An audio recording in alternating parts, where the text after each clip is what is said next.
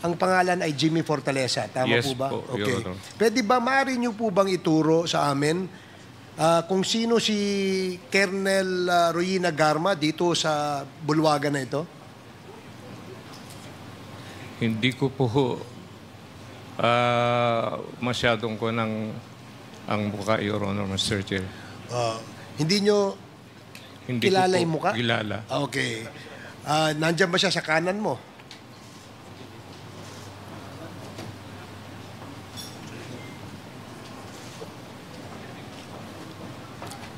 Hindi ko po masyadong mamukaan, Your Honor, Mr. Chair.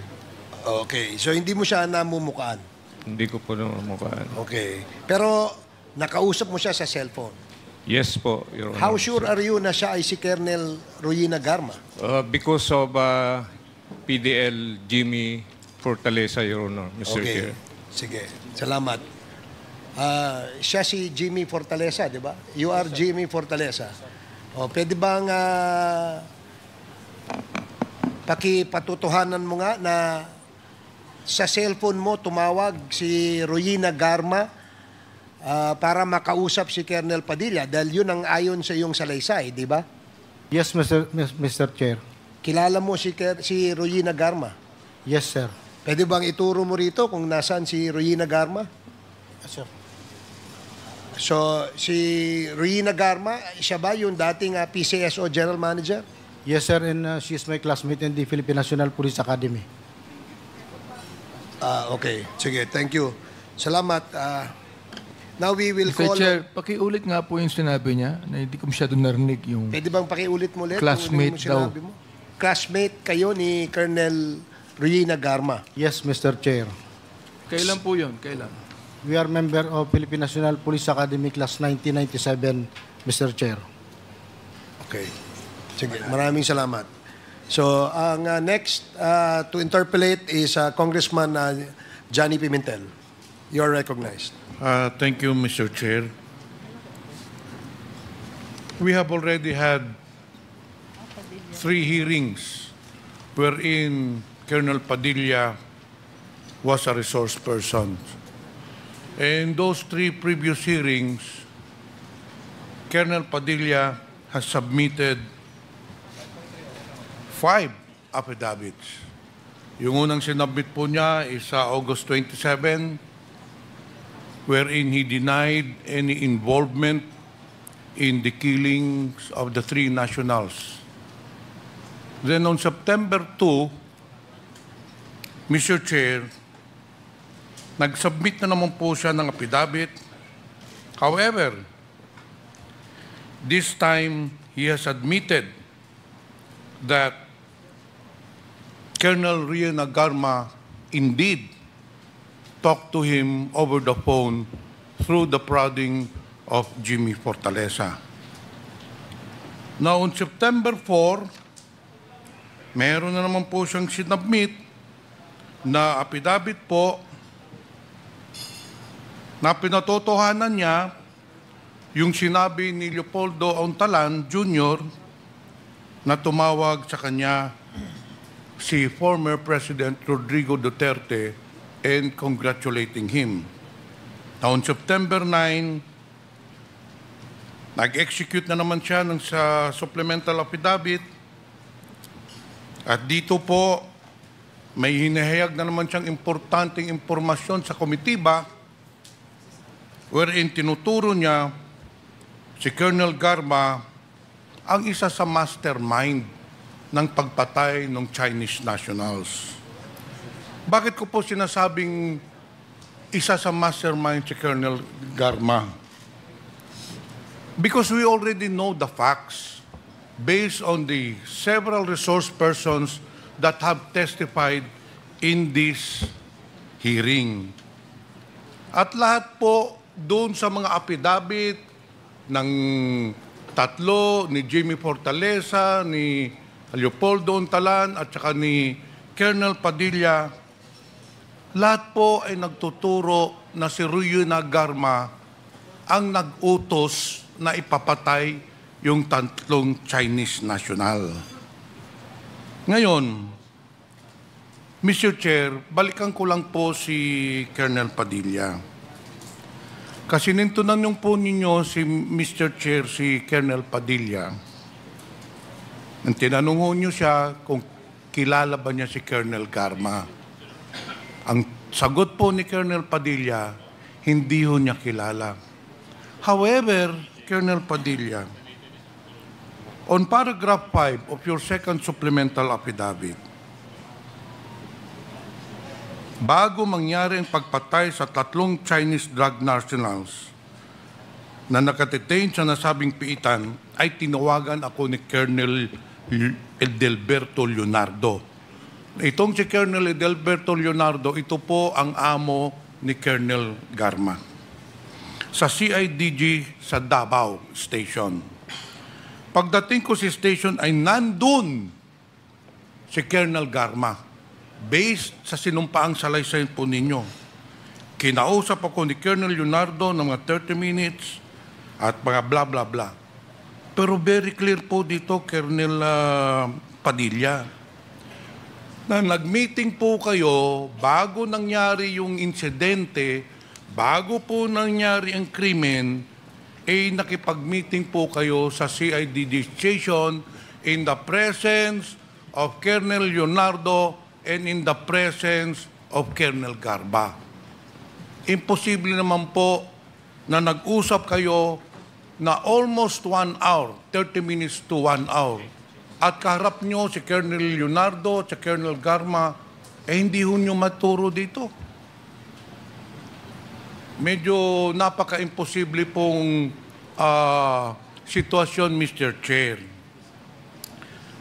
So ano po ba? Kilala niyo ba si Colonel Garba o hindi? Baka nagbago ang itsura niya. Nagbago po ang itsura kasi nagbago. slim pa siya nung nagkita kami, Your Honor, Mr. Chair. Ganun po ba? Opo. Pero alam mo nyo, based on forensics, ang tao po, pag maliit pa, hanggang paglaki niya, kahit na tumaba siya, kung kilala mo talaga siya, kung nakausap mo na siya, whether he became fat, whether he was thin, makikilala ho ninyo.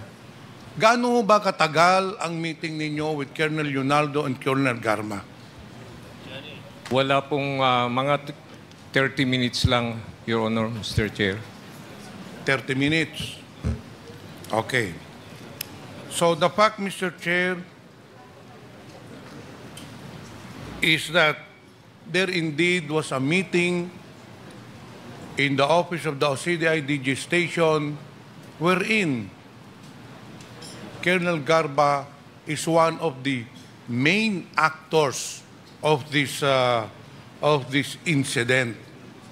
Ito, inalalagay ko lang po ito sa record para yung buong salaysay ay malaman po ng buong madlang publiko, para maintindihan po ng publiko na na-corroborate na po yung statement ng resource person na isa at saka yung resource person ni na si Jimmy Fortaleza.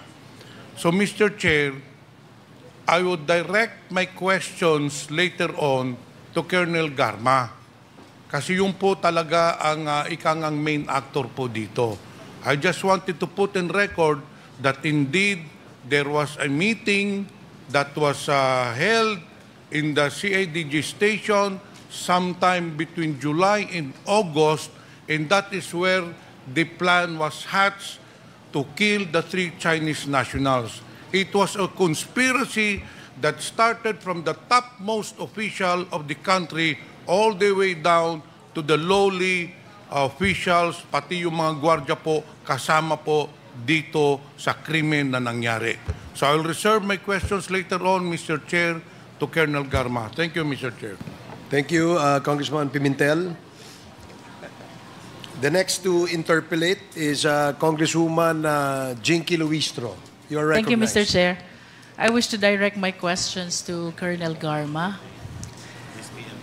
Colonel, ano pong tunay niyong pangalan, buo na pangalan?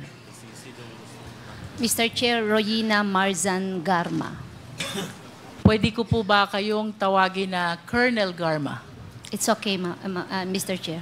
Yes, ma'am. Alam po niyo, becoming a lady officer in uniform. That's one of my dreams. I was supposed to transfer to PNP, kaya lang patatakbuhin nila ako sa Oval, kaya bumalik na ako ng DOJ. Tagasan po ba si Colonel Garma? I'm from Solana, Cagayan, Region 2 po. Where's Cagayan? Norte po ba yan? North, yes, ma'am. Norte. Yes. Doon po ba kayo pinanganak sa Cagayan? Yes, Your Honor. Saan po kayo nag-aral ng elementarya? Solana, Cagayan, Cagayan. Your Honor. High school. Tugigaraw, Where's Tugigaraw? St. Louis College. Now it's St. Louis University, Your Honor. Nasaan po ang Tugigaraw? It's still in Cagayan. It's also in Cagayan. Yes. How about your college? Saan po kayo nakatapos ng kolehiyo? I finished my college sa Philippine National Police Academy, Your Honor. PNPA po? Diretso kayong PNPA? No, Your Honor. My before I entered PNP, I studied in Cagayan. Ano pong una nyong inaral sa Cagayan? AB Mathematics, Your Honor. AB Mathematics. Ano po bang trabaho ng mga graduate ng AB Mathematics? As I understand, usually teacher, tama ho ba? Yes, Your Honor, but I dreamed to become a lawyer nung inaral ko po yun. Are you a lawyer as well? No, Your Honor. You plan to become a lawyer during that time? Yes, Your Honor. Thank you. And after finishing this AB Mathematics, ano pong sunod yung ginawa sa buhay? I entered the Philippine National Police Academy in 1995, Your Honor. When is this? 1995. 1995. Pumasok po kayo ng PNPA. Yes, Your Honor. And when did you finish your studies in PNPA? That's April 25 of 1997, Your Honor. 1997. After finishing your studies in PNPA, that is 1997, kayo po ba'y pumasok na agad sa serbisyo sa Philippine National Police? Yes, Your Honor. Yes. And maari po bang malaman, saan po kayo unang na destino? Okay. We were based in Camp Crame. We were made to choose kung ano pong region ang gusto namin. 3 po ang hiningi sa aming region during the time. So, pinili ko po ang Region 11, Region, I think, 13, and then Region 2 was my last option. Based on Mr. my Chair. research, Colonel Garma, 1996 to 1998, kayo po ang anti-vice unit head ng Davao. No, Mr. Chair, it's from 1997. So this is 97 to 98. That's October. Yes, and you will agree with me during that time, kakagraduate nyo lang from PNPA. Somehow. Yes, Your Honor. And after this assignment, ano pong sumunod? I was the chief of the women's desk of Davao Saan City. po ito? Davao City Police Office. So ang kasunod po ng assignment nyo as anti-vice unit of Davao is head of women's desk also in Davao. Yes, Your Honor. You confirm. Ano pong kasunod nyong assignment dito? And then 2004, I was reassigned sa Camp Crame. I transferred po sa CIDG. So I was based in the main office of CIDG. How come based on my research, kayo daw po'y pauli-uli? Manila CIDG and Davao CIDG. How true is this? Yes, Your Honor. In 2004, I was reassigned to Camp Crame. So change of unit po from PRO, Police Regional Office 11, I was transferred to a National Support Unit, which is the Criminal Investigation Detection Group. If I based may in interrupt, Camp Crame. Colonel Garma, you Your Honor. confirm na 2004 to 2007, for quite some time kayo nasa CIDG Manila and for quite some time nasa CIDG Davao. Tama po ba yun? I Yes, was in that's what you're saying. I was in CIDG Manila until, I think, June of 2005. And then, How about before and after June 2005?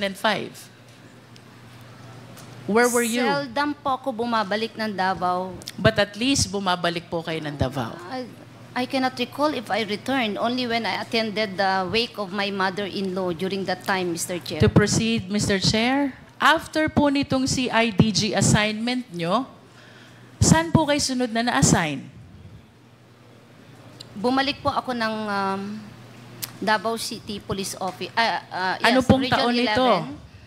That's sometime 2009. 2009. Mr. You Chair. confirmed that you were the police admin officer of Davao City? Yes, Your Honor. What happened next after this? Saan po kayo sunod na na-assign? Almost 3 years after, I was assigned as station commander of Sasa Police Station. That's Station 4 of Davao City Police Office, Mr. So you Chair. confirmed that 2011 to 2016, kayo po ang station commander ng Sasa, also in Davao. It's not until 2016, Mr. Chair. It's Maybe until 2015. 2014, and from 2014 to 2015, that's Santa Ana Police Station of Davao City Police Office. But So- again, Santa Ana is likewise in Davao. Yes, Mr. Chair. And what happened after the Santa Ana Davao assignment? January, I was issued an order to undergo police officers senior executive course. I And was do you really- confirm, 2016, kayo po ang CIDG Director ng Davao Province? No, no. So Your where Honor. were you in 2016? I was undergoing a mandatory training. And Your after the Honor. mandatory training, where did you go? January of 2017, I was designated regional chief of CIDG Region 7, Mr. Chair. Where is that? Region 7. What Cebu. province is this? Cebu. Cebu. Was there no time during which you were assigned as CIDG Director of Davao? Never, Mr. Chair. Okay. And after your assignment as Chief of Police of Cebu City, no, CIDG Director of Cebu City, 2017, saan po kayo sunod na na-assign? Director of Cebu City Police Office. 2018, Director of Cebu City Police Office. And after your stint as Cebu City Director of Police, ano pong sunod ninyong pinuntahan? I retired early and I applied for the position of General Manager of the Philippine Charity Sweepstakes Office, Mr. Chair. Can you please share with us, ano po yung exact date na kayo ay na-appoint as General Manager ng PCSO? I think that's July of 2019, I think 2019. July 15, 2019. Mr. Tama Chair. po ba? Yes. Balikan ko po yung naging career nyo sa Davao. At ako po'y medyo napapaisip lang, kayo po'y taga-Norte, kayo po'y taga-Cagayan. Bakit po kaya kayo'y dito sa Davao halos nag-spend ng inyong career in PNP? Tama po ba yung observation ko? Yes. Almost Your your Honor. entire career was spent in Davao. Yes, Your Can you Honor. describe to us, ano po ba ang peace and order situation sa Davao from 1997 until 2015? It is very peaceful, and it is one of the most livable city in the Philippines, Mr. Chair. Very peaceful and one of the most livable city. What do you think is the reason kung bakit po peaceful and one of the most livable city? I think because of the overwhelming support of the LGU sa police, and the social welfare of Davao City is really working. You and addressing mentioned- poverty. You mentioned about the overwhelming support of the LGU to PNP. Yes, Mr. Chair. Yes, Of Your course, Honor. it is a common knowledge as early as 1988, mayor na po ang ating dating Pangulo, former President Rodrigo Roa Duterte. Yes, Your Would you agree with me if I would say na kaya po peaceful at livable ang Davao is because of the leadership of the former President? Yes, Your Honor. You agree? Yes, I agree. And would you agree with me also if I would say, kaya po kayo nainganyo na dito manatili sa Davao, nagustuhan nyo ang leadership ng dating Pangulo sa Davao? No, Your Honor. So what is the reason? My ex-husband is from Kidapawan. Where's Kidapawan? That's Region 12. It's near Davao. Yeah, and he convinced me that Davao is better than I Cotabato understand. or Region 13. Colonel, of course you will agree with me that generally speaking, ang mga mayors po, may discretion yan. Kung sino yung mga police officers na magse-serve sa kanilang area of jurisdiction. Sumasang-ayon po ba kayo? Yes. That is a Yes, common Your knowledge. As a matter of fact, noon pong kayo na-appoint 1997 to 1998, anti-vice unit head of Davao. Hindi po ito mangyayari without the conformity of the former president. Tama po ba? Because he is the mayor. No, And the mayor can say, I want someone else. No, Your Honor. No? I earned it, Your Honor. Okay. How about your appointment from 1999 to 2004 as head of Women's Desk of Davao? Don't you think ito po'y idinadaan at ikinukonsulta sa mayor before an officer is assigned? I am not aware of that policy during that time, Your Honor. Well, I'm sharing with you, Colonel Garma, that by way of general practice, kinukonsulta po ang mga mayors kung sino ang i-appoint na officer dun sa kanilang area of jurisdiction. I'm speaking based on experience because I came from the LGU. How about your appointment from 2004 to 2007 as CIDG Officer of Manila?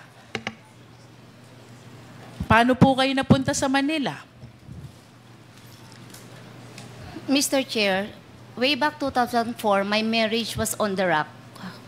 So I have to leave Davao because of a scandal. In other words, kaya lang po kayo umalis ng Davao during this time Yes. is because your marriage is failing already? Yes, Your Honor, and there was a big scandal, so I have to leave Davao. Thank And, you. Colonel Garma, how about 2009? You were Davao City Police Admin Officer. Would you agree with me if I would say na hindi po kayo mapupunta dito kung hindi payag ang dating Pangulo? No, Your Honor. How about your appointment from 2011 to 2016? Station Commander po kayo ng Davao? At ito po hindi rin mangyayari kung hindi payag at walang conformity ang dating Pangulo. Sumasang-ayon po ba kayo? Because it is a station commander position, it must be approved by the office of the mayor, Mr. Chair. So you agree? Yes, Mr. And your Maybe. appointment in Santa Ana, Davao, this has to be with the conformity of the mayor as well. Tama po ba? Yes. Maybe yes, yes. And 2016, you were appointed as CIDG Director of Davao. No, January 2017. Ito po'y hindi rin mangyayari without the conformity of the former president. Do you agree? I do not know, Your Honor. And we have to remind the committee, Colonel Garma, that during this time, Pangulo na po ang dating presidente. He was elected 2016. So, the more reasons that we have to believe na mahirap pong magpa-appoint ng CIDG director kung walang conformity ang dating Pangulo. If you allow me to explain, Mr. Chair, Can you just limit your answer to the question, Colonel? I do not know if there's an intervention or what.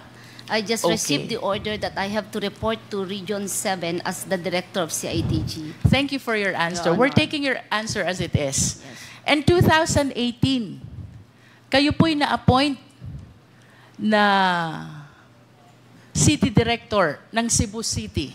Yes, Your Honor.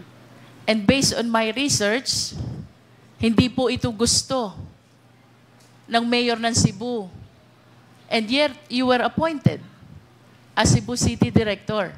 Why? The position was offered to me by General Sinas, Your Honor. And I thought that mas maganda, I will take the opportunity because very seldom po na ang babae sa PNP mabigyan po ng ganong posisyon at isang karangalan po na magsilbi as director ng isang syudad na malaki. So yun pong dahilan kung bakit ako napunta dyan because it was offered by General Sinas. Thank Mr. you for Chair. your answer, Colonel. How about your appointment as PCSO General Manager? I applied for the position, Mr. Chair. Who was the appointing authority? The President, Mr. The Chair. President was the one who appointed you. At kanina po sinabi nyo na nag-retire kayo ng maaga. Yes, Mr. How Chair. early did you retire from the PNP to accommodate the appointment in PCSO? I served the Philippine National Police for 24 years, Your Honor. 24 years. Tama po ba yung kwenta ko na 10 years before your retirement ay lumipat na po kayo ng PCSO? 10 years? Yeah, yes. Before I'm the correct. mandatory retirement, Mr. Chair. Okay Your po. Honor. At kayo po ba'y sasang-ayon sa akin if I would say, nang inaral nyo nung kolehiyo, AB Mathematics, Leadership Course, and Public Safety, these are all alien to the function of being a PCSO General Manager. Malayo, di ho ba? I don't agree, Mr. Chair. We're taking your answer. Nonetheless, Mr. Chair, Colonel Garma, the reason why you were appointed for PCSO General Manager is because the President trusted you that you can discharge the function of this office. Tama po? Possible, Mr. Chair. Otherwise, hindi po kayo i-appoint kung hindi po kayo pinagtitiwalaan ng Presidente. Tama po ba? It's possible, Mr. Chair. And I wish to maintain my statement, Mr. Chair, na bago po ma-appoint ang isang opisyal ng PNP sa isang area of jurisdiction, as a general practice, we always consult the LCE or the local chief executive. In other words, Madam Chair, Mr. Chair, I wish to state that the reason why almost the entire career in PNP of Colonel Garma was spent in Davao, the reason why he was appointed in Cebu City as City Director, and the reason why he was appointed as PCSO General Manager is because pinagtitiwalaan po siya ng ating dating Pangulo, former President Rodrigo Roa Duterte. You need not answer this question, Colonel Garma. Tanong ko po sa inyo, do you trust the former President in the same way that he trusted you? Pinagtitiwalaan nyo din po ba siya kung paano niya kayo pinagtitiwalaan? Mr. Chair, can you, in what aspect, Mr. Chair? If I want that to be clarified. Siguro, it's a very let vague us talk question. about your career in the PNP. Let us talk about your position as General Manager of PCSO. Kayo po'y pinagtiwalaan ng Pangulo, dahilan kung bakit kayo naging matagumpay sa inyong career sa PNP. Kasama na po yung appointment nyo as PCSO General Manager. Ang maliwanag po, Colonel, malaki ang tiwala sa inyo ng dating Pangulo. You need not answer that. Ang tanong ko po sa inyo, kayo po ba nagtitiwala din kay Pangulong Duterte?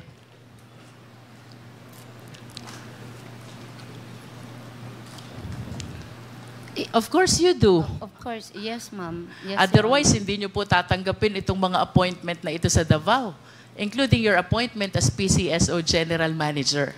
At yung pong tiwala, yun po'y ina-earn. Tama po ba?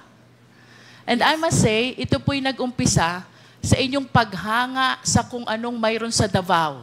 You admired his leadership. Reason why you believe in the ability, capability of the former president. Tama po ba, Colonel Garma? No, Mr. Chair. Why? You don't believe the president? I believe, but I don't admire. You don't Mr. admire. Chair. Okay. Let me correct my terminology. You believe the President because you have seen what he has done already in Davao. Because you said earlier, livable and peaceful city ang Davao. And it is because of the leadership of then Mayor, the former President Rodrigo Roa Duterte. Tama po? Yes, Mr. Part of that. Yes. And kasama po sa paniniwala nyo sa leadership, you also believe in his programs. Tama po ba? Part of that, Mr. Chair. Yes. In other words, kayo po'y naniniwala din sa ipinaglalaban niyang dapat supilin ang droga sa Pilipinas. Naniniwala po kayo. Yes, Mr. Chair. And naniniwala din po kayo na dapat mawala lahat ng mga drug lords at lahat ng mga sangkot dito sa dangerous drugs operation. May I ask what Naniniwala it means? din po kayo na dapat mawala lahat ng mga drug lords. Hindi po yung term na mawala, Mr. Chair. I think justice should be served, but Yes, not mawala. justice should be served. Yes, Mr. And Chair. in conclusion, Colonel Garma, naniniwala po kayo sa war against drugs.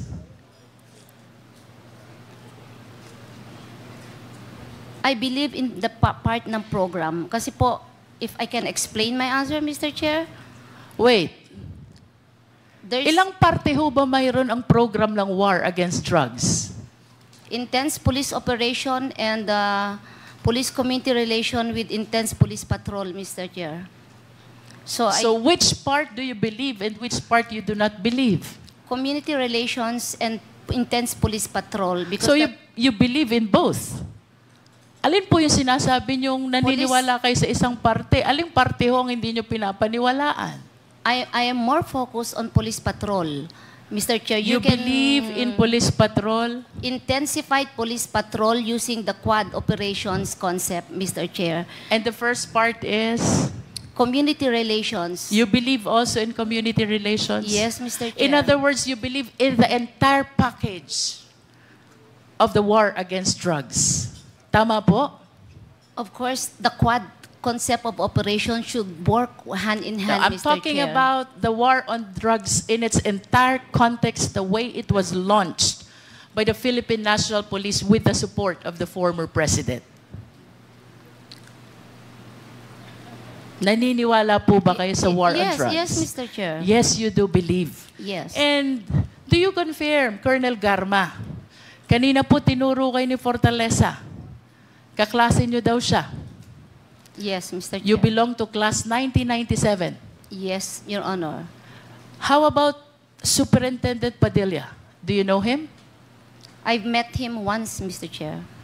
You've met him once. Yes, Can you Mr. enlighten us? Saan niyo po ba nakilala si Superintendent Padilla?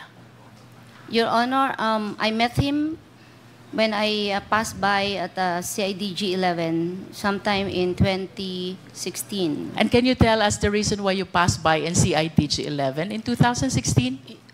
We are actually preparing for our thesis, and Your Honor, my subject is about the interagency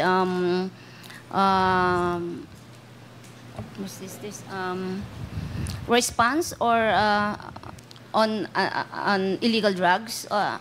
So I have to pass by there, and I would like to get some documents for my research. So it's And- about the thesis. Yes, The Mr. reason why you happen to see Yes, Mr. Chair. Superintendent Yes, Your Honor. Padilla. Yes, The Your reason why Honor. you were in CIDG 11 is because of thesis. Yes, Your Honor. But can you enlighten us, why was Superintendent Padilla there in the office? Was he part of the thesis? I do not know, Your Honor, why he was there. But you told us that you met him there. Ano pong dahilan nandun si Superintendent Padilla? Nung po dumaan ako, Your Honor, it is, nasanay po ako sa courtesy to pass by the office of the head. Who Kung was ano the si- head during that time? It was Colonel Leonardo. So, can you again tell us what year is this and month if possible? It's just July of 2016. In I'm other not words, very you sure, Your confirm Honor. that one time in July of 2016, you happened to meet Superintendent Padilla, and Colonel Leonardo. You confirm that? Yun na po yung sinabi nyo kanina. Nag-pass by kayo. Yes, Your Honor. You confirm that? Yes. Yes. Kanina po you also admitted kaklase nyo si Fortaleza. Do you recall any incident na dinalaw nyo si Fortaleza sa Davao Penal Farm Colony? Yes, Your Honor. When was this? I think it was also July of 2016, Your Honor. July ulit. So yun pong pagkikita nyo kay Colonel Leonardo, it was because of your thesis. Yes, Your Honor. How about having called Fortaleza? No, Your Honor. Hindi nyo po tinawagan si Fortaleza? Never po. Okay. July 2016, na-meet nyo po si Superintendent Padilla at si Colonel Leonardo sa CIDG. And then July 2016, dinalaw nyo po ang kaklase nyo si Fortaleza. During that time, nakadetain siya sa Davao Penal Farm and Colony. Kasama nyo ang kaklase nyong si Grijaldo at ang dati nyong asawa si Colonel Villela. Yes, Your Honor. Tama po ba? Yes, Your Honor. Nasaan po kayo Mr. during Chair. this time? Pakiulit lang po yung sagot niya kanina na ang sabi niya, never na tinawagan niya si Jimmy Fortaleza. Never. Pakiulit nga po yung sagot niyo. Can you please mention again, articulate again your answer to my earlier question? May naaalala po ba kayong pagkakataon na tinawagan nyo 2 beses si Fortaleza? 3 pa nga yata eh. Wala po ako Mr. Chairman, naalalang... Mr. Chairman, before, Yes. just quick lang po, Mr. Chairman. Just to remind Colonel Garma, you're under oath. Yes, Mr. If Chair. we prove that indeed you're lying, we might cite you in contempt. Yes, Mr. Chair. Thank you, Mr. Chairman. I'm about to wind up, Mr. Chair. During this time, July 2016 and August 2016, nasan po ang assignment ninyo, Colonel Garma?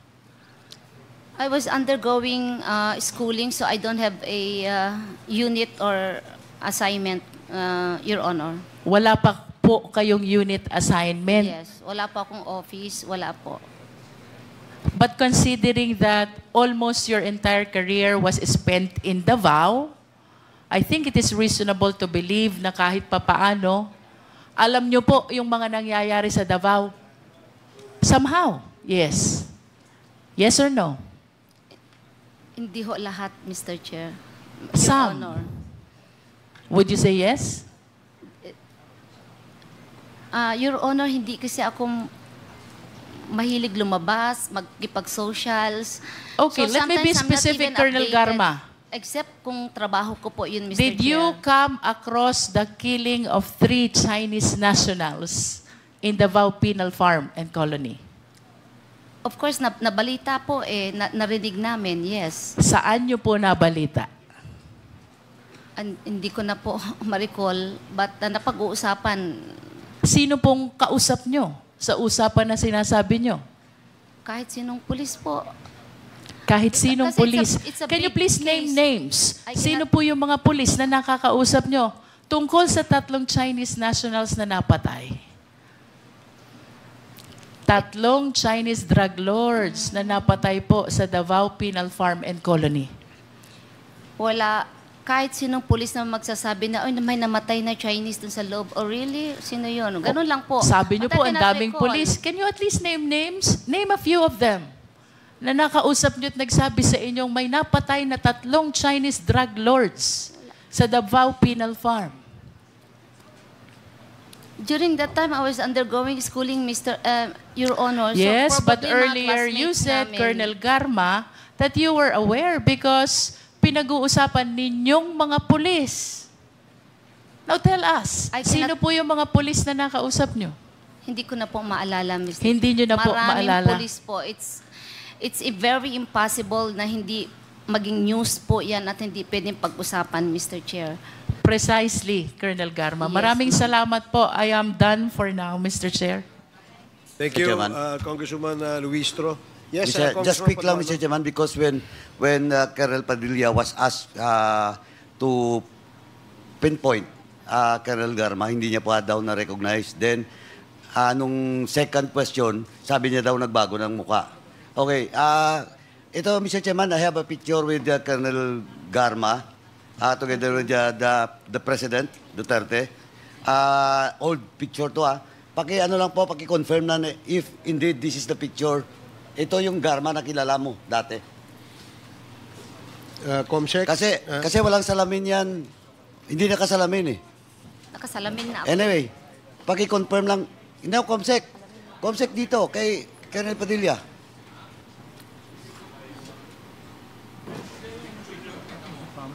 Colonel, do you confirm na yan yung Padilla, yan yung Garma na nakita mo noon? Yes, Your Honor, Mr. Chair. Thank you, Mr. Chairman. Just to confirm that indeed, nakita niya si Colonel Garma. Thank you, Mr. Chairman. Thank you, Congressman Paduano. So the next to interpolate is Congresswoman Pami Zamora. You are recognized. Magandang araw, Mr. Chair. Ang aking mga tanong ay sa sentro. Lalo pa nating mapalalim ang ating pagkilala kay Colonel Garma. Hello, Colonel Garma. Hi, how are you? Gusto kong balikan how Colonel Garma rose from the ranks. Actually, let's go back to nung nasa PNPA siya. Ma'am, sinabi mo kanina na sinabi mo kay Kong Jinky na kayo nung mga kaklase nyo, dinalaw nyo si Jimmy Fortaleza. Tama ba? Yes, Your Honor. Alright. So, kino-confirm mo, una, nakaklase mo si Jimmy Fortaleza. Yes, Your Honor. Pangalawa, kino-confirm mo, nakaklase mo din yung iyong ex-husband na si Chief Inspector Roland Villela. Yes, Your Honor. At pangatlo, kino-confirm mo na naging kaklase mo rin si former Mandaluyong Police Chief Hector Grijaldo. Tama ba? Yes, Your Honor. All right. Sabi mo kay Congresswoman Luistro na napunta ka sa Davao sapagkat yung asawa mo ay taga Mindanao. Yes, Your Honor. I mean, that was your chosen destination because your husband was from there. Yes, Your Honor. All right. Naintindihan natin yon. Ngayon, pangalawa, kailan kayo ikakasal ni Roland Villela?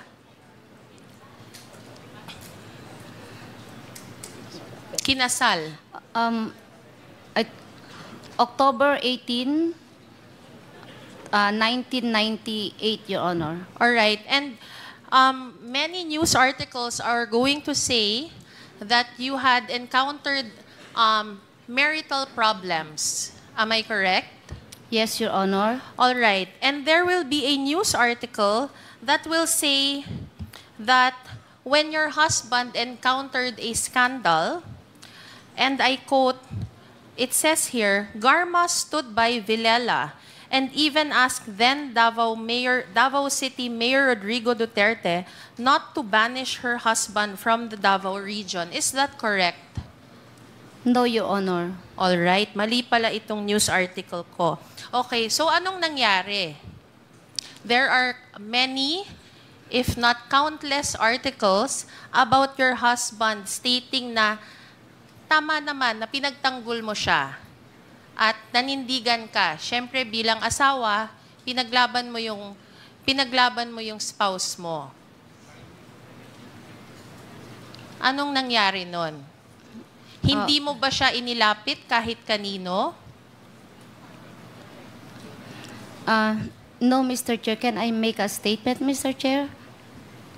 Can you just answer our question, please? Hindi mo ba siya... It's understandable that we stand by our spouses. Wala pong mali doon na yun po ang... Kung ang sagot niyo po ay oo, wala naman pong mali doon. Naiintindihan ko po yun completely. Asawa niyo po yun. So, nilapit niyo po ba ang problema ng asawa niyo sa kung kanino man, lalo't higit kay former Davao City Mayor Rodrigo Duterte? No, Your Honor. All right. So hindi mo siya nilapit kahit kanino? No, Your Honor. Ah, okay. Thank you. Ngayon, it would say here, sa iba namang news article, na the final straw that broke your marriage was another incident, which I will not mention, and sinasabi dito, kaya ka mapupunta din sa Manila. Kasi, kumbaga, na-iskandalo na ang pamilya nyo. Tama po ba yun? In 2004, Oo. Mr. Chair, hindi pa po nag-start yung scandal doon. It's more of, what do you call this? I have to have a space, Mr. Chair. Oo, space. Naintindihan natin yan. Okay, go on. And then, nung nasa Manila na po ako na-assign, I have to bring my special child, my only daughter. And since I am alone, I have to leave my daughter sa Cagayan with my mother who was, during that time, na-stroke, and my father who is nag-aalaga po ng special child na bunso namin kapatid. So I have to travel from Manila to Cagayan every 2 weeks just to check my daughter. So nakita ko po na mahirap po ang maging single mother. You have to commute every day from Bikutan to, na-hold up pa nga ako eh. Dahil dyan sa pag-commute ko araw-araw, my service firearm was nakuha pa ng hold-upper. And it was really very, very difficult for me. So sabi ko, I've decided na yung anak ko nahihirapan din and my parents, I decided to go back sa Davao and face yung marital problem ko, and that since nandun po yung conjugal house namin, I have to go back. Alright. So that's the very reason na kailangan ko bumalik. If I am alone during that time, I can make it in Manila. But since I have a daughter, Because of your daughter. na may special need po, at mas mababa po ang cost of living sa Davao, nandun po yung mga therapies. And I think, sabi ko, it would be best for my daughter if I will go back. Anyway, I can handle pa naman yung situation ng marriage ko. Yun po yung naging reason kung bakit bumalik po ako ng Davao. Wala na pong ibang rason, Mr. Chair. All right. Patungkol sa, I'm sorry to bring this up, ma'am. There's an article, and it's and the title is very noteworthy. The title says, "A second chance Villela, overcoming a colorful past, starting out with a clean slate." Napakaraming kinukwento dito sa mga pinagdaanan ng iyong dating asawa, ma'am. Ang tanong ko, sino ang mga tumulong sa asawa mo na kahit sa dinami-dami niyang pinagdaanan, napakaraming kontrobersiya, ay na-appoint pa rin po siya sa Iloilo na maging chief ng Iloilo Police Provincial Office? Mr. Chair, I think he earned that. Mr. Chair, kung makikita niyo yung kanyang service record, matalino po siya, marami pong training, very competent, nagtatrabaho po siya na maayos. So I think he earned that position, Mr. Chair. All right. So you completely deny? Are you telling me you're completely denying that you went to and you sought the help of former Mayor Rodrigo Duterte to somehow help your husband? Hindi po totoo yan, Your Honor. So anong totoo? Wala kang ginawa para matulungan yung asawa mo? Wala po, Your Honor. He earned it, Your Honor. He earned what? Whatever po yung positions na nakuha niya, he earned it. Despite having very scandalous cases? I don't... kaya nga he earned it. He knows his way up, Mr. Chair. He surely would know his way out. So hindi mo siya, ma'am, talaga tinulungan.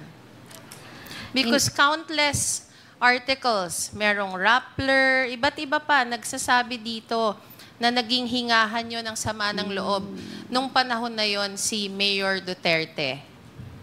And thus earning his trust. No, Your Honor. All right. Ngayon, ma'am, mabalik po tayo.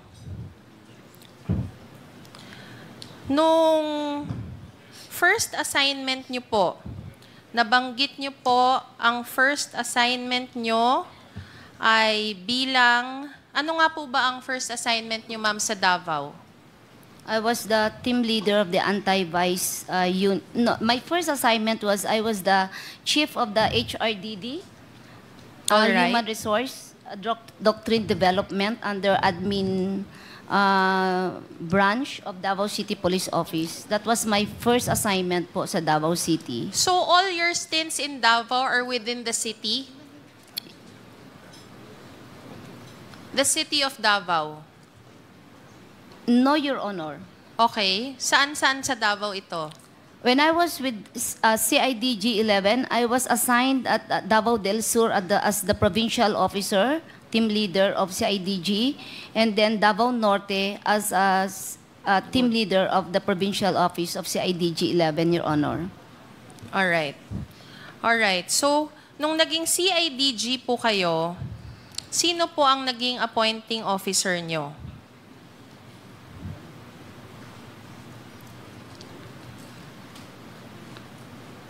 I cannot recall anymore, Your Honor, who issued the order. The order came from Camp Crame, Your Honor. I was relieved from Region 11, reassigned to CIDG, Your Honor. Nung iba nyo pa pong appointments, sabi nyo Davao del Norte, ano pa po? Davao del Sur, Your Davao Honor. del Sur. Sino naman ho yung mga appointing officers nyo doon? When I was assigned as team leader of CIDG Davao del Sur, it was signed by Colonel Mungao. And when I was assigned as team leader of CIDG Davao Norte, it was signed by our regional chief during that time was General Corpus, Your Honor. All right. I'd like to move forward a little. And then there will be a time that in 2017, you will be assigned as the director ng CIDG ng Region 7. Am I correct? Yes, Your Honor. All right. And later on, you'd become the director ng Cebu City Police Office. Yes, Your Honor. And kanina nabanggit ni Congresswoman Luistro that somehow hindi naman natutuwa sa inyo si Mayor Tommy Osmeña. And he was very, very vocal with his, how do I say it, dislike sa presensya nyo doon. Tama ba? Yes, Your Honor. So, if you were not Mayor Osmeña's choice, you're even quoted as saying na umabot kayo sa punto na nung unang buwan nyo sa posisyon, gusto nyo na po mag-resign. Ang tanong ko, what made you stay as the Chief of Cebu City Police?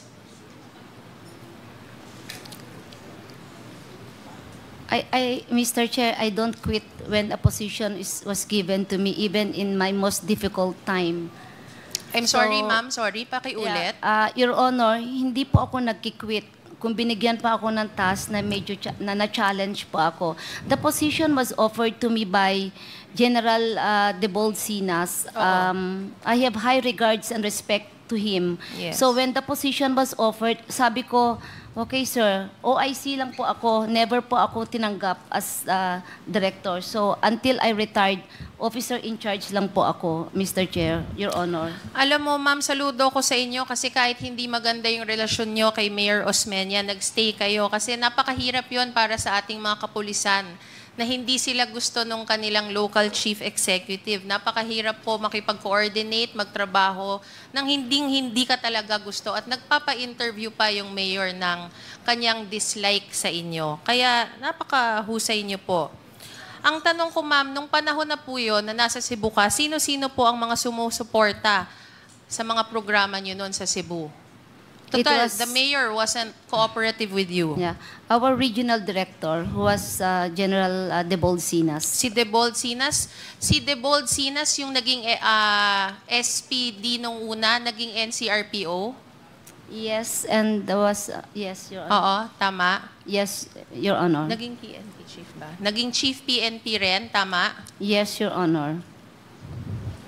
And then, ma'am, ang tanong ko, there is another Rappler article about you.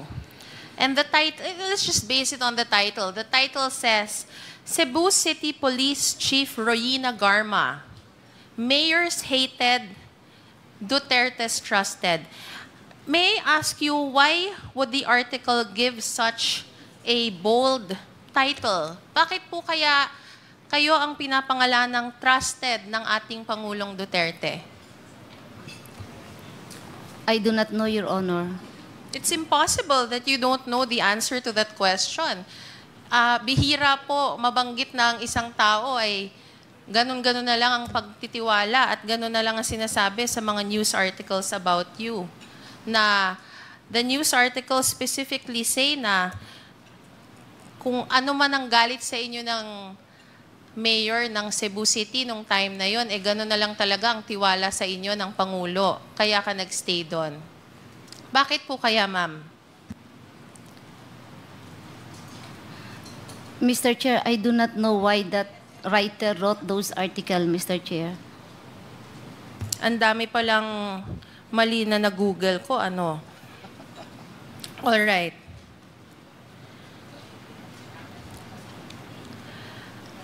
But my question would be, Cebu City is a very important place in the country. It's like napakahalagang lugar, napakalaking lugar. Bakit po kaya kayo ang nilagay doon? Sa dinami-dami po ng kakilala ng Pangulo, sa kakilala ng lahat, bakit po kayo ang nilagay doon? Mr. Chair, Hindi niyo Mr. Chair, the position was offered to me by General Sinas, Mr. Chair. bakit po kaya? That I do not know, Mr. Chair. Malabang ibang choice, ma'am? Di ba usually, ang pagkakaalam ko, binibigyan ng choice ang mayor. Siguro listahan ng 5 para nakakapili ang mayor. That I do not know the wisdom of General Sinas during that time, Mr. Chair. Siguro based sa performance nyo, Colonel Goyina, napakagaling nyo para kayo ang ilagay na director ng Cebu City. Oo, kahit na ayaw sa inyo ng mayor, kayo pa rin at nagstay po kayo. Ngayon mag-fast forward po tayo nung napunta po kayo sa PCSO. Sinasabi niyo po na nag-apply po kayo sa PCSO, tama po ba? Yes, Your Honor. Bakit po kayo nag-apply sa PCSO? Mr. Chair, during that time, way back 2017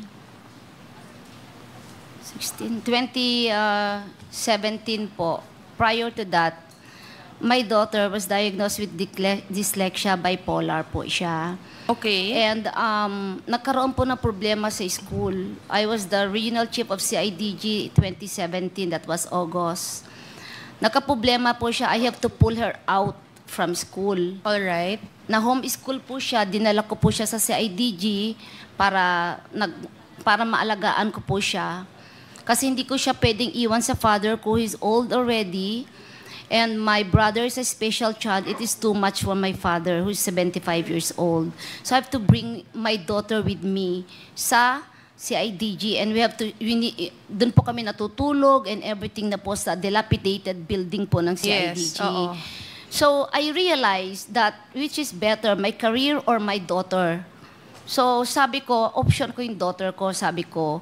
So during that time, nag-iisip na po ako to leave the service and maybe find a less demanding job. Kasi very demanding po ang police work. Alright, ma'am. Naiintindihan po kita. I mean, everyone has, Naintindihan natin yan na, you had to take care of your family. But of all agencies, bakit po Yeah. PCSO yung napili nyong applyan? Yeah, Napakarami naman pong ibang pwede nyong applyan na trabaho. Bakit po PCSO? And hindi po ba kayo, tulad ng sinabi ng iba, na nanghinayang dun sa tenure nyo? Yeah. Actually, Mr. Chair, during that time, there are already news about the allegation of corruption sa PCSO. So nung babasa po ako ng article, sabi ko, tignan ko nga ang charter, inaral ko po ang charter ng PCSO. So nakita ko, dalawa lang ang primary work ng PCSO. That is lottery and charity. Sabi ko, kaya ko gawin ito. Second, the only law that I should master is anti-illegal gambling law. So sabi ko, kaya ko gawin ito. So naisip ko, kaysa papasok po ako sa ibang work that is law enforcement related, hindi ko naman maalagaan ng anak ko. It will, kailangan na naman po niya ng aking panahon. Wala po kaming Pasko, wala kaming New Year and everything. So sabi Alright. ko, I think I can do this. Paano po kayo nag-apply sa PCSO? I submitted my letter. Paano po ba yun? Kasi I'm very curious. I'm sincerely curious how one applies. Do you give a letter? Do you give your, ano bang tawag doon? Personal data sheet? And where do you go? I submitted my application. Where? Kay, To whom? To now Senator Bongo. To Senator Bongo. Yes, Mr. Chair, Your Honor. I wrote a letter addressed to the President applying for the position. So personal niyo pong kakilala si Senator Bongo or lumapit lang po ba kayo? Lahat po ng pulis sa Davao kilala po si Senator So Bongo. kilala niyo po si Ako din naman po, kakilala Yes. ko si Senator Yes, Bongo. Mr. Chair. Wala pong pulis hindi nakakakilala sa kanya, lalo na po officers, Mr. All Chair. right. So, lumapit po kayo kay Senator Bongo at sinabi niyo, was he senator this time or he was still SAP? I think staff is still the staff of the President. Nung special assistant pa siya. All right. So, anong sabi sa iyo ni Senator Bongo? Babasahin daw ni President. Babasahin ni President and obviously nabasa niya kasi ikaw ang napiling general manager. Tama po ba? Yes, Mr. Chair. Yes, Your Honor. And were there any specific orders nung naging general manager na po kayo ng PCSO? Yes. Were you on your own? How did that go? The instruction is tulungan ko lahat na mahihirap despite ko anong political color, kailangan pantay ang trato. And those instructions came from who? The President, Mr. Chair. So, did you have a meeting with the President? Yes, Mr. Chair. Kami sa PCSO with the board, we have a meeting. You have a Mr. meeting with the Chair. President because the PCSO is under direct supervision ba ng anong ahensya? We are under the office of the President. You are under the office of the President. All right, Mr. Chair. I Chair. believe I've established a lot of from the various positions held by Colonel Garma, and I look forward to learning more during this hearing about the actual depth and intricacies of her relationships with the numerous resource persons who have mentioned her in the countless hearings. Thank you, Mr. Chair, and I yield to the next Mr. Chair. interpolator. Okay, Thank you. thank you, Congresswoman Pami. Mr. Chair. Congressman Akop, Chair. Akop. 2 points regarding the questions raised by the Honorable Zamora. Number 1, Madam Garma, nagkaroon ba ng kaso yung iyong asawa?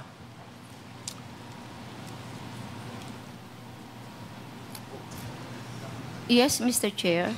Ano po yung kaso niya?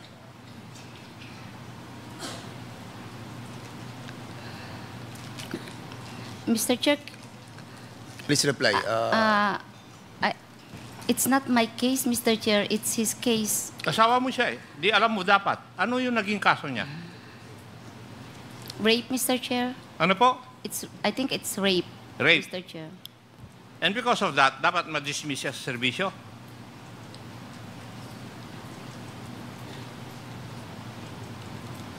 If found guilty, Mr. Chair, Was he dismissed from the service because of that case? Yes, Mr. Chair. Yes. Hindi ka humingi ng tulong kasi ang tanong ni Honorable Luis Tro at saka si Honorable Zamora kung humingi ka ng tulong eh. Ang sagot mo, hindi. So you never asked help. No, Mr. Chair. Okay. Can I explain further, Mr. Chair? Chairman. Mr. Chair?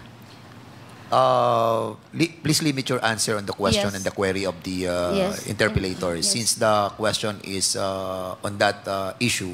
Yes, So Mr. Chair. you are Yeah. not allowed to explore it anymore because that was already satisfied. Okay, You Mr. answer already satisfied the Yes, question Mr. of Chair. Congressman Akop. Please proceed. Thank you, Mr. Chair. So you never asked help from anybody No, Mr. regarding Chair. the case of your husband. No, Mr. Chair. And that was the reason why your marriage was annulled. According to reports na annulled no. yung marriage nyo.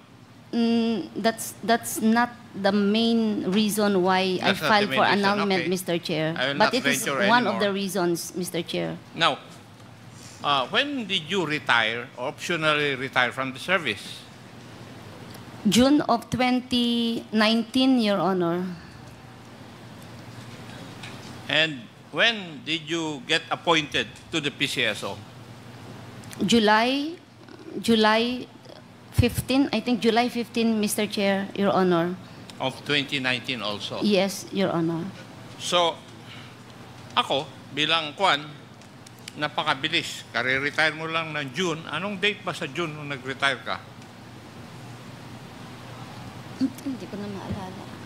I cannot recall. I think it's 15, Your Honor, of June. I'm not sure, Mr. Chair, but it's the same year, Mr. Chair. It's Kasi, June of 2019. Kung titignan po natin, Madam Garma, napaka-iksi yung kwan eh. Yung period when you optionally retired and when you got appointed to the PCSO. Para bang sinadya. Nag-retire ka optionally to get the post of General Manager of PCSO.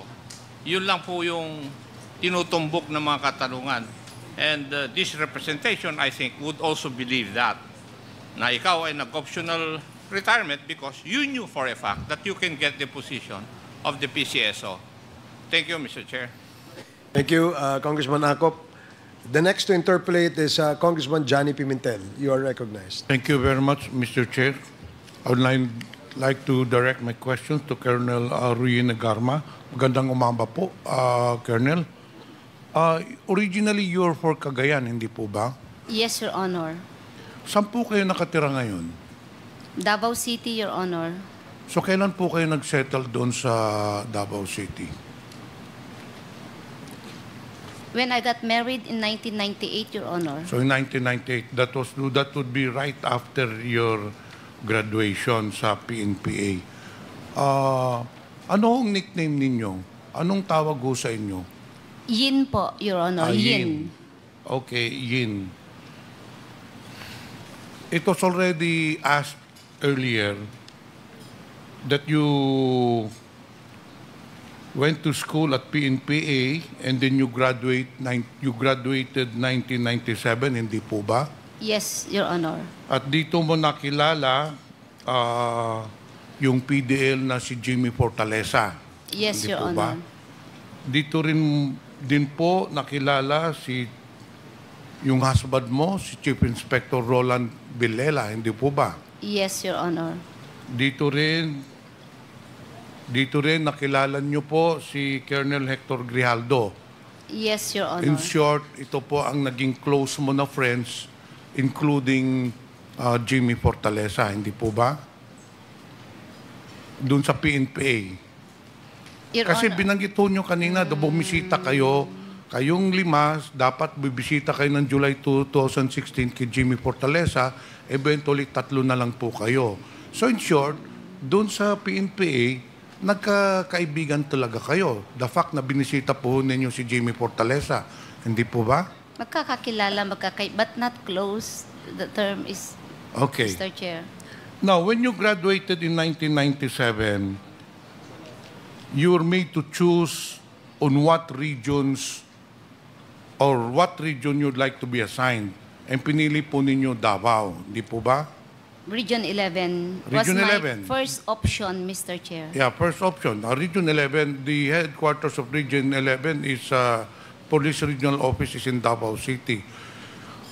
And I've seen that you have been in PNP service for the past or for 24 years, hindi po ba? Yes, Mr. Chair. Now, out of 24 years, would you say mga 70 to 80% na-assign po kayo sa Davao?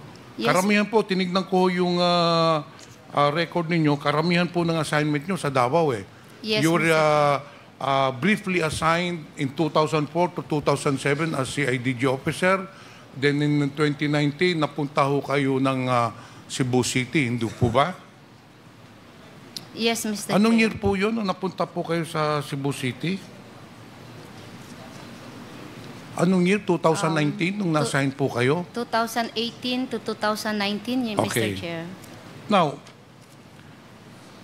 under the local government code, it is very clear that the local chief executive, in this case, whether the mayor or the governor, will have to choose from the PNP, dun sa listahan nila, 3 names na gagawin nilang chief of police o provincial director. But in this case, I understand that that was not followed because even at the objection of Mayor Tommy Osmeña, nilagay ka pa rin ni Devolve Sinas o Sinas ba yun, as chief of police. In short, hindi pinalo yung protocol, hindi po ba? I do not know, Your Honor. I just received the orders, so I just assumed the Because post of city in, director. according to Your Honor. Mr. Chair, according to newspaper reports, you were not in good terms with Mayor Tommy Osmeña. Kaya nag-object siya doon sa pagkalagay mo doon. Pero it doesn't matter whether it was divulged in us or whether it was approved. But the fact remains that when you were assigned in Cebu City, you had a relationship that is not really, in short, very cooperative with Mayor Tommy Osmeña. Dahil maraming mga pinalabas na mga newspaper reports regarding your relationship. In fact, ito po, this was taken from one of the newspaper. Cebu City Police Chief, Ruini Garma, Mayor Tommy Osmeña's hated but Duterte's trusted. So alam po yun, doon talaga sa buong Cebu City that Tommy Osmeña did not really like you as the chief of police. Bakit po hindi maganda ang relasyon ninyo ni Tommy Osmeña po? Mr. Chair, nung first 1 week ko pa lang na-assign as city director, I was OIC, marami na po ako nakitang hindi tamang nangyayari sa Cebu City Police Office. One example is yung pag-dispatch po ng SWAT team. Ginagawang patrol. Pinapapatrol sa gabi. And I have no control over SWAT team of Cebu City Police Office because it is the command center of the LGU that dispatches them anytime at their, kung gusto lang po nila. So dun po, nakita ko na there's something wrong. This is not correct. So I made a memo or instruction from now on. This is special weapons unit, kasi highly specialized po to eh. Hindi dapat dinidispatch as patrollers. Mr. Chair, nagpapatrol. is that the only reason? Yung pag-dispatch ng SWAT, yung pinag-aawayan ninyo ni Mayor Tommy Osmeña? Isa po yan sa pinakamalaki po. Sa tingin ko lang po, Mr. Chair. Hindi Kasi- kaya Yin or Colonel Garma, ang pinakakalaking issue ninyo is because of the extrajudicial killings that happened when you were the Chief of Police of Cebu City? I don't... Could that be the reason why Mayor Tommy Osmeña does not like you? Because when you were assigned in Cebu City, there were many extrajudicial killings that happened. Babasahin ko po, Mr. Chair. Ayon din po kay dating Cebu City Mayor Osmeña, this is according to newspaper reports, na naging out of control daw po ang extrajudicial killings noong si Colonel Ruina Garba na po ang umupo bilang Director ng Cebu City Police Office. In fact, Mayor Tommy Osmeña condemned the extrajudicial killings at saka he is adamant that nangyari po itong mga extrajudicial killings nung kayo na po ang naging Chief of Police. Hindi po ba? No, Your Honor. Mr. Chair, Colonel Garma, kilala niyo ho ba itong si Yong Huli? No, Your Honor.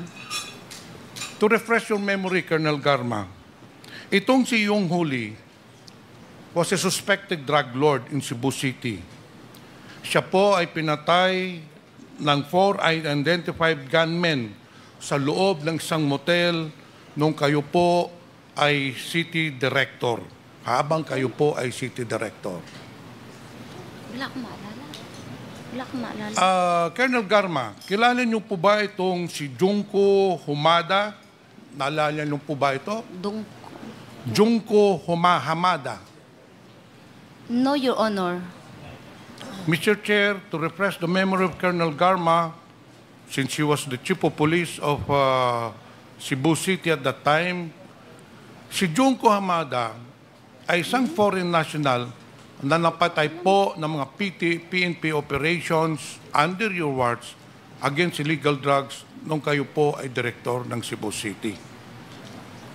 Hindi niyo po ba natatandaan itong mga insidente na ito? No, Your Honor. Mr. Chair, kanina po tinanong ni Congresswoman Pami Zamora, why of all the policemen na karami-rami sa buong Pilipinas, bakit po pinili ni Devolved Sinas si Colonel Garma? Meron po akong sagot dyan, Mr. Chair.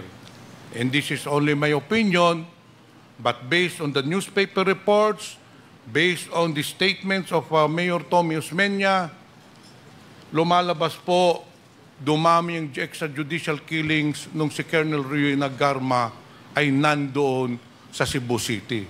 In short, kaya po pinili si Ruyena Garma ni General Devolved Sinas para gamitin po si Colonel Garma ni Devolved Sinas para sa extrajudicial killings against illegal drugs. In short, ginamit po si Colonel Garma ni Devolved Sinas para sa war against drugs. Ngayon, dito po tayo sa nangyari sa Dapicol. Kilala niyo po ba si SPO4 Arthur Narsoles? Yes, Your Honor. Paano niyo nakilala si SPO4 na Art Narsoles? Nakilala ko po sa IDG when I was assigned way back 2005. Hanggang kailan po? Until 2008, Your Honor. After 2008, wala na ho kayong contact ni SPO4 Art Narsoles? Meron, Your Honor. So, kailan yung nag-contact ulit kayo? Kasi sinasabi ho lang niya, 2005 to 2008. Or talagang kaibigan niyo si Art Narsoles and from time to time, nagkikita kayo, nag-uusap kayo, nagtatawagan po kayo. So, in short, since the time that you met Art Narsoles, he has become your close friend. Hindi po ba? No, Your Honor. Saan po naka-assign si SPO4 na Art Narsoles? CIDG 11, Your Honor. CIDG 11. Under the command of then Colonel Eldelberto Leonardo, hindi po ba? Yes, Your Honor. At that time, kayo po ay Chief of Police ng Santa Ana or Sasa Police Station? You were assigned in Davao City between 2011 to 2016 in different capacities. Yes, Hindi Your po ba? Honor. Yes, Your Honor. So si Art Narsoles was assigned in CIDG po during that time also, hindi po ba? Yes, Your Honor. Kayo po ba, Colonel Garma, na-assign po kayo sa CIDG sa Davao City? Yes, Your Honor. Oh, you were assigned in Davao City. Kasi Yes. kanina hindi ho klaro yun eh.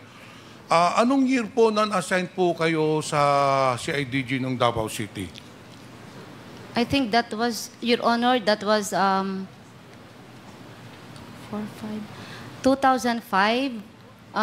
maybe July or of 2005 until 2008, Your Honor. So in the year 2016, you were never assigned sa CIDG, Colonel Garma? 2016? No, Your Honor. 2016, No, Your Honor. were you never assigned Never, Your in Honor. CIDG Never, Your Honor. of Davao City? Never, Your Honor. Never, okay.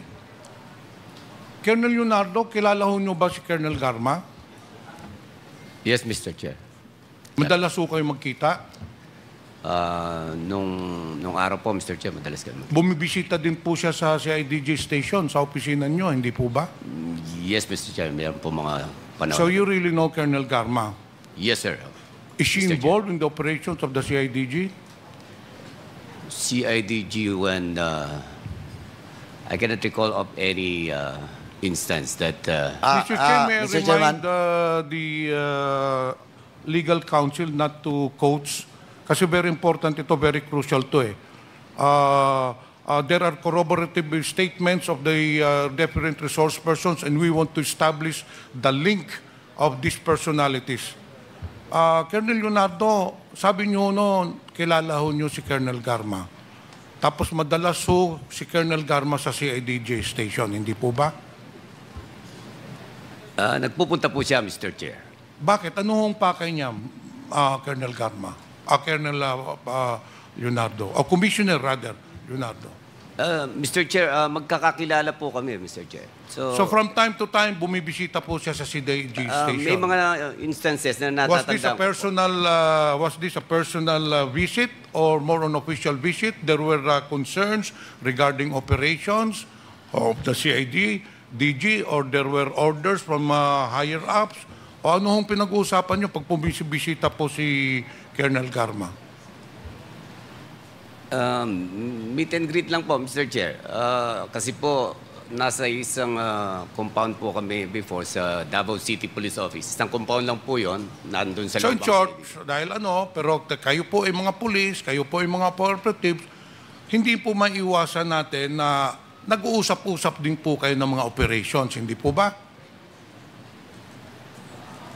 Ano yun? That is Possibly, Mr. Chair. That is peer group, hindi po ba? Kung ang mga kapulisan, ang pinag-uusapan ng operation, mga congressman, pinag-uusapan, anong batas ang gagawin? O kung usually ganun yan po nangyayari. So may pagkakataon na pinag-uusapan noon ninyong operations, hindi po ba? Wala po kasi akong matandaan, Mr. Chair, na nakapag-usap ako tungkol Okay, sa anyway, operation, Mr. Chair. Inamin na ho kanina ni Colonel Garma that there was a time in July of 2016 na pumunta siya doon sa opisina mo, nandun po kayo, nandun po din bumisita si Colonel Padilla. Hindi po ba? Pasensya na po, Mr. Chair. Hindi ko po matandaan yung instance na kami nagkita ni Commissioner Leonardo, Colonel remember Padilla. that you're under oath. Yes, Mr. Chair. Hindi ko po There are matandaan two persons here testifying that you had a meeting in CIDG against only you. And yung isa sinumpaang salaysay pa, and kanina si Colonel Garma sinabi, indeed, she was there, kayong tatlo, ito, na lang ang pag-usapan natin. The fact remains na doon sa CIDG, Davao Station, nagkasama-sama kayong tatlo. Yung pong sinabi ni Colonel Padilla, yun din pong sinabi ni Colonel Garma, Colonel Leonardo, o Commissioner Leonardo rather. Mr. Chair, ang totoo po, wala po talaga akong matandaan na instance that we, together with two of them, Totoo po ba yun, Colonel Garma? Sabi nyo kanina, it's on record, Mr. Chair, that Colonel Garma stated that she went to the office of Commissioner Leonardo in the presence of Colonel Padilla. And it is on record. Colonel Garma, sino po talaga nagsasabi ng totoo nito? Mr. Chairman, can I interject?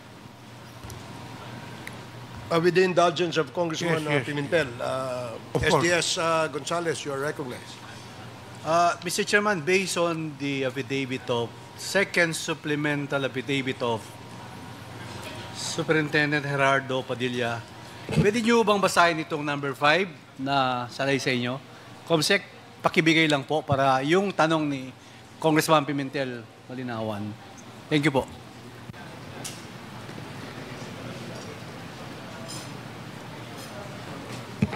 Excuse me, may I know who that gentleman is behind Colonel Leonardo? Mr. Chair, for the information of this honorable committee, Mr. Chair, we have sent an email stating that I'll be attending with my counsel, Mr. Chair. So he is your counsel. Yes, Mr. Chair. Can you please enter your appearance before this committee, and please be advised that you're only limited to advising your client his rights, not to coach your client. Please enter your appearance, attorney. Good morning, Your Honors. Respectfully entering my appearance as counsel for Commissioner Leonardo, I am Attorney Aguinaldo Sepner, Your Honor, from Scott Law Firm and Associates. Okay, thank you. Please proceed, Congressman Gonzales. Yes, binigay ko po yung salaysay kay Comsec para basahin po ni Chief Superintendent Padilla, yung number 5. In number 5, Mr. Chair, Your Honor, bago mangyari ang pagpatay, Pwede pakilakas lang po, Colonel Padilla. bago mangyari ang pagpatay sa 3 Chinese drug personalities, nakadetain sa nasabing piitan ay tinawagan ako ni Colonel Edelberto Leonardo at sinabi na pumunta ako sa Davao CIDG station. Pagdating ko sa station ay nandoon na si Colonel Garma.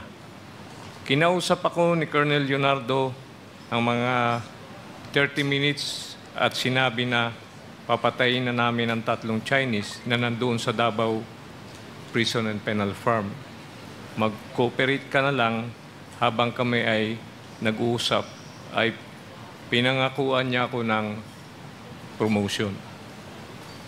Thank you, Colonel Padilla. Thank you, Mr. Chairman. Thank you, Congressman Pimentel. Yun po, pinabasa ko lang po.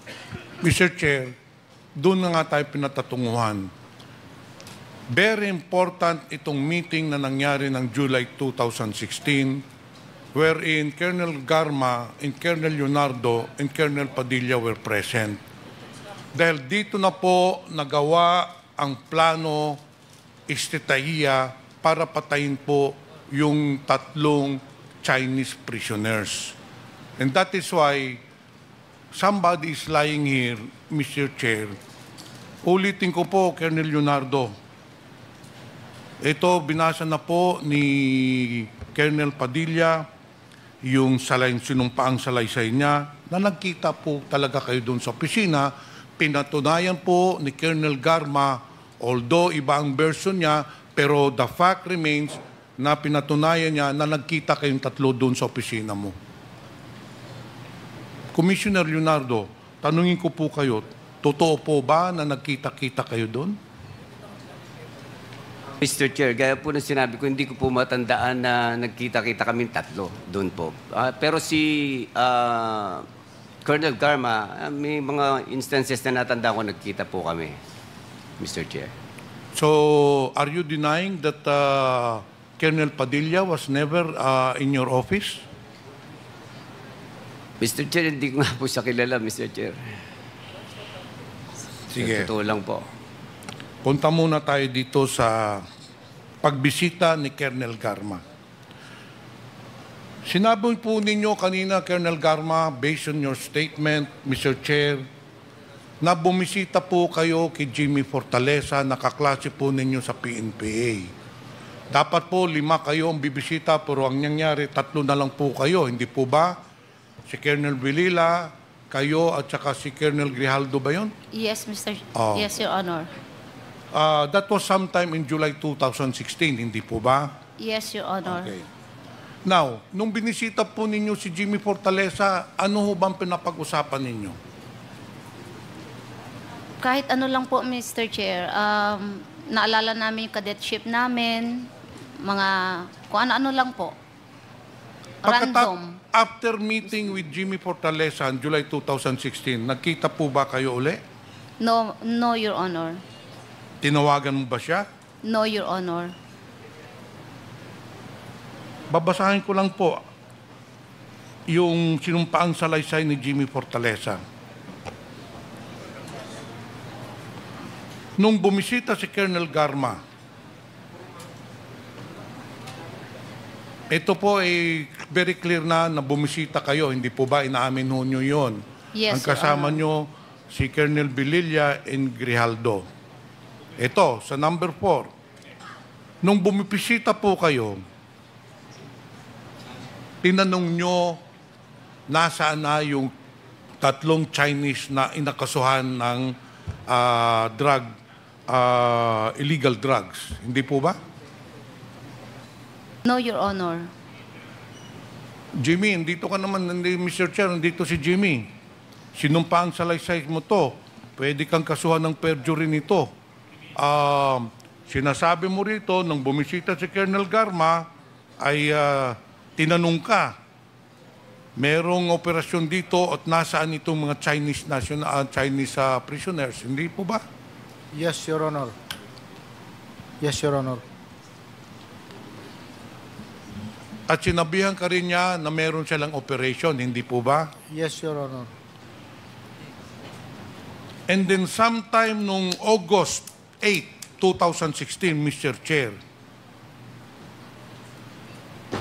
or prior to August 8, 2016, Mr. Chair, tinawagan ka ni Colonel Garma at kinausap ka at inutusan ka na sabihin, kakausapin niya si Colonel Padilla. Hindi po ba? Yes, Your Honor. At pagkatapos ng tawag na yon, pumunta ka kay Colonel Padilla at binigay mo yung cellphone, tapos nag-usap po sila. Nandun ka nung nag-usap sila sa telepono ni Colonel Garma. Hindi Yes, po ba? Yes, Your Honor. Okay. Ngayon, ano ba ang pinag-usapan ninyo, Colonel Garma, nung tumawag ka kay Colonel Padilla? Hindi po ako tumawag sa kanya, Mr. Chair. Your Honor. Colonel Padilla, sinumpaang salaysay ho ninyo ito. 2 affidavit po na sinabit ninyo na dito sa paragraph 5. Tumawag po sa inyo si Colonel Garma at ito po ang sinabi ni Colonel Garma. May mga tao kami dyan na gagawa at huwag mo na questionin, and whether you like it or not, we will operate and do not interfere. Baka madamay pa pamilya mo. In short, you were already giving instructions to Colonel Padilla na merong ang operasyon yon. What we mean by operation, tinanong ko na si Colonel Padilla niya nung huling hearing, ay papatayin niya yung 3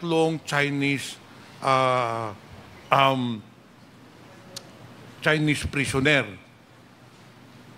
Ngayon, after nung nag-usap na kayo ni Colonel Padilla at ni Colonel Garma, doon na pinatawag ni Colonel Leonardo si Colonel Padilla at doon na kayo nagkita doon sa CIDG station na kung saan sinabi din ni Commissioner Leonardo, Colonel Padilla, huwag ka nang makialam, meron kaming operation dyan.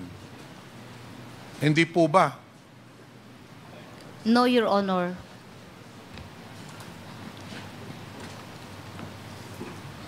Mr. Chair, sa insidenteng ito po, it has all the footprints, fingerprints, quote-unquote, so to say, of Colonel Garma.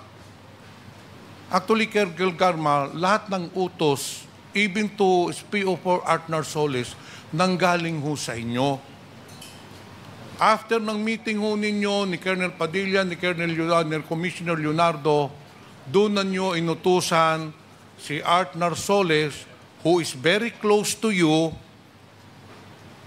para puntahan si Leopoldo Tan at inutusan na patayin na yung 3 Chinese. Hindi po ba?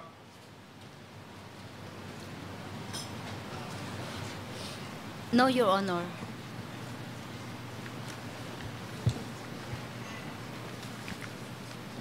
Mr. Chair, there are 1, 2, 3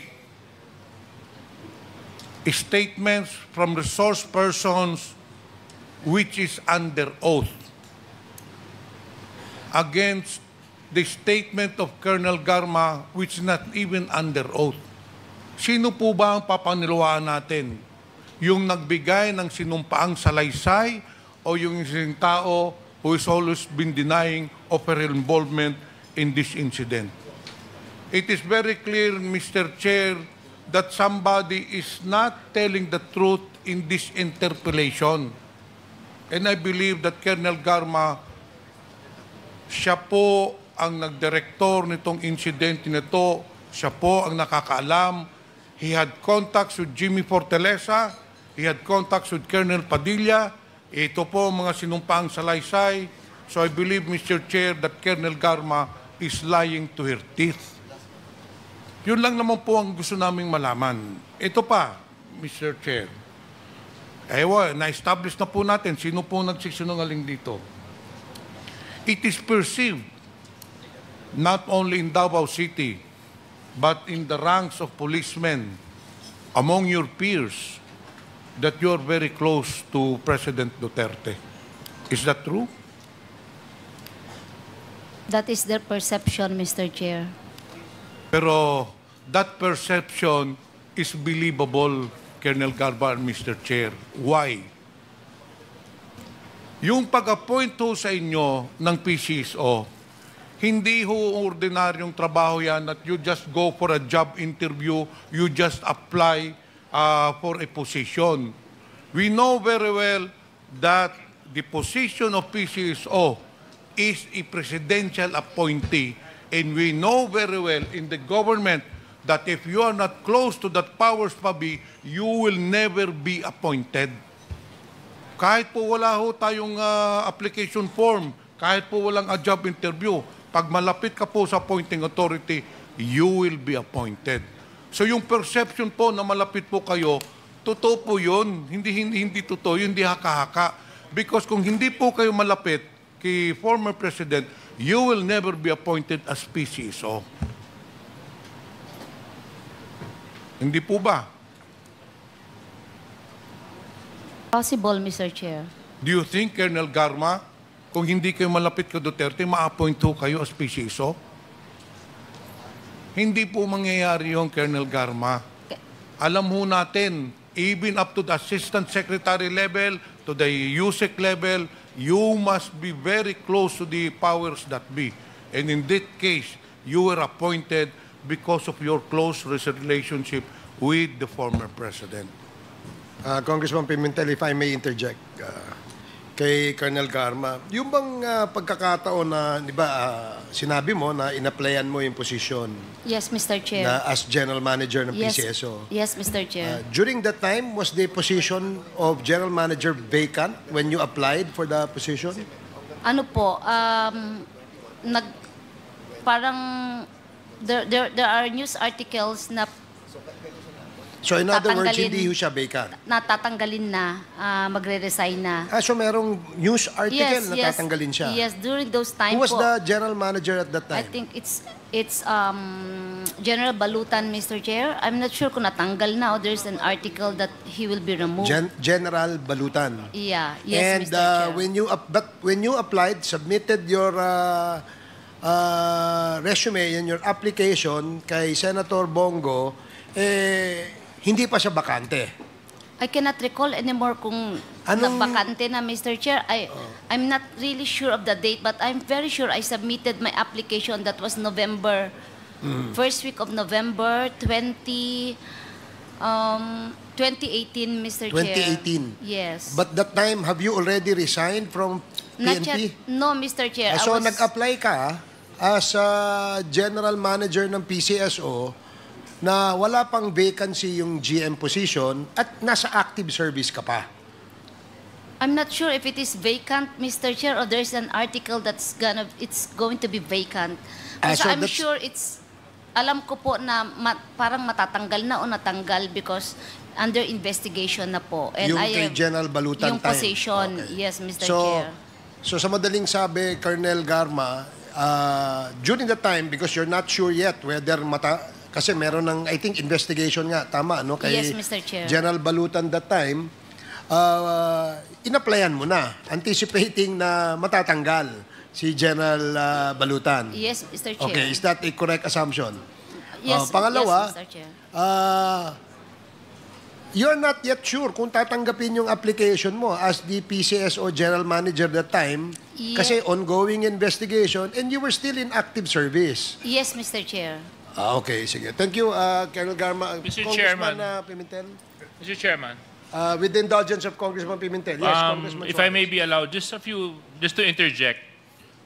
Colonel Garma, may nakikita lang kasi akong mga inconsistencies doon sa testimonies mo. Dati po kasi akong gobernador at nagtrabaho sa lokal na pamahalaan. Yes. At alam naman po natin na hindi po na ipepwesto ang mga pulis kung unang-una, hindi po muna ito sinasang-ayunan ng mga chief executives.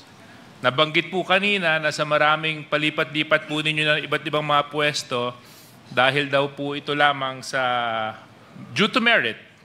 This is a fact that you stated. Yes, Your Honor. However, the places that you went to are plum areas. From Davao City, you were transferred to Cebu City. Those are plum cities to be placed under your direct supervision. And without intervention or influence from those that decide, those are very difficult positions to attain, Colonel Garma.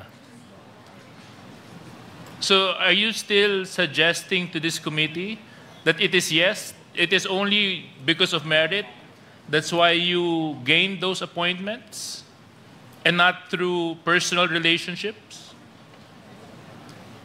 Mr. Chair, I never asked for positions. Hindi po ako lumalapit kahit kanino Okay. Okay lang po. Pagkuha ng Okay position, lang po. Mr. Chair. Kasi sa akin kanina, nabanggit nyo, Colonel Garma, ang pinakamahalaga sa inyo ay yung kapakanan ng anak ninyo. Yes, Mr. Chair. Kaya po kayo nag-resign. Yes, Mr. Chair. Kung pinahalagahan nyo po yung kapakanan ng anak ninyo, bakit po ilalagay nyo sa alanganin na sitwasyon ang buhay ng anak ninyo na wala po kayong trabaho? Kasi kung magre-resign po kayo, wala po kayong pagkakakitaan. Kung magre-resign po kayo, paano po yung pangsuporta ninyo sa anak ninyo? Mr. Chair, that is why I applied November of 2018 when the President announced that I will replace General Manager Balutan sometime March of 2019. So therefore, yeah, I know That's that's what I'm driving at, Yes, Colonel Mr. Garma. Yun po yung point ko. Opo. Kasi kung talagang totoo kayo sa posisyon na pinangangalagaan nyo yung anak ninyo, hindi nyo siya ilalagay sa alanganin. Yes, Mr. At Chair. tiwala kayo na pag nag-resign kayo, which was a gamble, given that you had 10 more years of active service, which was a gamble, you were sure in your heart that you will not put the welfare of your daughter in any harm. Therefore, you applied for the position of PCSO. A position so plumb and so sweet that only the handpicked chosen one of the president will be given. So, Colonel Garma, I want to ask you again, how do you explain or characterize your relationship with the former president? It is very professional, Mr. Chair. Very professional. Yes, Mr. Chair. So meaning, in many times and many occasions, nag-uusap kayo. May I be clarified kung anong pag-uusap yun, Mr. Nag-uusap. Chair? Only when necessary, job-related, Mr. Chair. Okay. That's it. That's all my point, Mr. Chairman. I just wanted to put that in the records kasi lang medyo inconsistent ng yung mga nasabi po ninyo, Colonel Garma. Maraming salamat. Mr. Chair, can I proceed? Malapit na ako matapos. There are two more points that I would like to drive at and emphasize. First point is that there was indeed a close contact or several contacts between Colonel Garma and Jimmy Fortaleza. Ang una pong pag-uusap nila noong July 2018, nung bumisita po si Colonel Garma kay Jimmy Fortaleza kasama si Colonel Villela and Colonel Grijaldo. Ito po ay inamin po ni Colonel Garma kanina po, 2 beses niyo po inamin na it's true that nakipagkita siya kay Jimmy Fortaleza. At doon sa pagkikita po, sinabihan niya si Jimmy Fortaleza na magkakaroon po ng operation sa Davao Penal Colony. Yung pangalawang contact po nila, nangyari po nung tinawagan niya si Jimmy Fortaleza po at nakiusap siya na dalhin yung cellphone para makausap ni Colonel Garma si Colonel Padilla. At doon sinabihan din si Colonel Padilla ni Colonel Garma na may operation doon at huwag sila makialam. Pangalawang beses po yon. Ang pangatlong beses po, tumawag po uli si Colonel Garma noong August 8, 2016 kay Jimmy Fortaleza. And then sinabihan niya si Jimmy Fortaleza, this could be probably after the meeting in CIDG station, after the plan was hatched. Sinabihan niya, Bok, ako na bahala. May mga tao na kami dyan. Probably, I assume that this was after na nakontak na si Leopoldo Tan and si Magda Daro na patay na nga yung Chinese prisoners. So, there were already 3 occasions wherein Colonel Garma had a contact with Jimmy Fortaleza and personally talking to Jimmy Fortaleza, whether on the phone o dun sa Dapicol. Ang pang-apat po, nung August 11 na.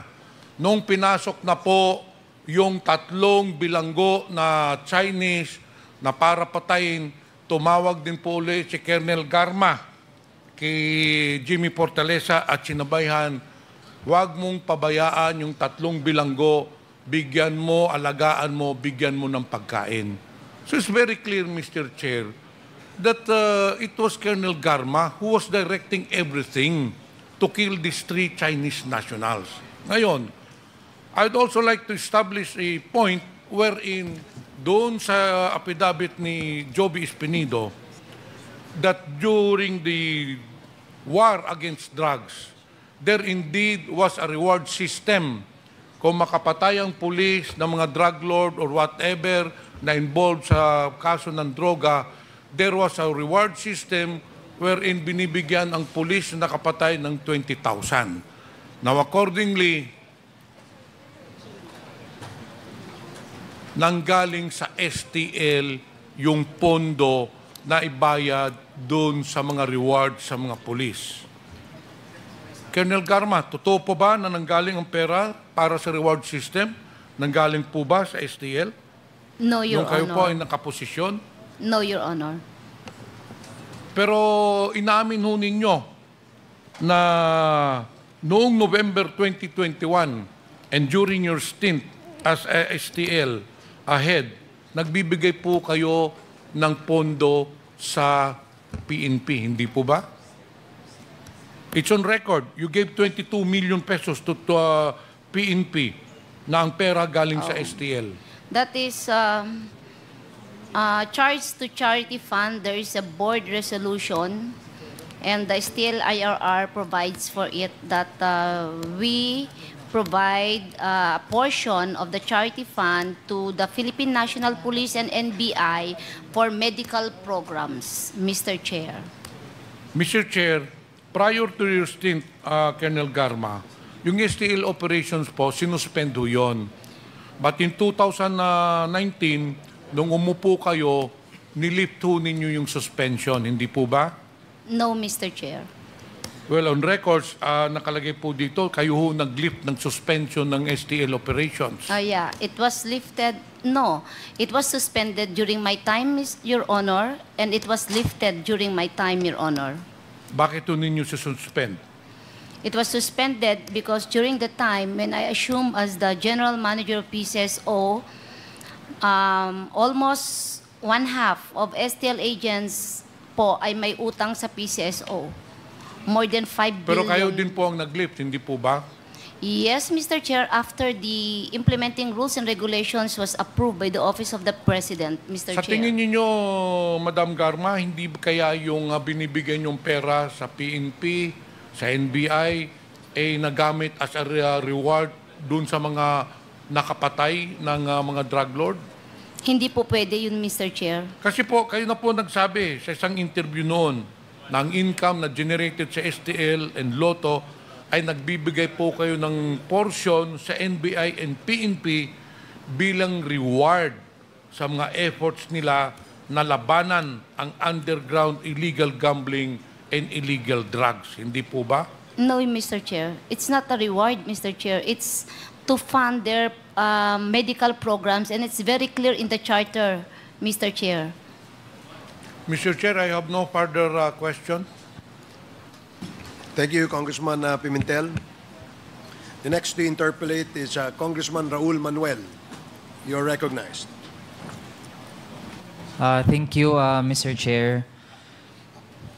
Mr. Chair, gusto ko lang balikan ang nabanggit kanina kasi kinonfirm ni Superintendent Padilla na bagamat ngayon ay hindi niya naaalala na ito pong karo niya na si Colonel Garma yung na-meet niya, pero nang pinakitaan ng picture na kung ano po yung appearance dati, na-confirm po niya na yun yung na-meet niya.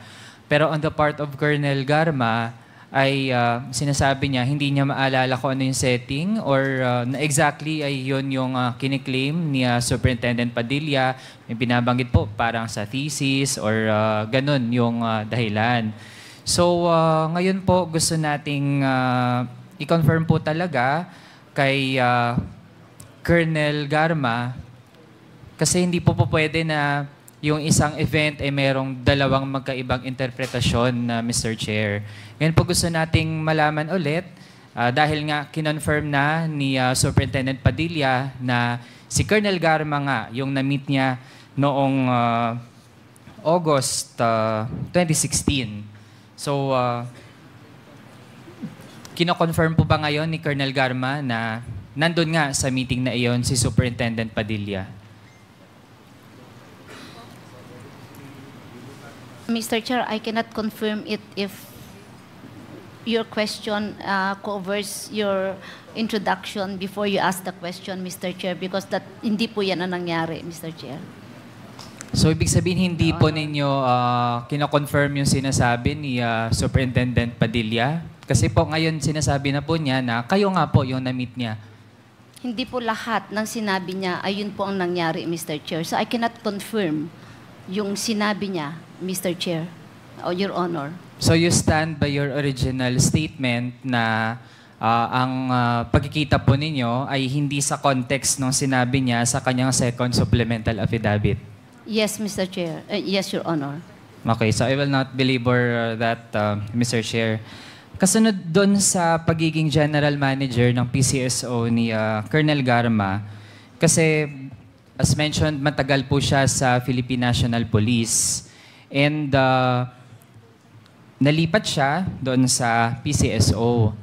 Ano po ba yung mga qualifications o skill set ni Colonel Garma na na-earn niya? Kasi hindi po biro yung ganun kahabang serbisyo sa PNP. Meron kang mga mahahasang skills dyan at kung ano man yung networks or connections. Alin po doon yung naging kapaki-pakinabang para magsilbi si Colonel Garma sa PCSO? Mr. Chair, I have served the government service for 24 years po sa PNP. I was able to handle different kinds of people, iba-ibang klaseng police. At ang pinakamalaki pong nahawakan ko po ay sumaabos po na mahigit 1,000, 1,300 when I was with Cebu City Police Office. I have various training, leadership trainings. I have my master's. I finished my PhD. My foundation is AB Mathematics, Mr. Chair. And I think I also have the qualities. I work really hard. I study when I work, Mr. Chair.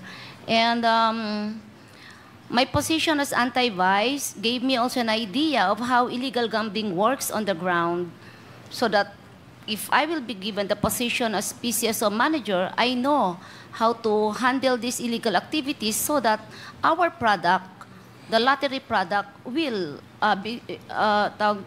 lumakas sa ground. Yun po ang nakita ko na sabi ko, kaya ko.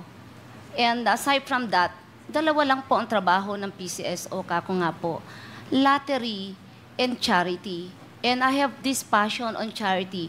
When I was with the PNP, marami po ako community relation activity at nakaka-relate po ako sa mga activities. Yun po yung nakita ko na sabi ko, kaya ko yung trabaho, Mr. Chair, Your Honor. We take note of that, Mr. Chair, pero no offense po dun sa ating resource persons. Yung nabanggit po kasi na very specific yung tanong ko, Mr. Chair. Which skills na na-acquire from being of service sa PNP, yung applicable talaga at naging valuable para eventually ay ma-appoint sa PCSO ang ating resource person. Pero generic yung mga nabanggit na sagot, Mr. Chair. In fact, yung mga descriptions like yung leadership, yung ganitong mga nakuhang titulo, marami din po tayong mga kababayan, Mr. Chair, na actually can be qualified kung ganun lang yung minimum na binabanggit ng ating resource person. In fact, ang dating pa ay parang minamaliit yung magiging role din dapat ng isang PCSO General Manager na dapat ay tiyakin na malinis at maayos yung pag-manage ng lottery sa bansa. Given din naman na recently may mga issues din doon sa ating lottery, Mr. Chair. Kasunod, ano po ulit yung batas na dapat ay tinitiyak ng PCSO General Manager na napapatupad?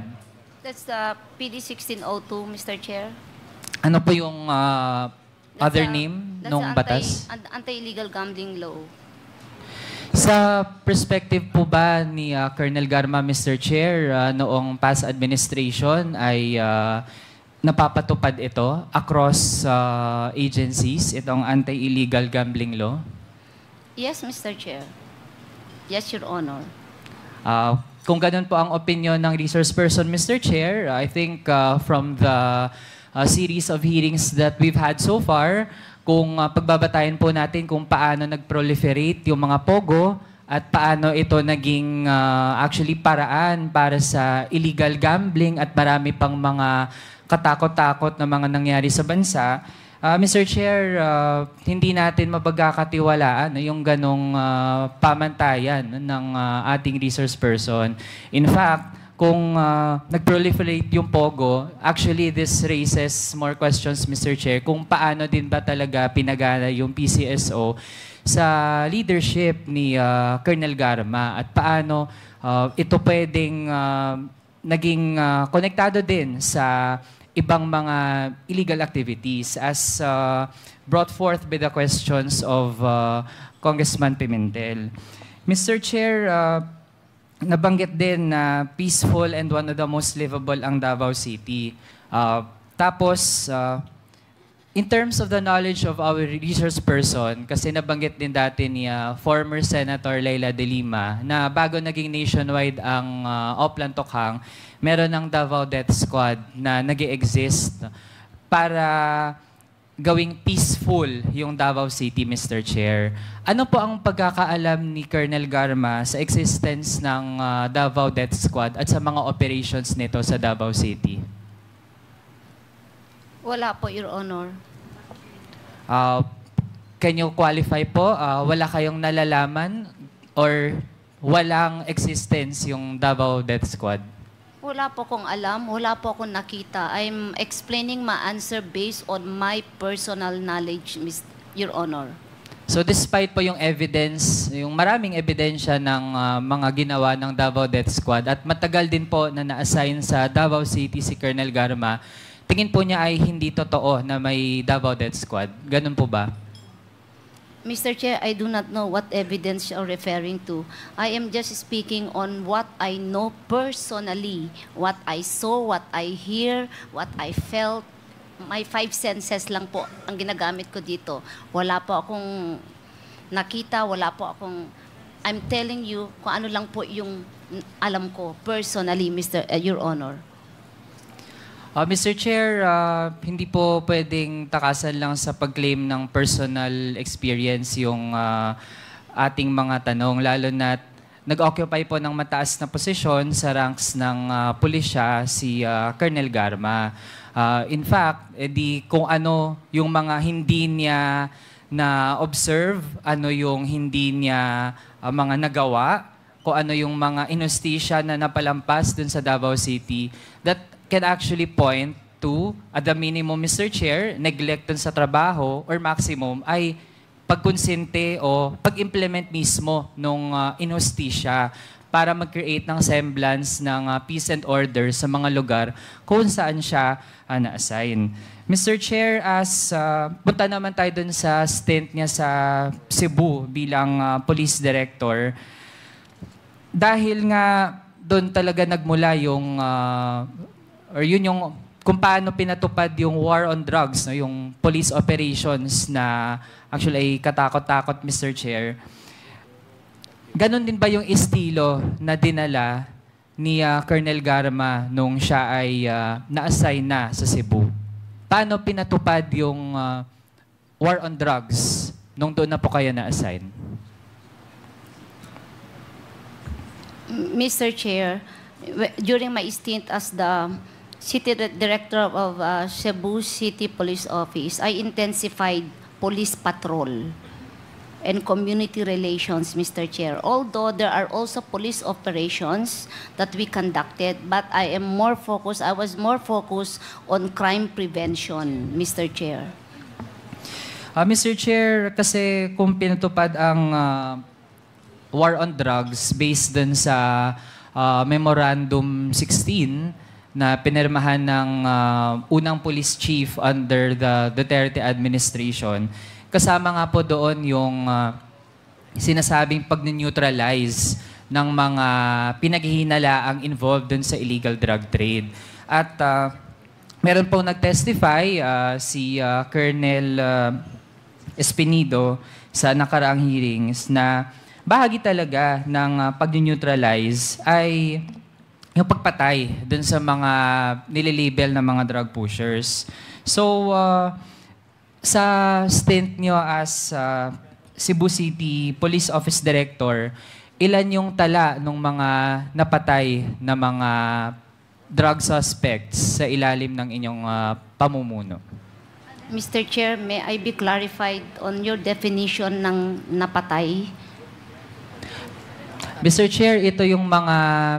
Supposedly, the police has a record dun sa kung ilan yung mga kinakount nila no, as accomplishments no, dun sa war on drugs. So, yun yung ating tinutukoy and supposedly ay alam yun ng former Cebu City Police Office Director.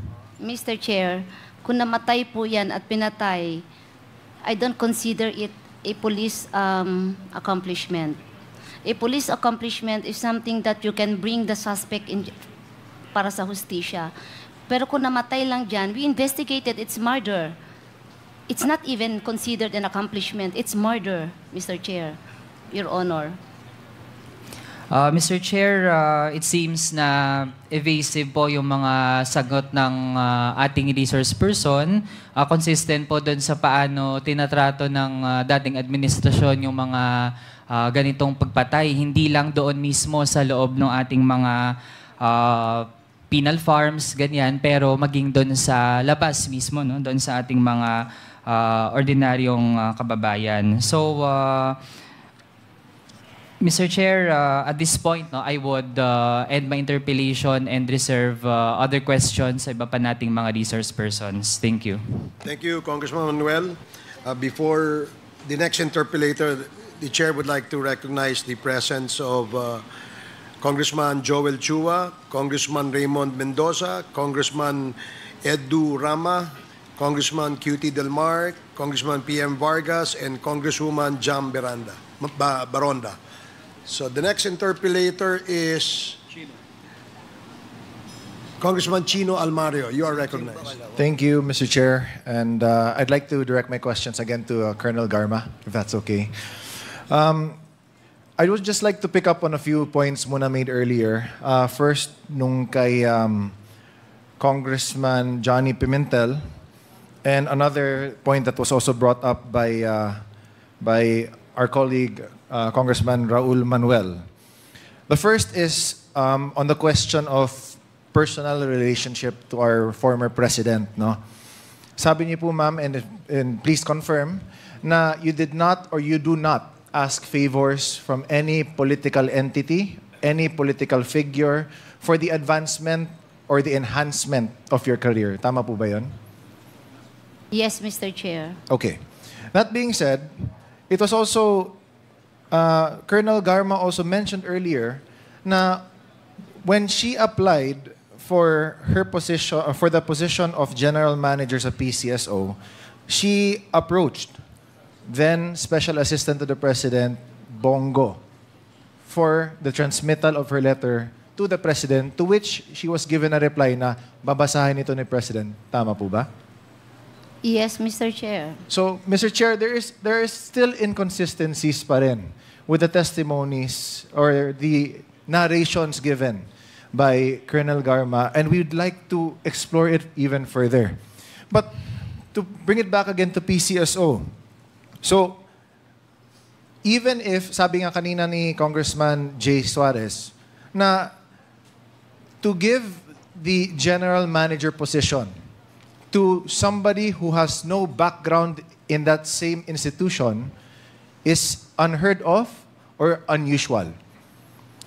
And kanina, sabi ni Congressman Raul, and I'd like to reiterate, what merits did you warrant to get the coveted position of General Manager of PCSO? Mr. Chair, yung pinalitan ko po ay isang general din po. Siguro din tanungin po natin, ano din ang, then the chairman is also a retired general. Mr. Chair, I'd like to remind again our resource person, can we please, the question was, what merits do you think po? That's it. I have mentioned it already, Mr. Chair, yung pong qualification ko, Mr. Chair, and then I submitted that. I applied for the position. I did not retire agad po when I applied kasi hindi ako sure kung tatanggapin po yung application ko. Hindi kayo sure, ma'am? Bakit? Hindi ako sure. I'm not sure. I'm not confident. I do not know. Maybe the president, it's the choice of the president kung sino pong ilalagay. So, baka Mr. Chair, babasahin pa po yung aking resume. Mr. Chair, I'd like to highlight that again. So maybe the president, he will from still his study. Everybody knows it's the president, Your Honor, is going to choose. Correct. So, I submitted my application, and he will decide whether I am qualified or I'm not qualified for the position, Mr. Chair. So, I waited before I retired.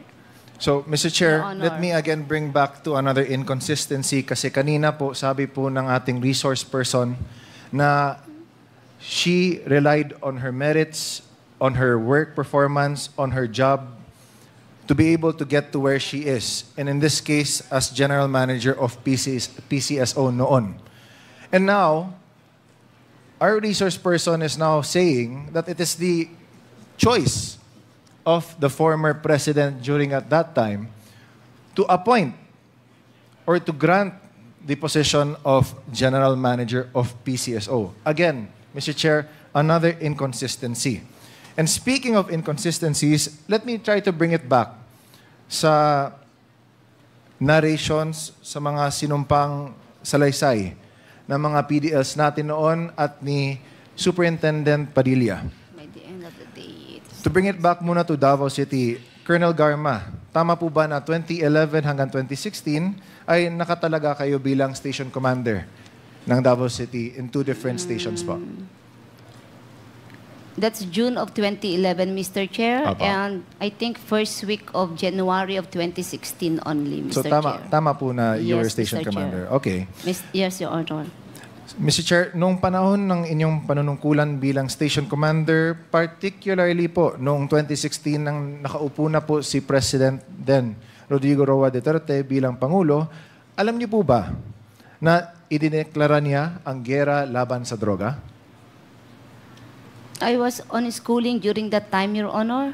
I have no position from, I think, second week of January until the whole of 2016, until December of 2016. I don't have any position. I was undergoing schooling, Ma'am, Your Honor. gusto ko lang po itanong, ma'am, kung nalaman niyo po ba na ito po yung sinabi po ng ating dating Pangulo na war on drugs po tayo ngayon? Lahat po siguro ng police aware. Correct. And even po hindi po police, Mr. Chair, is a public knowledge, Pati Your ako, Honor. ma'am, college student pa ako Yes noon. po, Your Nalaman Honor. ko rin yun. So, okay. At bilang isang station commander ng PNP po, na isang law enforcement agency, nakibahagi po ba kayo sa war on drugs na minandato ng ating dating Pangulo? Your Honor, hindi po ako station commander nung nag-start na po maging presidente. Mayor lang po siya nung nag-station commander ako, hindi po siya presidente, Your Honor. Okay. So, balik natin nun.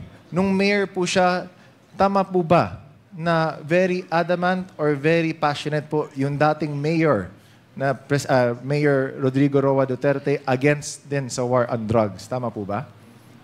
Nung mayor po siya. We do not use the word war on drugs Sige po. during Okay. those times, Mr. Chair, Anti-drug Your Honor. campaign, anti-drug operations, tama po ba? Yes, Your Honor. Okay. So, aware din po kayo na yun talaga yung naging top priority of then Mayor and now former President Rodrigo Roa Duterte. Tama po ba? That was his campaign slogan, Your Honor, yes. Correct. So, okay.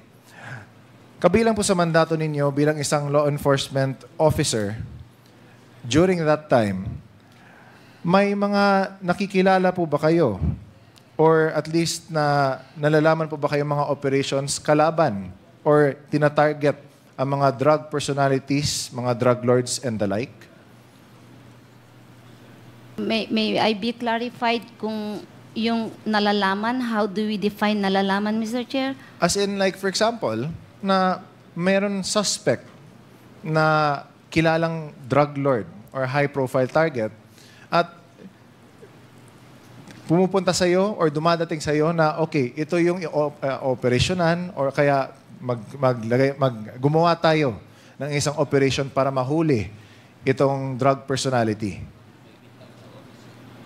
No, Your Honor, that's not how it works How does it on work the ground. then, We have to build a case, Your Honor. During that time when I was with CIDG, wala po kaming operation because more on financial investigation po ang CIDG. Sorry, more on? Financial investigation po ng mga identified who has records on drugs based sa intel, Your Honor. So based po sa intel, nalaman niyo rin po na may mga Chinese drug lords na high-value targets na nandun din sa loob ng Dapicol at that time. Tama po ba?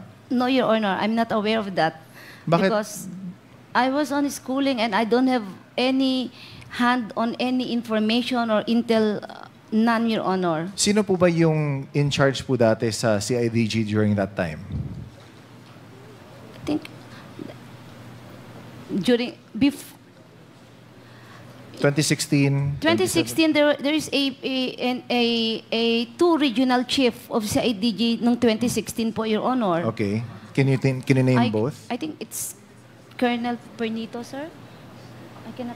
Tama po ba na si Commissioner Leonardo was also? Naging regional chief din po siya ng Region 11 and meron pa pong isa noong 2016, Your Honor. So Your Honor. during the time na nandun yung mga Chinese drug lords, I'd like to direct this question naman to Commissioner Leonardo. Sir, aware po kayo na may mga high-profile Chinese drug lords, identified as Chinese drug lords, nandoon sa loob ng Dapicol. Tama po ba? Hindi particular po dun sa iniimbestigahan, Mr. Chair. Ang alam ko po, marami pong drug lord na nakakulong sa buong Bucor po, covered po ng Bucor. Okay. Thank you, Mr. Chair.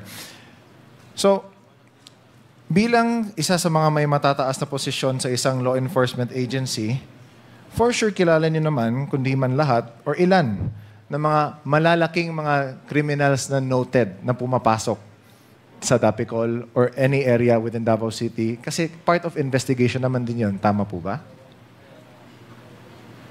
Hindi po kami ni-inform kung Okay. may mga ganun pong mga high-profile na mga inmates. Kung pumapasok sa Dapicol, hindi kayo ini-inform? Hindi po kami kasali sa protocol na yon, Mr. Chair. Sino po ba yung ini-inform? Sino lang po ba yung mga nakakalaman? Based on your experience po, sir. Sa tingin niyo lang po. Tungkol po sa... May I be clarified, Mr. Chair? Yung sa pagpasok po ng mga high value or mga very In the notable. Picol, Mr. Chair. Pa? In the Picol po. Yes po. In the Opo. Picol po, wala po kaming business.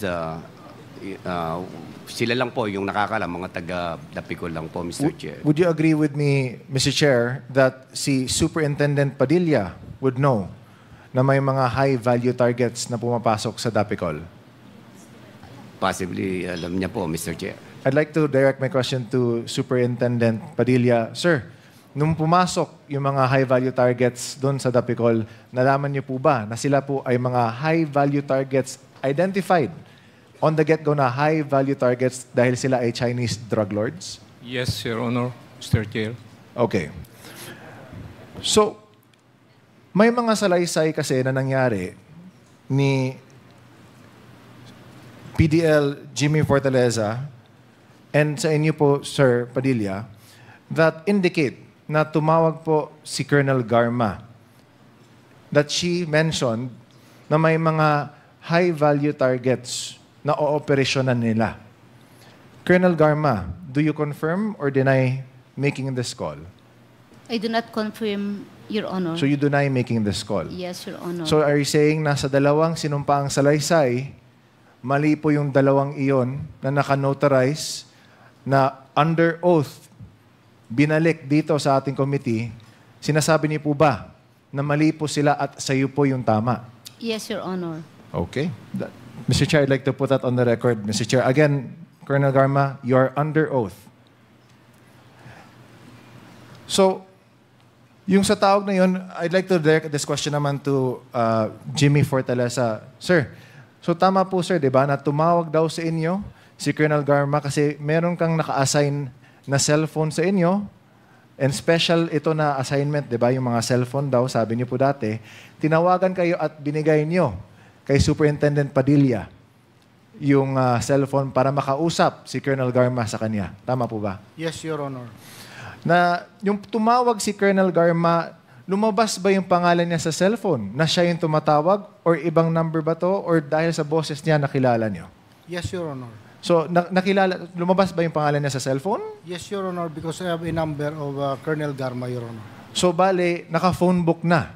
Yes, Your Honor. Okay. So, nalaman niyo na siya tumawag at sabi po niya na I think nasa sinumpaang salaysay niyo na pinapamigay niya yung cellphone kay Superintendent Padilla para makausap niya. Gusto niya makausap si Colonel Padilla, Your Honor. Okay. Thank you, Sir Fortaleza. And I'd like now to redirect this again to the supplemental affidavit na binigay the affidavit na binigay din ni Superintendent Padilla. Do you confirm, Mr. Padilla, na in your affidavit, nung tumawag si Colonel Garma kay Jimmy Fortaleza at binigay sa inyo yung cellphone, was there a threat made during that conversation? Sorry, Your Honor. Was there a threat? Ano ba yung topic ninyo? Yes, Your Honor. Ano ba yung naging topic ninyo nung sa phone call na yon?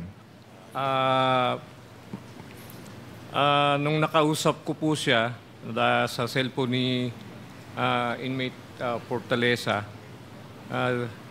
Chief Garma told me may mga tao kami dyan nagagawa at huwag mo na questionin. And I'd like to please continue. So number 5, ito ng sinumpang salaysay po, di ba? Yes, Your Honor. So, allow me to continue na lang. Sabi niyo po, di ba, na Chief Garma told me, may mga tao kami dyan na gagawa at huwag niyo nang questionin.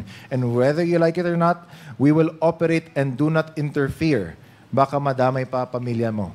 Tama po ba na ito mismo yung sinabi sa inyo, yung pag-abot ni Sir Jimmy Fortaleza ng cellphone sa inyo? Yes, Your Honor, Mr. Chair. And Colonel Garma, I'd like to redirect this question to you. Do you still deny making this phone call or saying these inside the affidavit of Superintendent Padilla? Yes, Your Honor. Okay.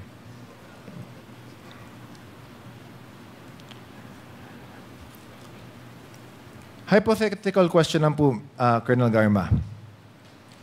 And in your expert opinion, as CIDG, part of CIDG din dati, di ba you specialize on investigations, you specialize on at least, kumbaga, getting and gathering intel sa mga cases that you have to build up, o kaya the cases that the PNP has to operate on. Tama po, di ba? Yes, Your Honor. Okay. Hypothetical question lang po. Kung may isasagawang operasyon sa loob ng piitan to gather information,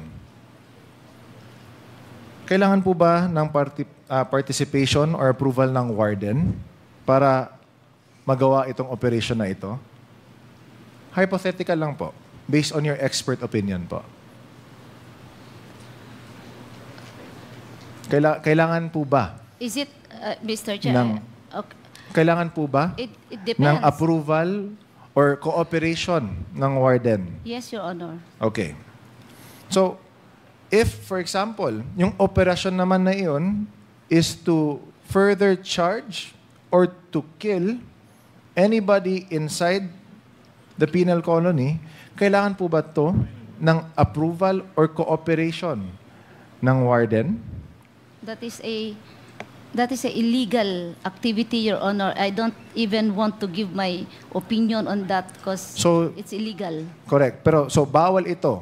Pero kung for example lang, again ma'am, hypothetical, may isang kriminal na gustong pumatay ng isang tao, ng isang target niya sa loob ng penal colony. Kung nakikisawsaw ang warden, magagawa ba ito o hindi? What do you... If the warden... I cannot give my opinion on a matter that is illegal, Mr. Chair. Ma'am, you are decorated. You are in the Yes, Mr. Chair. Yes, Your CIDG, Honor. which means that these kinds of investigations are no stranger to you. You would know to be able to solve a case and to investigate it well, kailangan nyo rin na you have to think in the minds also of the criminals din para malaman mo kung ano yung next move nila. So are you saying, ma'am, na despite your expert opinion, you cannot give us Mr. Chair, an opinion regarding this? It depends on the facts of the case, Mr. Chair. So, ma'am, I do not understand the facts of the case. Mr. Chair, I'd like to reiterate, we're trying to speak hypotheses muna, ma'am. Yes, Mr. Chair. So what... Kung may gustong pumatay ng isang inmate at nakikisawsaw or alam ng warden at binabawal niya, magagawa ba yung pagpatay? Yes or no? Everything is possible, Mr. Chair. Yes or no po, ma'am? Everything is possible, Mr. Chair. Okay. So is it also possible na para maging very successful yung pagpatay ng 3 Chinese nationals, na kailangan dapat na hindi makisawsaw or hindi dapat involved yung warden or mag-back out yung warden para smooth yung operation sa pagpatay ng 3 Chinese nationals noon? Your Honor, everything is possible, Nangyari Your na Honor. po ito, ma'am. Which means na in order for that operation to be successful, kailangan dapat na mag-back out yung warden. Pero dahil kasi hindi siya nag-back out, kailangan dapat ng other methods of force, such as threats or bribes. Superintendent Padilla, kung hindi kayo bribe or threaten, papayag ba kayo na may mangyari ng ganyan sa loob ng Dapicol under your watch?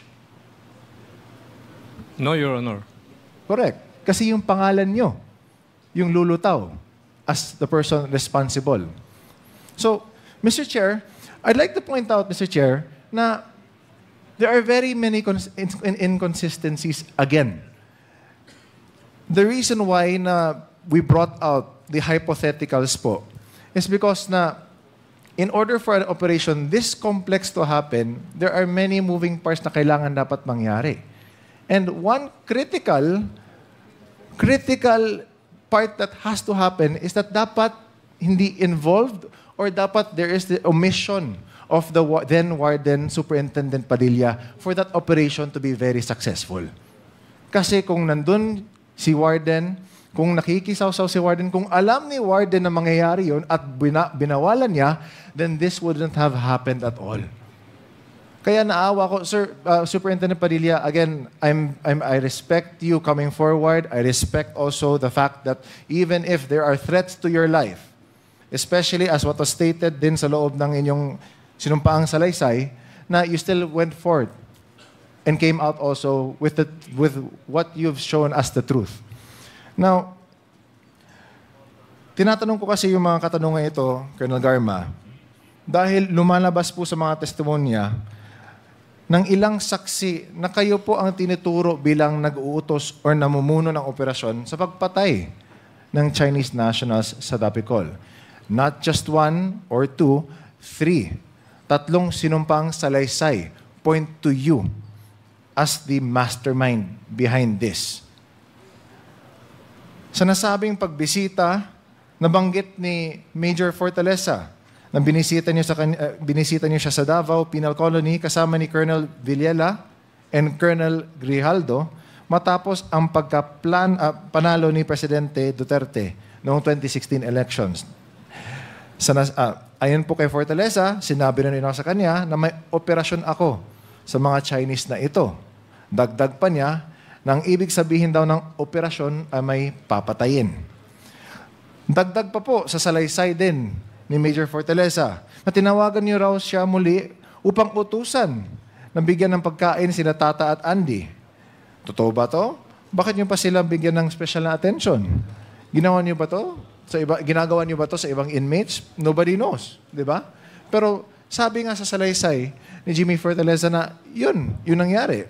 And bukod pa kay Fortaleza, sa sinumpaang salaysay ni Superintendent Padilla, malinaw na tinuturo din kayo bilang nasa likod ng operasyon ng pagpatay ng mga Chinese nationals sa Dapicol. Sa kanyang salaysay, under paragraphs 5, 6, and 7, na kayo po ang direktang ini-implicate po nito.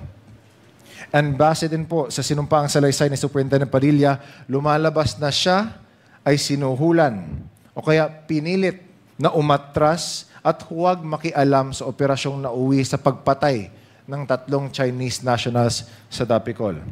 Ayon kay Superintendent Padilla na si Ma'am or Colonel Garma ang nagbigay ng direktang utos na huwag siyang maghimasok sa operasyon kahit pa ito ay magreresulta sa pagkamatay ng mga high-profile inmates. Again, Colonel Garma, do you deny these allegations against you? Yes, Your Honor. No further questions, Mr. Chair. I think the public has heard what they need to hear. Again, Mr. Chair, as the final comment lang, Mr. Chair, let me remind again, all those resource persons inside here are under oath. No? And in the search for the truth, we will still continue to push for these questions again. Mr. Chair, thank you. Thank you. The next to interpolate is Congressman, our co-chair, Congressman Dan Fernandez. You are recognized. Thank you so much, Chairman. GM Garma, a while ago you were asked kung kailan ka po na-assign sa PCSO. When was this? November 18, 2018? I think July 15, Mr. Chair, 2019. Okay. You started July 2019? Yes, Mr. Chair. July 2019, oo. And sinabi mo rin kanina sa committee na to that the reason why you stopped the gaming products that are listed on the PCSO was because nalulugi ang gobyerno. Is that correct? Yes, Mr. Chair. Okay. So, nalulugi ang gobyerno. So, aside sa pinatigil mo po yung mga games, what did you do?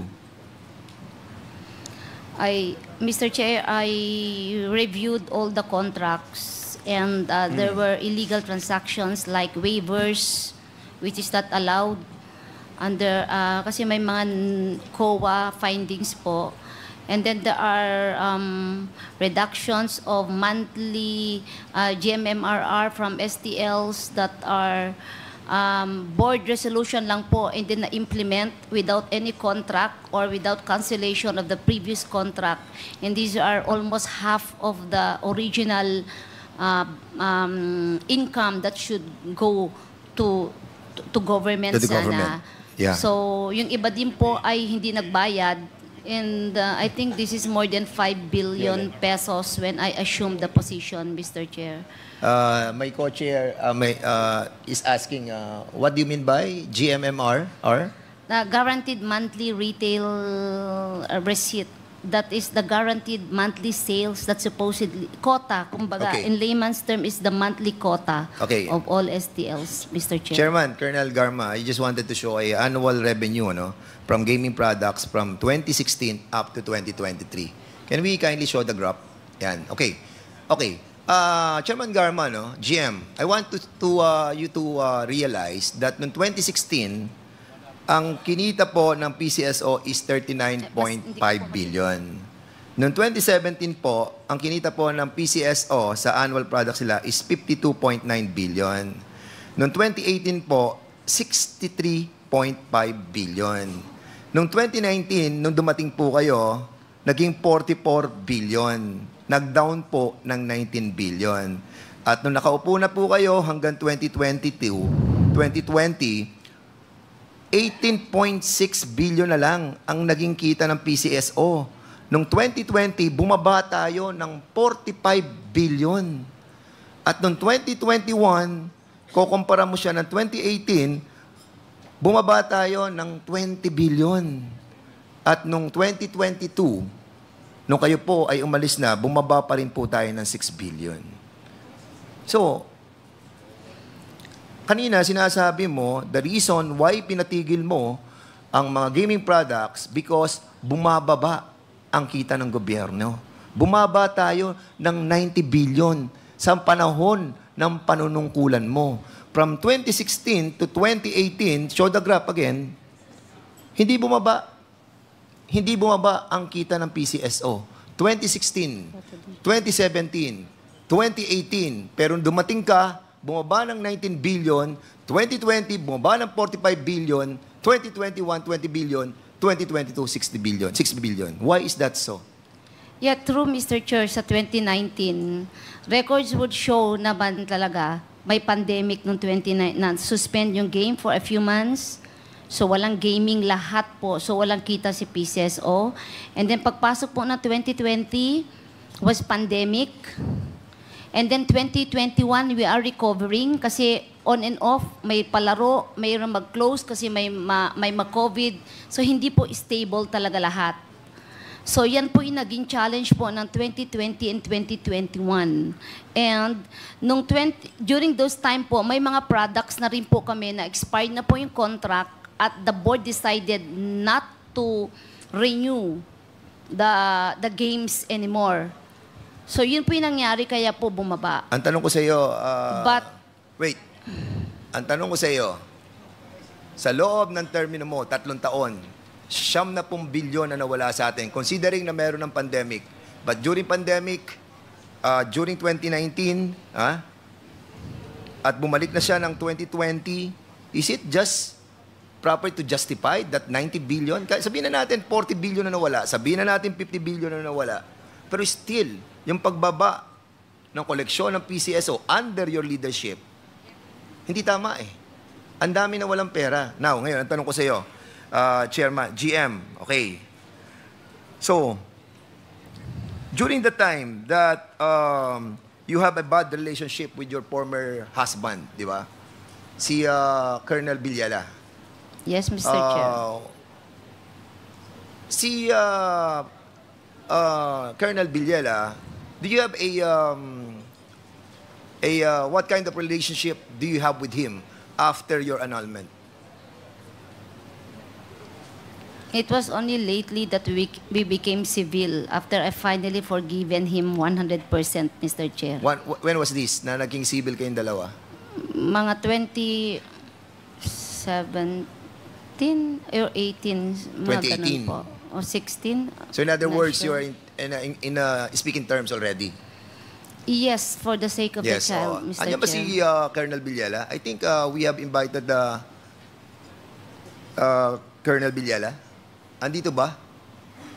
Si Colonel Villela? The former husband of, Wala. So we'll be inviting him over, no? To be a part of this hearing, Mr. Chair, no? After your retirement, GM, were you able to save something for yourself and for your child? Yes, Mr. Chair. So, do you think it's sufficient enough to have a decent living? Yes, Mr. Chair. Are you familiar with the Pinoy Beats bar and restaurant in America?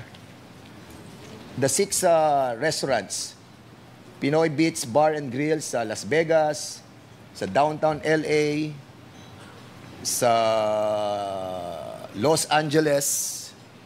Are you familiar with these restaurants? Yes, Mr. Chair. You're familiar?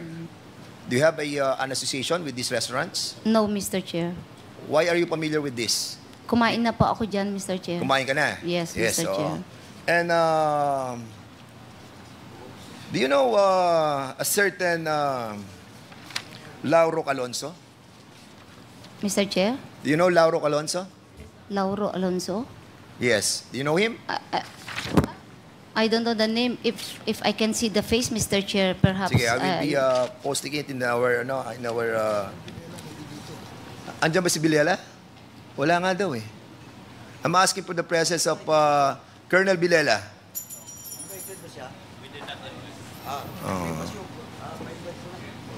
So we will be inviting over, no? Because this is your former husband, am I correct? Yes, Mr. Chair. Yes. And this is him as well, right? In the Pinoy Beats, together with a certain Chris Hero. You know Chris Hero? Maybe sa mukha lang po, Mr. Chair, but sa Okay. names, I'm warning very you, poor on we names, are Mr. warning Chair. you, be Yes. truthful. Yes, no? Mr. Chair.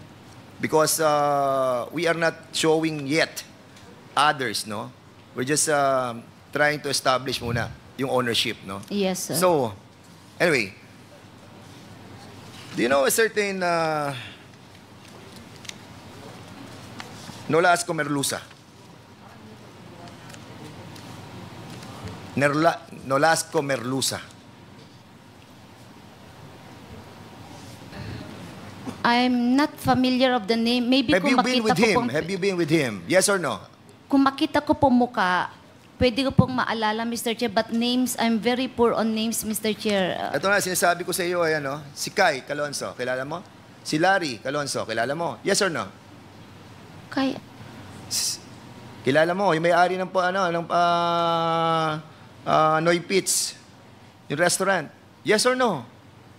Dali. May pakikita ako sa iyo. Kilala mo, yes or no? perhaps na-meet ko, Mr. Chair, but Nakilala I cannot mo. recall. Oh, yes, Mr. Chair. Yes. Perhaps, Mr. Chair, but Kaya I huwag ka na cannot recall. magsinungaling eh. Yes. Kasi nga nakikita naman namin dito, andito na nga, galing sa United States. Ha? Andito na po yung mga sa State of California, yung mga pangalan nila. Ha? And, of course, we will establish that. Don't worry. We will reach that. Now, tanong ko sa iyo, GM,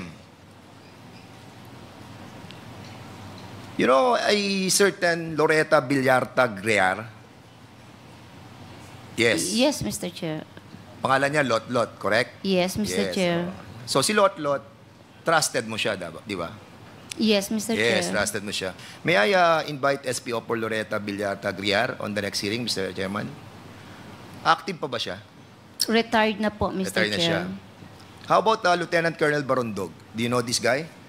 Yes, Mr. Chair. Yes, and as a matter of fact, he was ambushed together with his wife, Ibon, di ba? Yes, Mr. During the time Chair. that you were the head of Yes, the Mr. Chair. Davao. Davao ba yun? Davao, Cebu. Cebu. Yes, Cebu. Okay. Itong si Ibon, Barondog, ano siya? Is he a politician, public servant, barangay captain? Is she a barangay captain? When I met her, she was the barangay. Correct. Barangay She was a captain. barangay captain of Calamba. Yes, Mr. Correct. Doon sa tinatawag nating Cebu, Hilltop. Tama? Do you have a property in Hilltop? Chair. None, Your Honor. Are you sure? Yes, Your Honor. You're under oath? Yes, Your Honor. Okay, wala sa pangalan mo. Wala, Mr. Chair. Yun, wala sa pangalan mo. Nasa iba. Tama? No, Mr. Chair. Okay. Right. So, do you have a former boyfriend from the province of Laguna? A politician? Laguna? Yes. Wala. Wala, Mr. Chair. Are you sure? Again? Yes, Mr. Chair. All right, sige. I'm just asking you, para at least, Mr. Chairman, the reason why I'm asking the relationship, medyo meron lang tayong, hindi lang muna natin divulge, but of course, in the right time, we will. Do you have a property in Santa Maria, Laguna? None, Your Honor. None. Wala po. kang kalahating bundok na pag-aari mo sa Santa Maria, Laguna? Wala po, Your Okay, Honor. I will check it out. I'm from Laguna. Rest house sa Bulacan? Bulacan? Yes. Wala rin. Wala po akong rest Alright. house sa Bulacan, Mr. Chair. How about a house in Hawaii?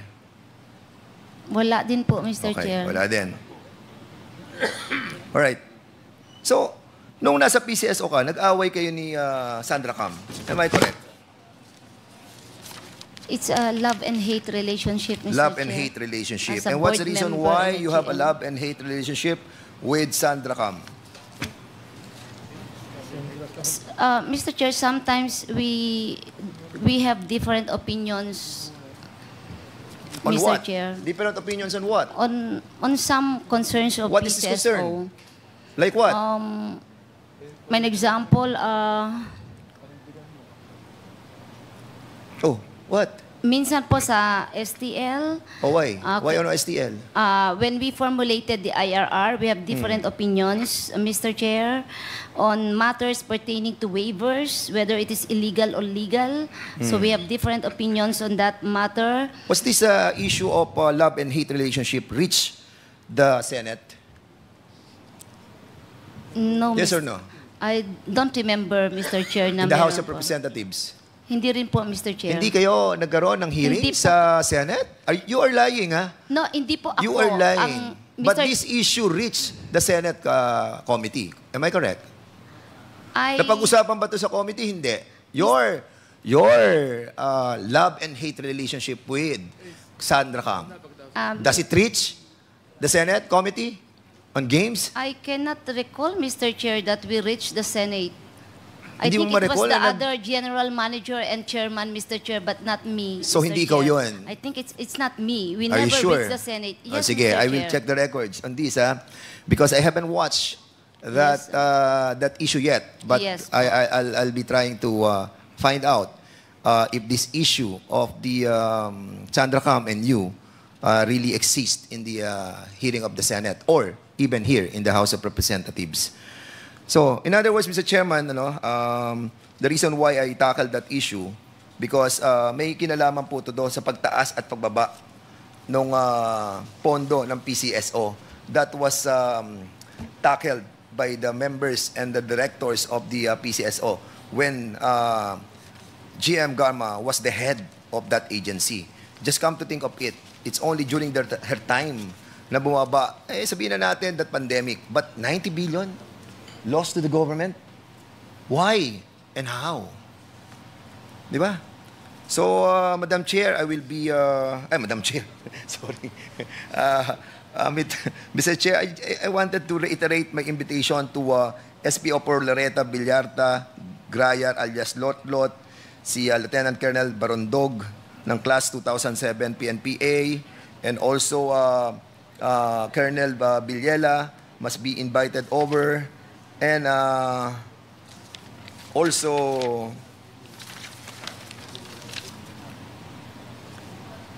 soon, Mr. Chairman, I'll be inviting over also those owners of these restaurants, and at the same time, yung po mga minention ko po mga properties. For now, Mr. Chairman, I'll be yielding my time to the others who wanted to interpolate, and thank you so much for this opportunity. Thank you, Congressman Fernandez. Comsec, please take note of the names that the committee will invite in the next hearing on the subject matter of extrajudicial killings. Mr. Chairman. Congressman Paduano. Mr. Chairman, before we proceed with the other interpreters, let me ask if the BID and the DFA is present. BID? BID? Wala. DFA, wala. Mr. Chairman, let me move that the COMSEC is directed to communicate with the BID and DFA with regards to possible travel of Mr. Harry Roque, because this committee has already cited him in contempt, and we need to inform the BID and the DFA with regards to possible travel of Mr. Harry Roque from the Philippines to other country. So move, Mr. Chairman. Is that a motion, Congressman Paduano? Yes, Mr. Chairman. Since BID and DFA is not present, again, let me reiterate that I move to direct the COMSEC to communicate ASAP to the BID and the DFA, Mr. Chairman, with regards to the travel of Mr. Harry Roque. Please, so move, Mr. Chairman. There is a motion to direct the committee secretary to coordinate with the BID as to the possible travel of Attorney Harry Roque. Is there any second? Duly seconded. Any objection? Hearing none, the motion is carried. Before we proceed with the next interpellator, please allow the chair to recognize Congressman Gus Tambunting. Welcome to the committee, Congressman Tambunting. The next interpellator is Congressman Jay Kung Hoon. You are recognized. Good afternoon, Mr. Chair. Maaari ko po bang iparating ang aking katanungan kay Colonel Leonardo? Please proceed. Maraming salamat. Magandang hapon po, Colonel Leonardo. Magandang hapon po, Mr. Chair. Kumusta po kayo? Mabuti po. Colonel Edilberto Leonardo, base po sa inyong naging mahabang karera, kayo po ay humawak ng mataas na posisyon sa ating pamahalaan. Currently, kayo po ay NAPOLCOM Commissioner na appoint po noong February 2022, at meron po kayong fixed term na 6 na taon. Tama po ba? Tama po, Mr. Chair. Sino pong nag-appoint sa inyo sa posisyong ito? Previous administration po. Sino po? Former President Rodrigo Roa Duterte, Mr. Chair. Bago po kayo naging commissioner ng NAPOLCOM, kayo po ay naging regional chief of the Criminal Investigation and Detection Group, CIDG, in Davao Region. Tama po ba? Tama po, Mr. Chair. Sino rin po ang nag-appoint sa inyo sa posisyon pong ito? The Chief PNP during that time, Mr. Chair. Sino po siya?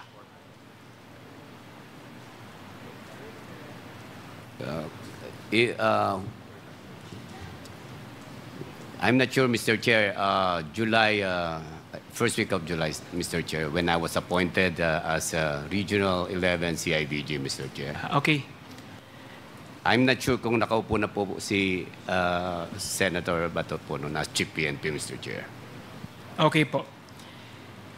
Narinig niyo po ba, Colonel Leonardo, yung sinalaysay nila Leopoldo Untalantan at Fernando Magdadaro tungkol sa pagpatay ng 3 Chinese drug lord noong August 2016. Naka-assign ka po sa Davao kasi noon. Narinig niyo po ba yon? May I be clarified, Mr. Chair? Ano po yung particular na narinig po? No. Yung pagpatay sa Davao ng 3 Chinese drug lord noong August 2016 dahil naka-assign po kayo sa Davao noon. Hindi, nalaman ko po kasi itong namatay na mga Chinese drug lord sa ano lang po. Itong napapanood ko sa TV at saka nung nagbanggit-banggit na po sila, Mr. Chair. Napanood nyo lang po sa TV? Yes, Mr. Chair. Kasi po napakalapit po ng inyong opisina sa Davao Prison Penal Farm dahil kayo po ay nasa Davao City noon at naka-assign sa Camp Sergeant Quintin M. Mercedito. Tama po ba? Mr. Chair, sa ano po ako? Davao City Police Office located in San Pedro, Davao City, Mr. Chair. Hindi po kayo nakaano sa Sergeant Quintin Mercedito, Buhangin, Davao City noong panahon na yon? Hindi po, Mr. Chair. Okay. Noong 2017, na-assign kayo bilang commander ng Manila Police District. Tama po ba? 2015 po, Mr. Chair. Hindi po ng 2015 kayo na-assign. Hindi po ng 2017. Hindi po, Mr. Chair. Okay. So, na-assign po ba kayo sa kahit anong detachment sa Metro Manila? Na-assign po ako as station commander ng Station 10 and Station 2, Mr. Chair. Kailan po yun? 2015 to 2016 July, Mr. Chair. July. Okay. Nung kayo po yung nag-retiro, ano po ang ginawa niyo pagkatapos niyo po mag-retire? Nag-retire, I opted to retire because in view of my appointment as Undersecretary, Mr. Chair. Undersecretary po. So kayo po ay naging USEC for Protected Areas and Special Concern at the Department of Environment and Natural Resources. Tama po? Tama po, Mr. Chair. Pero po noong September 17, 2020, bago po yun, kayo po ay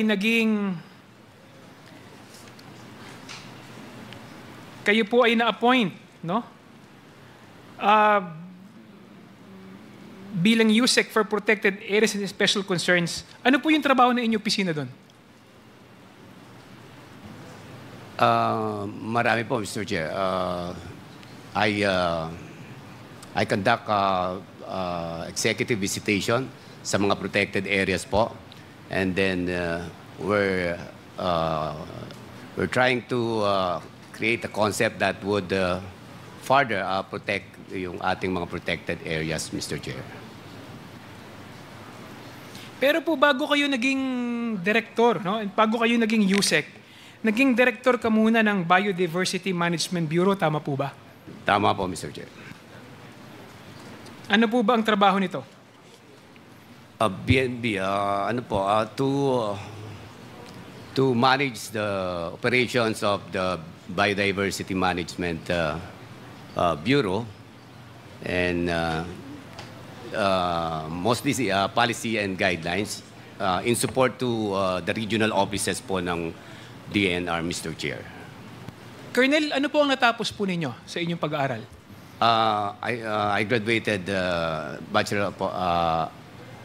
Meron po akong PhD sa Leadership and Management. Meron din po akong master degree sa Educational Management. Meron din, and I graduated in the PNPA, Mr. Chair. Colonel, napakalayo po ng expertise ninyo. Ang expertise po ninyo is military, peace and order. Ano po bang kinalaman nito sa pagkaka-appoint ninyo bilang sa Department of Environment and Natural Resources? As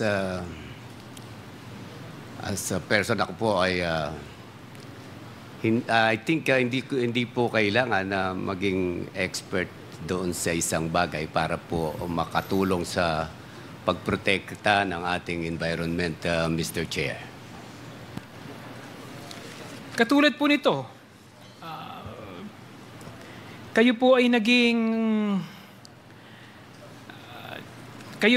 direktor ng BMB. Ang primary charter ng BMB is under the Department of Natural Resources, responsible for conservation and sustainable management of the country's biodiversity. Kilala niyo po ba ang direktor ngayon ng BMB, si Director Marshall Armaro Jr.? Hindi po familiar sa akin. Ipakikilala ko po siya. Si Director Amaro ay isang registered professional forester, ay may iba't ibang awards sa field niya. May master's siya sa public management, may graduate diploma sa agricultural economics from abroad. Pero kayo, sir, napakalayo po ng inyong pinag-aralan sa biodiversity management. Kaya nagtataka po ako kung paano kayo na-appoint ang naging USEC, napakalayo po ng inyong pinag-aralan sa DNR. Tingin po ninyo, ano pong dahilan kaya ba't po kayo na-appoint sa DNR? Yung pong mga posisyon na yun ay nangangailangan po ng experts sa leadership and management, to which I think qualified naman po ako kasi Mr. Chair, can I request the resource person speak a little bit louder and nearer to the mic? Yes, Mr. Sorry po. Go ahead Kung pakiulit lang yung sagot. Ako po ay may PhD naman po sa leadership and management. And I think to hold that position, honestly think that I am qualified to handle such position, Mr. Chair. Sino po ang nag-appoint sa inyo sa position na yan?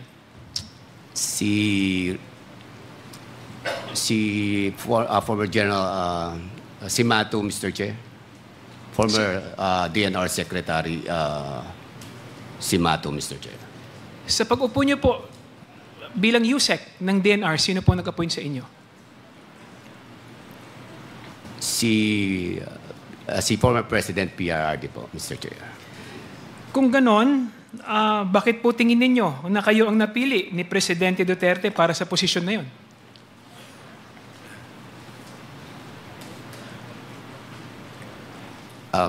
Baka po nakita niya na pwede naman po siguro akong humandle ng posisyon na yun, Mr. Chair. Hindi ko po alam. Hindi ko po masabi. Bakit? Kasi po kanina, kay Colonel Garma, napakalayo po ng pinag-aralan din ni Colonel Rina Garma at na-appoint po siya na PCSO. Ang tingin ko po, ang number one qualifications ni Colonel Rina Garma, kaya siya na-appoint sa PCSO, ay yung closeness niya sa ating Pangulo. Tingin niyo po ba ang number one qualifications po ninyo, Colonel Leonardo, kaya po kayo na-appoint sa posisyon na yan, dahil po yung closest din po sa dating Pangulo? Possibly, Mr. Chair. Pero hindi po ako ganun ka-close sa Pangulo, Mr. Chair. Okay po. May utang ng loob po ba sa inyo ang ating former President? Wala po, Mr. Chair. May nagawa po ba kayong mga pabor sa ating dating Pangulo para i-appoint kayo sa posisyon na yan? Maliban po sa paglilingkod ko bilang CIDG sa Davao City, Mr. Chair, yun lang po ang natatandaan ko at hindi naman sa tingin ko ay pabor yun, kundi yun ay tungkulin ko lamang po. Gamba ng mabuti yung tungkulin, Mr. Chair. Colonel Leonardo, ano po ang tingin ninyo sa mga programa ng ating dating Pangulo? Kung ano yung mga nagawa niya sa Davao, kung ano yung nagawa niya sa ating bansa, ano po ang tingin ninyo sa totality ng kanyang mga naging programa? So, ay general opinion lang po ang may bibigay. Noong 2016 po, o prior 2016 po, napakagulo ng sitwasyon sa buong Pilipinas when it comes to drugs, Mr. Chair. Talaga pong kahit kaming mga pulis, Police po ako noon. Nakita ko po halos hindi na po namin pansinin yung mga gumagamit ng droga na maliliit lamang. Dahil ang dami pang dapat na unahin. Yung pong mga pushers and mga drug lords noong mga panahon po na yon. Kaya naniniwala ako na, I believe, no, doon po sa war on drugs ni PRRD dahil talaga naman pong napakinabangan ng buong Pilipinas dahil gumanda naman po yung naging tahimik po somehow. Compared doon sa 2022, wala na pong drugs. Wala na po halos. Yun po ang masasabi ko, Mr. Chair. Maraming salamat po, Colonel Leonardo. Meron po ba kayong katungkulin sa naging laban on war on drugs ng previous administration? Mula po nung ako'y CIDG ay nanunong ko lang bilang CIDG ay marami po akong mga operation na nasalihan, nasamahan sa anti-illegal drugs po, Mr. Chair, na nagtagumpay naman po. Yung ilan po ba rito, kasama ni po ninyo si Colonel Ruina Garma? Wala po akong matanda na kasama. Maaring meron po, Mr. Kasi na-assign din po siya ng Davao City. Maari po. Kasi po marami po kaming sa Davao City po, ang approach namin, lahat po ng agency ay kasali. Kasali po yung PIDEA, kasali po yung even yung other law enforcement agency, Mr. Chair. Okay. So, maaari po nating sabihin na talagang sinusuportahan po ninyo yung war on drugs ng ating dating presidente. Personal po, sinusuportahan ko po, Mr. Chair. Yung war on drugs po ng previous administration, maaari niyo po bang i-describe kung ano po yung mga proseso ng war on drugs ng nakaraang administrasyon? Ano yung kanyang mga components? Kung mag-i-start po 2016, dahil ako po ay 2016 CIDG na po ako meron pong order sa amin na ang CIDG will refrain from hindi ko lang po sure kung kailan lumabas po yung na kami po hindi na po pwedeng mag-operate ng against anti-illegal drugs. Ang role namin doon po sa war on drugs na yon ay yung mga financial investigation po. Yun po kami tinraining, kaming lahat po ng mga regional chief during that time po, Mr. Chair. Pakiulit po, financial, ano po? Financial investigation po sa mga suspects sa sa mga personalities involved po sa illegal drugs, Mr. Chair. So, ibig sabihin po, ang ino-operate po ninyo, yung mga malalaking tao? Basta investigation po ng kanilang financial nung mga personality na covered po ng investigation ng region on my part, Mr. Chair. At kasama niyo po rito si Colonel Ruina Garma? Hindi po, Mr. Chair, kasi 2016 hindi na po kami magkasama. 2016 po yung binabanggit ko, Mr. Chair. Okay. So, 2016 and beyond, hindi na kayo nagsama ni Colonel Ruina Garma. Sa kahit anong operasyon, hindi kayo nag-usap? Hindi na po, Mr. Chair. Hindi po. Kasi Region 11 lang po ako for the whole time that I was the regional chief po ng CIDG 11. Never I engaged dun sa outside operations po ng CIDG 11. Hindi po ba na kayo po ni Colonel Ruina Garma ang talagang pinagkakatiwalaan po ng ating presidente, lalong-lalo na po sa operation ng war on drugs? Actually, parang sa Davao po siguro, maaaring masabi ko sa Davao. Marami po kasing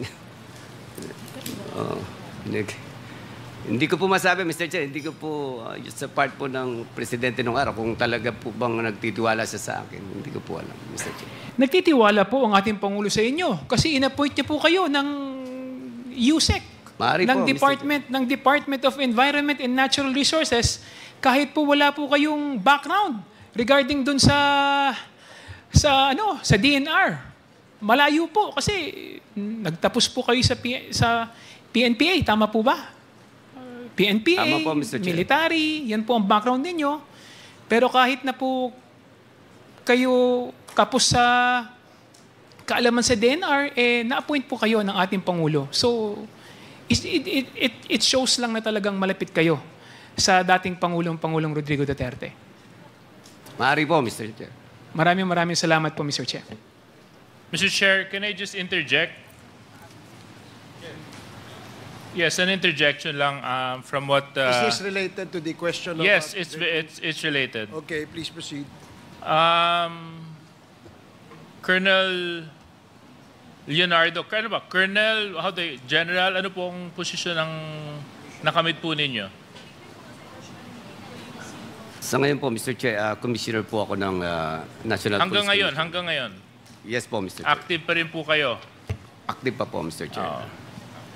Kailan po kayo na-appoint bilang USEC ng DNR? February 2022, Mr. Chair. February 2020? 22, Mr. Chair. 22? Yes po, Mr. Chair. Okay. At nung sinusundan ko po yung interpellation ng aking tokayo, Congressman J. Kong Hoon, ang hinawakan niyo pong posisyon po doon ay in charge of biodiversity, correct? Yes po, Mr. Chair.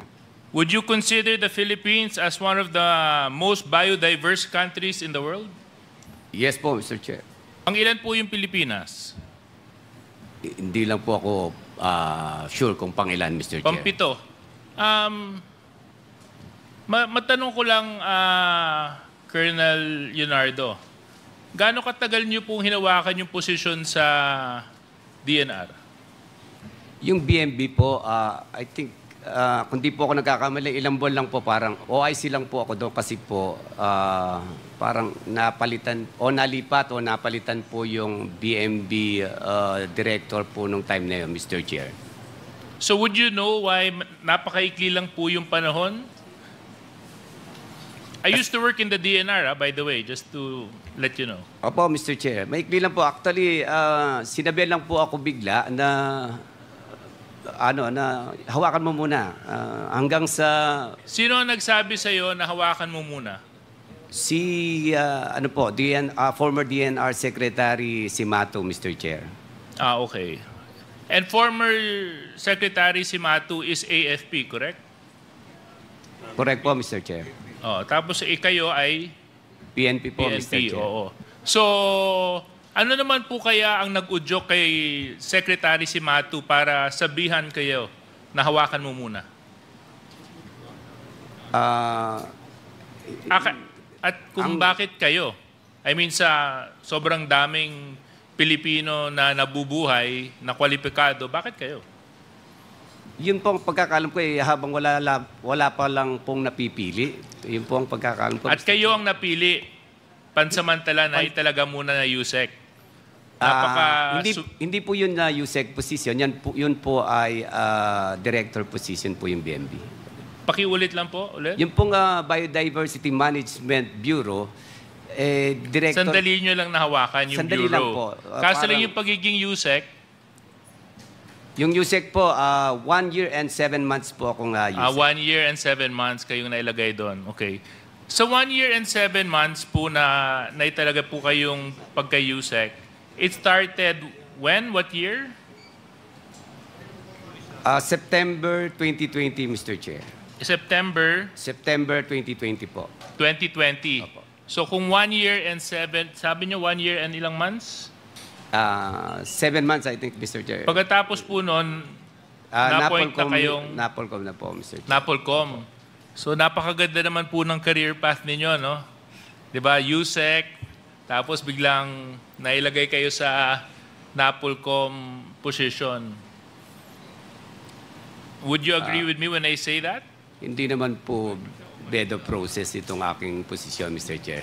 You don't agree with me when I say that maganda na rin po, Mr. Chair. I would, swerte din, di ba? Opo, Mr. Chair. Kasi isipin ninyo, USEC kayo, tapos ngayon Napolcom. Kasi lang ang tanong ko, bakit kayo naalis na pagka-USEC? Dahil po ako na-appoint na po as NAPOL Commissioner. Hindi. Bakit po kayo nawala sa pagka-USEC ng DNR? Dahil nga po na-appoint po ako noong February 2022. There wasn't anything that happened in the department that may have caused your early exit from the DNR? Wala po, Mr. Chair. So, anyway, Mr. Chair, the reason why I wanted to stress that point is because similar to what Congressman Jay Kong Hoon has mentioned, it seems that the career paths of our two resource persons seem to be parallel.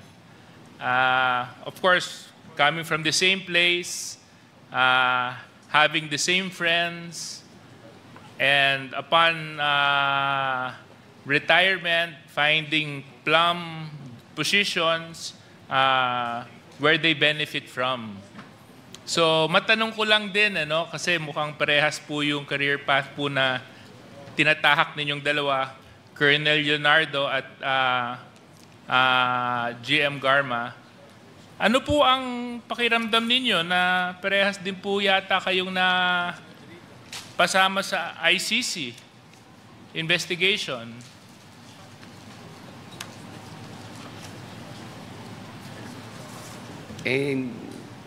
Malungkot din po kasi ba't minasali po doon sa ICC? Okay. So, hindi nyo po alam kung bakit? Hindi po alam.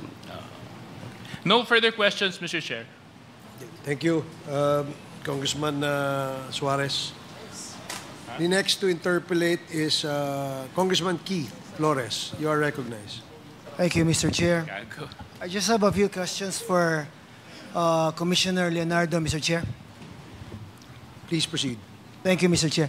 Commissioner Leonardo, I was absent in the first two hearings, and in one of those hearings, you were already invited here to this committee. Tama ba?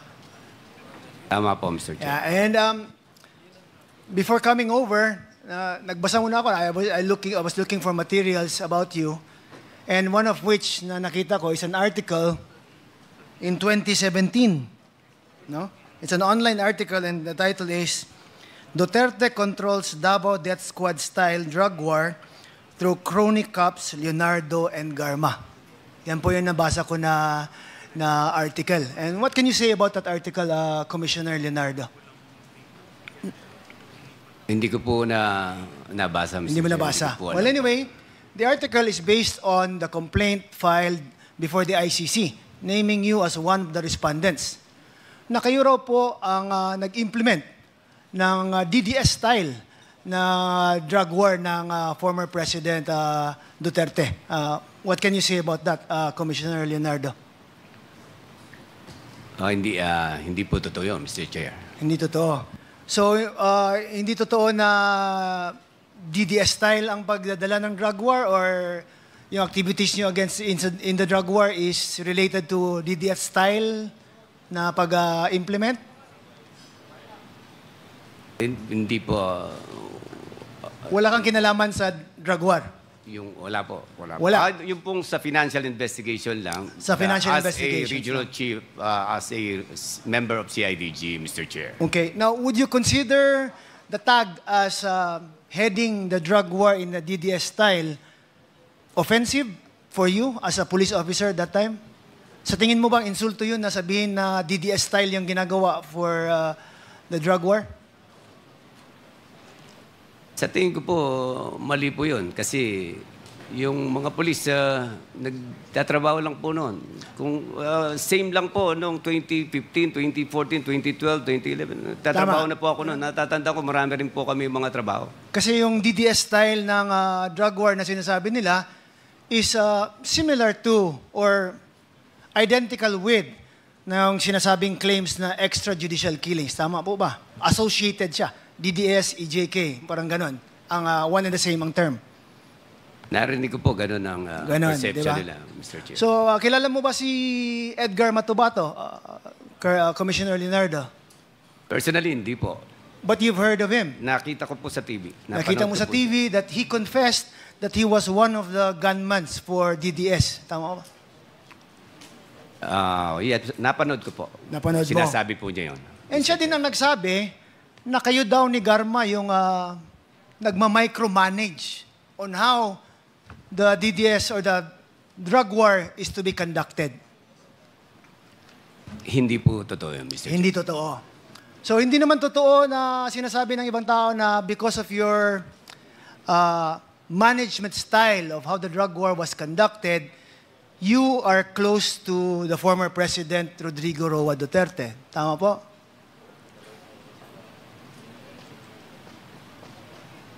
Actually, lahat naman po ng police officers sa Davao City ay close po kay pag nasa ka po ng Davao City, kasali po kayo sa mga meeting with the former Mayor Rodrigo Roa Duterte. Because Duterte was also very active when it comes to the handling of the police officers in Davao City as mayor. Di ba? Tama ba?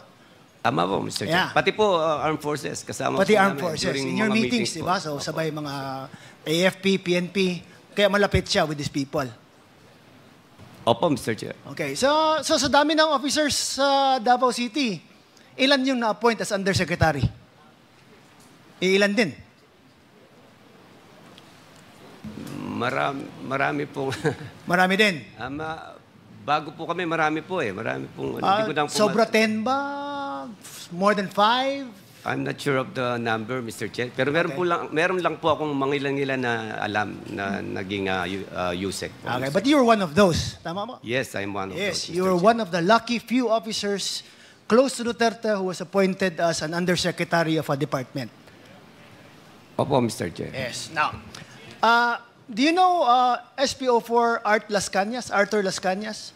Opo, kilala ko po siya, Mr. Chair. Kilala mo? Police po sa Davao, Mr. Chair. Yes. So you knew him before the president became, the mayor became president? Pakiulit po, Mr. Chair. Nakilala mo si SPO4 Art Las Cañas before naging presidente si Mayor Duterte? Opo, Mr. Chair. Okay. Now, I also lived in Davao, no? Pero did Art Las Cañas have the reputation of being close to Duterte also? I think so, Mr. Chair. Oh, you think so or you know so? Alam mo lahat ng mga pulis dun eh. Naririnig ko lang po, Mr. Chair. Naririnig mo rin. How about you, Colonel Garma? Tanong lang, no? Side question lang to sa iyo. Do you know Art Las Cañas? Yes, Your Honor. And do you know also his reputation as being close to the president before the president became president, while he was still mayor of Davao City? I'm not very familiar kung close sila or what. You're not? So you're Mr. not Chair. familiar with the heinous crime section unit? I am familiar, Mr. Chair. And who was heading that unit? I cannot recall it anymore, Mr. Chair. That was Art Las Cañas long wasn't time part ago. of that? I'm not sure, You're Mr. not sure? Chair. But you were in Davao during that time, correct? Yes, Mr. Chair. Okay. Leonardo. So Art Las Cañas also mentioned na ito nga, yung drug war was conducted in a very similar way dun sa sabi nilang DDS at the time when the mayor was still mayor of Davao City. Yun ang sinasabi niya in his interviews and in his testimony before the Senate before. Narinig niyo pa ba?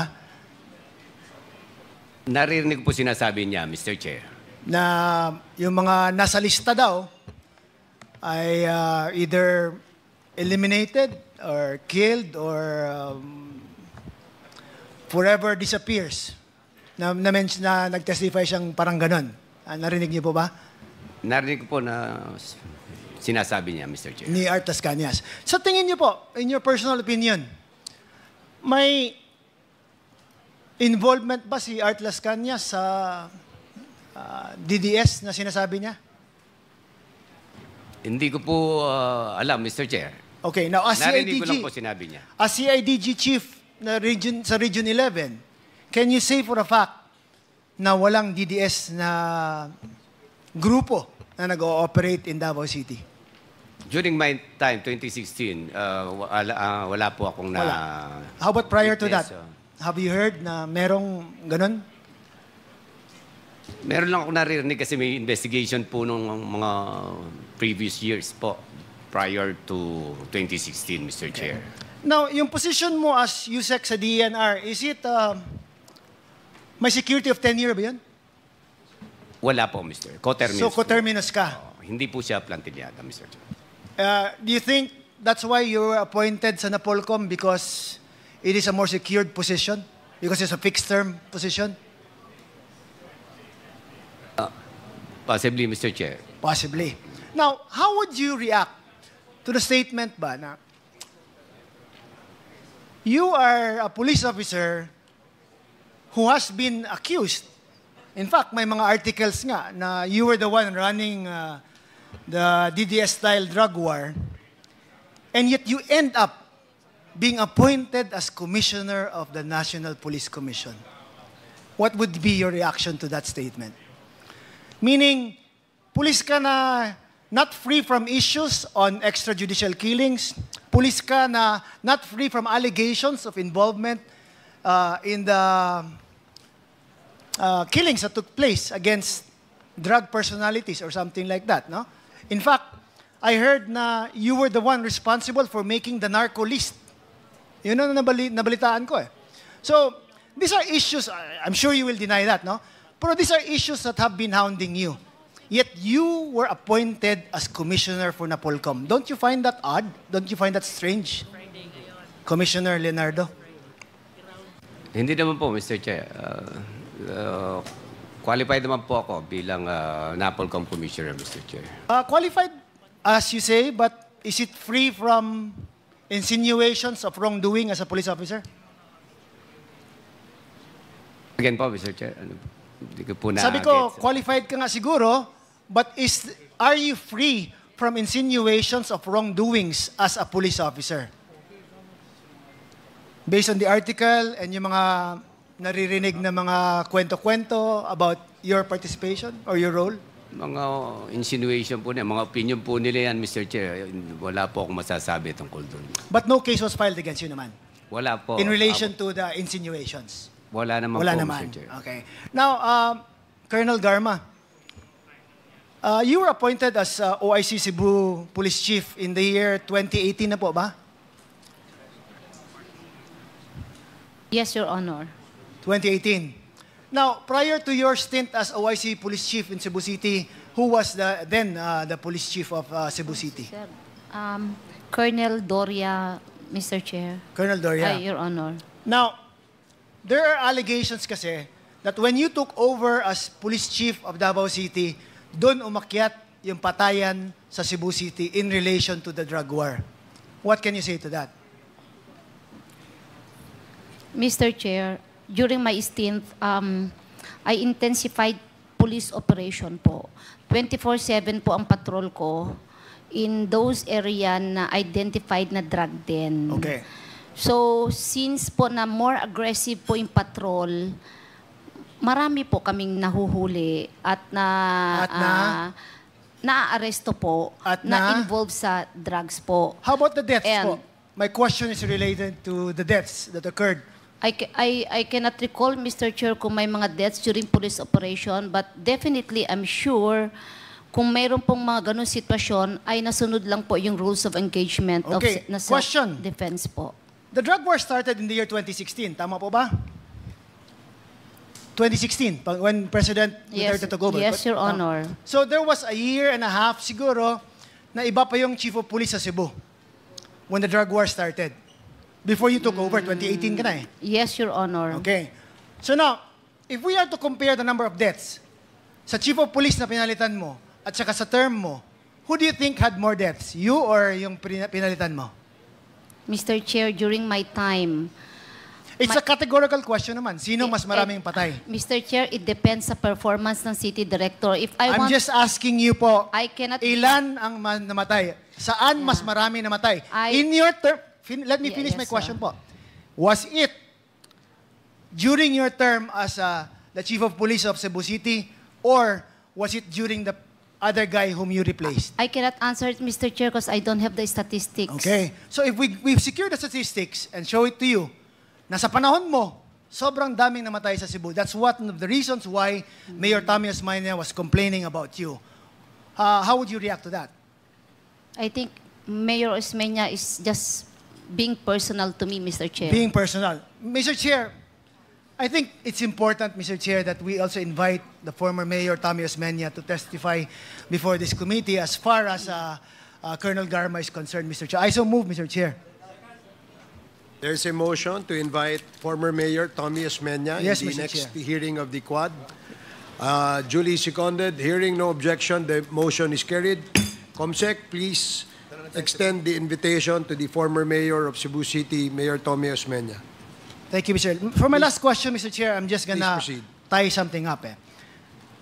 Yung mga testimonies ng mga nandito, especially with Colonel Padilla and Colonel Garma, they both said that at one point in time, Colonel Padilla was in the office of Leonardo, and Colonel Garma confirmed that she saw Colonel Padilla in the office of Commissioner Leonardo.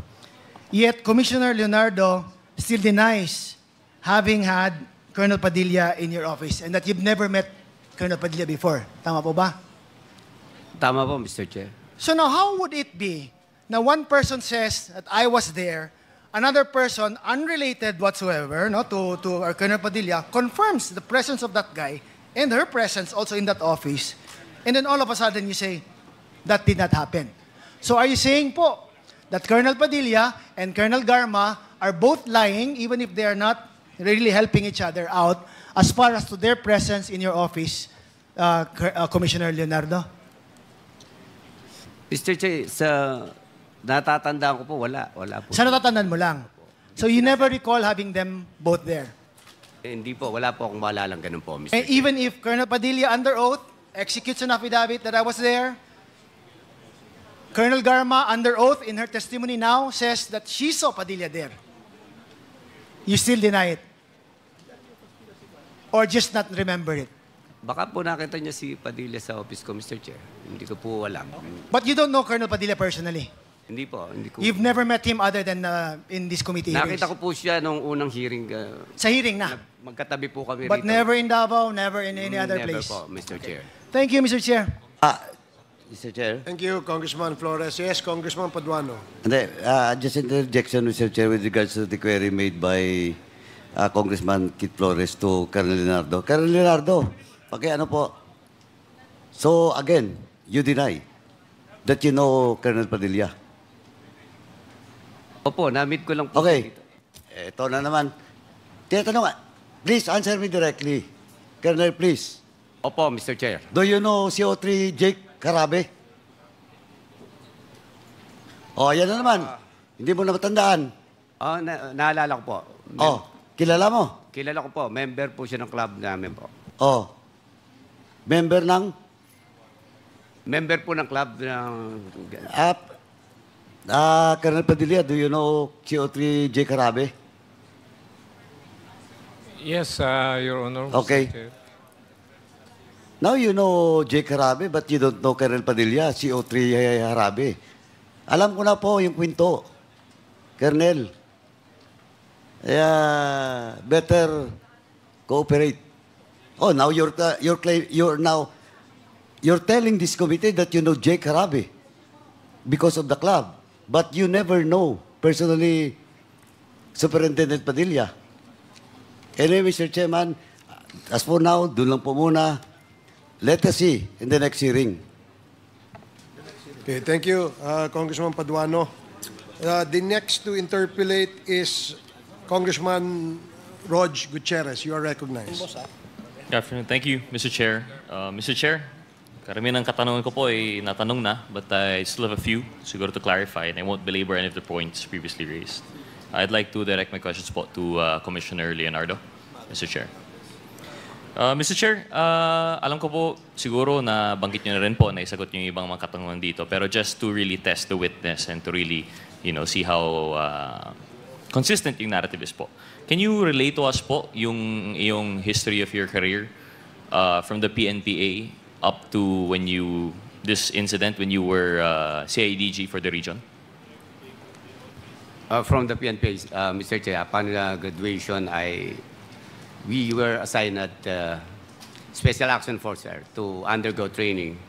And then 1998, Mr. Chair, I was assigned in November of 1998, if I'm not mistaken, Mr. Chair. I was assigned in Compostela Valley Province, Mr. Chair. And then I stayed there for 3 years, and after 3 years, I was reassigned back to Camp Crame CIDG for a short period, Mr. Chair. And then I was reassigned to CIDG 11 2001, Mr. Chair. And then I've been transferred from different region like ARMM, Region 10, and then back to Manila for a short period again, and then back again to Davao in 2008, Mr. Chair. Then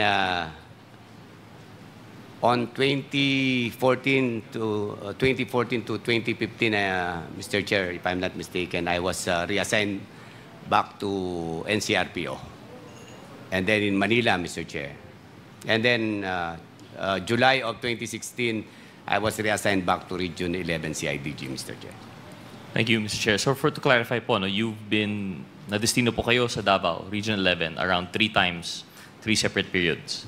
You have the CIDG 11 in 2001, and you were assigned in Region 11 in 2008, and then back to Region 11 in 2016. Tama po ba? Opo, Mr. Tama. Aggregate, how many years po kayo sa Davao? Sa Davao po, since 1998, kasi pabalik-balik po. More or less, nasa mga more than 10 years po. Tansya ko lang po yun. More than 10 years po. Of course, you were not regional director yet then. I assume this is different positions, but most of the time, CIDG po talaga. Tama po ba? Mostly CIDG po ang pinakamahaba sa career ko as PNP member, Mr. Chair. Pasensya na po for the clarification. Di po ako kasi familiar with the organization of the PNP. Kapag po kayo ay CIDG, I understand merong region and meron rin po sa city. Were you assigned to the city for some time? Yes po, Mr. Chair. Anong Davao period City. po yun? Davao City mismo. Ito po ba yung sinasabi po ninyo na 2008 or yung 2001? 2001, hindi po ako chief, pero sa region po ng CIDG. Pero located in Davao City rin po yan. Opo. Iba yung kampo po nung CID, iba yung location ng CIDG region, tapos yung CIDG city, or within the same campo ba? Magkalapit lang po. Almost magkalapit lang po. Okay. So 2001 sa region po kayo na-assign. Yung 2008 po, is this in the city or sa region? 2008, city po. City naman po City. to. And of course, yung 2016, regional head na po ito. Regional head. Thank you. But in all these cases, Mr. Chair, the office is within Davao City po talaga. So you'd say, parang native ka na rin po ng Davao. Is that safe to assume? I reside po in Davao, Mr. Chair. Tubong Davao po talaga kayo? Tondo, Manila po. But upon graduation, dun po ako nakapag-asawa, dun na rin po ako nagsettle, Mr. Chair. So upon graduation? Upon graduation po. So that would be 1998, correct po, Mr. Chair? Opo, Mr. Chair. So from 1998 up to now, you hold residence in Davao. Tama po ba? Sa Davao, Tagum po muna eh. Natira po muna ako sa Tagum City. And then... which is not far, Mr. Chair, no? Oh, yeah po. Okay. Province po ng Davao region. Okay. So 1998 up until now, Tagum area, Davao area. So sa Davao area na po talaga? Davao po ako nakatira. Up to now, Mr. Chair. Tubong Tondo. So from 1998 to now, although you were assigned in Davao, close to home, since doon na po yung residence nyo, from 2011, 2001, 2008, 2016, pabalik-balik po kayo sa Davao. When you were assigned in ARM, assigned in Region 10, when you were assigned in Crame, you would go back to Davao. Yes po, Mr. Chair. Okay. Would you know, Mr. Chair, kung bakit po kayo na-assign sa Davao? Is this something like yung nabanggit ni Colonel Garma na you have 3 choices of regions, or upon whose selection this is? Doon pa, pinapili po kami ng mga region din. Ganun din po ang nangyari sa akin. Luckily, napunta po ako, Region 11, Mr. Chair. Okay. Thank you, Mr. Chair. Mr. Chair, curious lang po ako sa kultura ng PNPA. I understand very close-knit group po kayo. And there's a term po, no? Ano yung tawag po ninyo as a group? Mista po ba yun? Or... Bok po, karamihan po sa amin, Bok po ang tawagan po namin. Wala Mr. po. Chair. Is there a name, I understand, na as a collective group? Lakan? Something like that? Tama Lakan, kasi po parang pinag-isa po yun. Kasi may yung pong gender, equality. So, it was decided that we address each other Lakan po. Pero Bok pa rin po pagka magkakilala. It's more practicable para sa amin yung Bok, Mr. Chair. Okay, thank you. So, Bok naman. So, generally close po ang mga cadet ng PNPA. In a batch, for example, gano'ng karami po kayo in 1998? Ako po kasi, original 1996, nakagraduate po ako 1998. Bakit so, po? Meron po akong lacking requirements po during that time. So, for 98 po, I think more than 300 po kami nung gumraduate po. 300 po. And maybe ask Colonel Garma for 97? Yes, Mr. Chair. Ilan po kayo na batchmates? Pumasok po kami, mabot po kami ng more than 350. Then we graduated mga 176, I think, Your Honor. So, very elite few lang po, no, PNPA. Usually, marami na po siguro yung 300, and in 1997, konti nga pala po, 176. And going up and down, usually ang maabutan nyo is how many years of batches po? 4 years up, 3 years up, 3 years down. Would that be a fair statement? Nung time po namin, ang abutan po namin, yung senior sa amin at saka yung junior sa amin. Yung alimbawa po, sa case namin, ako po 96, ang inabutan ko po yung 97.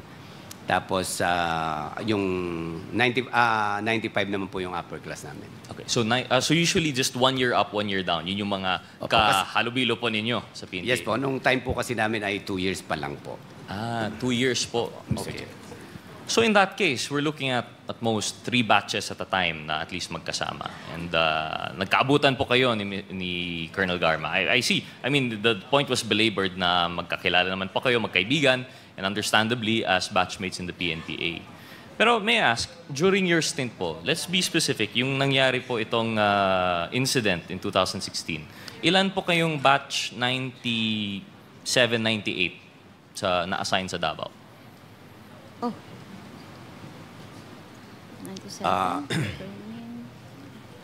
If I remembered it correctly, Mr. Chair, parang sa 98, parang 10 po. More or less 10 po. Mga 10 lang po. And yung sa 97? Mr. Chair, noong 2016, before my schooling, I think parang 4 lang ata kami, Mr. Chair. Yes. So yung magkakaabutan from PNPA to be assigned in a certain area, sobrang slim po yung chances nun, no? Kasi from 300, konti na lang po kayo sa batch. At most 300, 170. And of course, assigned to the different regions. Of course, it makes sense na kung with the officership being distributed, konti lang po yun. Mabibilang sa yung dalawang kamay kung sino po yung mga kasama nyo na classmate in the area at any given time. Yes, Your Honor. So, would that just be coincidence po siguro? In the way that the allegations have fallen upon... I'll ask po si Colonel Leonardo. Sa opinion niya po, ano po yung opinion sa mga paratang na nandun po sa sinumpang salaysay ni... I believe yung sa iyo po, nabanggit po kayo ni Mr. Tan. How do you react to that? You deny it outright po, no? Yes, Mr. Chair. Would you have any idea po kaya, Mr. Chair, kung how would he even know your name? Or bakit kayo pa, of all the people in Davao, kayo pa po yung naituro ni Mr. Tan? I have no idea, Mr. Chair, bakit binabanggit niya yung pangalan ko, Mr. Chair. And together with Colonel Leonardo, si Mr. Tan also mentioned in his affidavit, paragraphs 3, 16, 17 also pointed to Colonel Garma. Colonel Garma, may I ask you po, would you have any idea bakit kayo po yung tinuturo ni Mr. Tan? Hindi ko rin po alam, Mr. Chair. So sa affidavit po ni Mr. Tan, nakachamba po siya ng dalawang PNPA na batch 97-98 na nagsama sa Davao. Coincidentally lang po. Mr. Chair, I do not know his intention, Mr. Chair. Well, I think it's not just si Mr. Tan po, no? Well, of course, si Mr. Fortaleza hindi na po yung chamba. For him to mention you, Colonel Garma, from paragraphs 2 to 8, syempre kilala po kayo. Kayo po ay classmates, no? So I don't think there's any doubt. As to the motives of Mr. Fortaleza, that's yet for us to decide. But for Mr. Padilla po, who has nothing to do exactly with the PNP structure, he's mentioned you multiple times from paragraphs 5 to 10. And siguro naman po ito hindi chamba because you admitted to, although you don't admit to the facts in his sinumpang salaysay, you admit to knowing him, so it's not a coincidence po naman siguro. Would that be a fair statement, Colonel Garma? It's not a fair statement, Mr. Chair, Your Honor. Can you explain po? He lied on the first hearing. The second hearing, because he was detained, might be he realized that sa kanya lahat ang siyang may kasalanan. He need a fall guy. And it's easy to just blend on the facts presented during the first hearing, and it's easy to say he feared his life, Mr. Chair. In the same way that he said he feared his life because of you. Hindi po ako nakakatakot, Mr. Chair. Perception lang nila yun, pero hindi po ako nakakatakot. Well, I'll take your statement as it is po. And I agree. Tama rin naman po. But that's why we're here. We take our evidences together and we assess them as a committee. Yet, you can only talk about the statement of Mr. Padilla. But how do we account for the statements of Mr. Tan, Mr. Andy, that would pin you? How do we take into consideration the statement of Mr. Las Cañas that has pinned both of you, coincidentally, to Lacans, Box, in Davao, coincidentally natag po? And how do we now explain the coincidence also that you both face cases with the ICC? That's not a question, sorry. I'm just wondering here po, no? Because, like we said po, the basis for our evidence here, it's a he said, she said thing. But there are a lot of hymns saying that she did it. And there's only her saying that she did not. In the case of Mr. Leonard, of course, he's also saying that he did not. I think that's just something for us to consider moving forward. We're not saying this with finality, pero again, as with the seems to be the theme of this committee hearing, maraming coincidences abound. And I think I would have more questions, but I'll reserve it for a future time. Thank you very much, Mr. Chair. Thank you, Ms. Garma. Thank you, Commissioner Leonard. Thank you, Congressman Gutierrez. Before we call the next interpolator, meron lang akong interjection may tanong lang ako kay Colonel Leonardo. Colonel Leonardo, anong class mo sa PNPA? Class 96 po originally, but I graduated 98 na po, Mr. Chair. 98. And what was the reason why you graduated in 1998? Nagkaroon po ako ng kaso, Mr. Chair. May we know ano yung case? Na-implicate po ako sa isang murder case. Murder case. But you were still a student. Nasa academy ka pa noon. Opo, Mr. Chair. So when you were in the academy, meron nang na-implicate ka na sa isang murder case? Yes po, Mr. Chair. Okay. So that's why na-turn back ka and then you graduated 1998. Hindi po ako na-turn back actually, Mr. Chair. Sinatisfy ko lang po nung maklear po yung aking pangalan. August 1997 na po kasi yon. So, kaya pinagraduate na po ako ng 98 finally, Mr. Chair. So na-delay lang, na-delay lang. Opo. But you were still inside the academy? During the time I was clearing my name, sir, wala po. Nasa ano po ako. Okay. Sige. Nasa labas po ako, Mr. Chair. Now, one more question. Kasi binabasa ko yung mga affidavits, no? Ano kaya ang maaring dahilan, no, o motibo ni Superintendent Padilla in mentioning your name, Colonel Leonardo? Ano kaya ang motibo niya? Hindi ko po alam, Mr. Chair. Wala po akong masabi. How about you, Colonel Garma? Ano kaya ang motibo? Bakit binanggit ang pangalan nyo ni Colonel Padilla at saka ni Jimmy Fortaleza sa kanyang sinumpaang salaysay? Parang nasagot ko po kay Representative Gutierrez po kanina. Sige nga, pakisagot mo nga ulit. Ano yung maaaring motibo? Sa tingin ko, Mr. Chair, during the first hearing, na-realize niya na siya ang most guilty. And then, he needs to find a way to escape from that. Feeling ko lang, tingin ko, as I watch the first hearing, Mr. Chair. And it's easy to point na ako o si Sir because nga, na-mention ako ni Jimmy Fortaleza, Mr. Chair. And as to Jimmy Fortaleza, I can remember, during our visitation, humihingi siya ng tulong sa akin na makalabas siya. Presidential pardon or whatever. And I told him, I cannot do anything. Gawin mo lang papel mo, kumuha ka na abogado mo, and then isubmit mo. But I'm not the one who decides for that. Yan lang po sinabi ko. Humingi siya ng tulong sa akin, matulungan ko siya. Siguro dahil hindi ko siya natulungan, possible. And in fact, na umalis pa nga kami, nagbigay pa nga kami ng pera sa kanya, tinulungan namin siya. Dahil naawa kami siya, nasa loob po siya. Nag-ambagan pa kami, 3 magka-classmate. We gave him money so he can survive inside. So I think yun po ang tingin ko lang po. No, I don't have evidence. I don't know anong takbo ng utak niya, what happened after. But for me, yan lang yung maisip kong bakit nakarating po kami sa ganitong sitwasyon, Mr. Chair. So yun lang ang tingin nyong maring dahilan kung bakit nabanggit ni Colonel Padilla at ni Jimmy Fortaleza ang inyong pangalan sa kanilang salaysay. For me, Mr. Chair, yun yung tingin ko po on my part, Mr. Chair. Pwede bang matanong ko si Superintendent Padilla?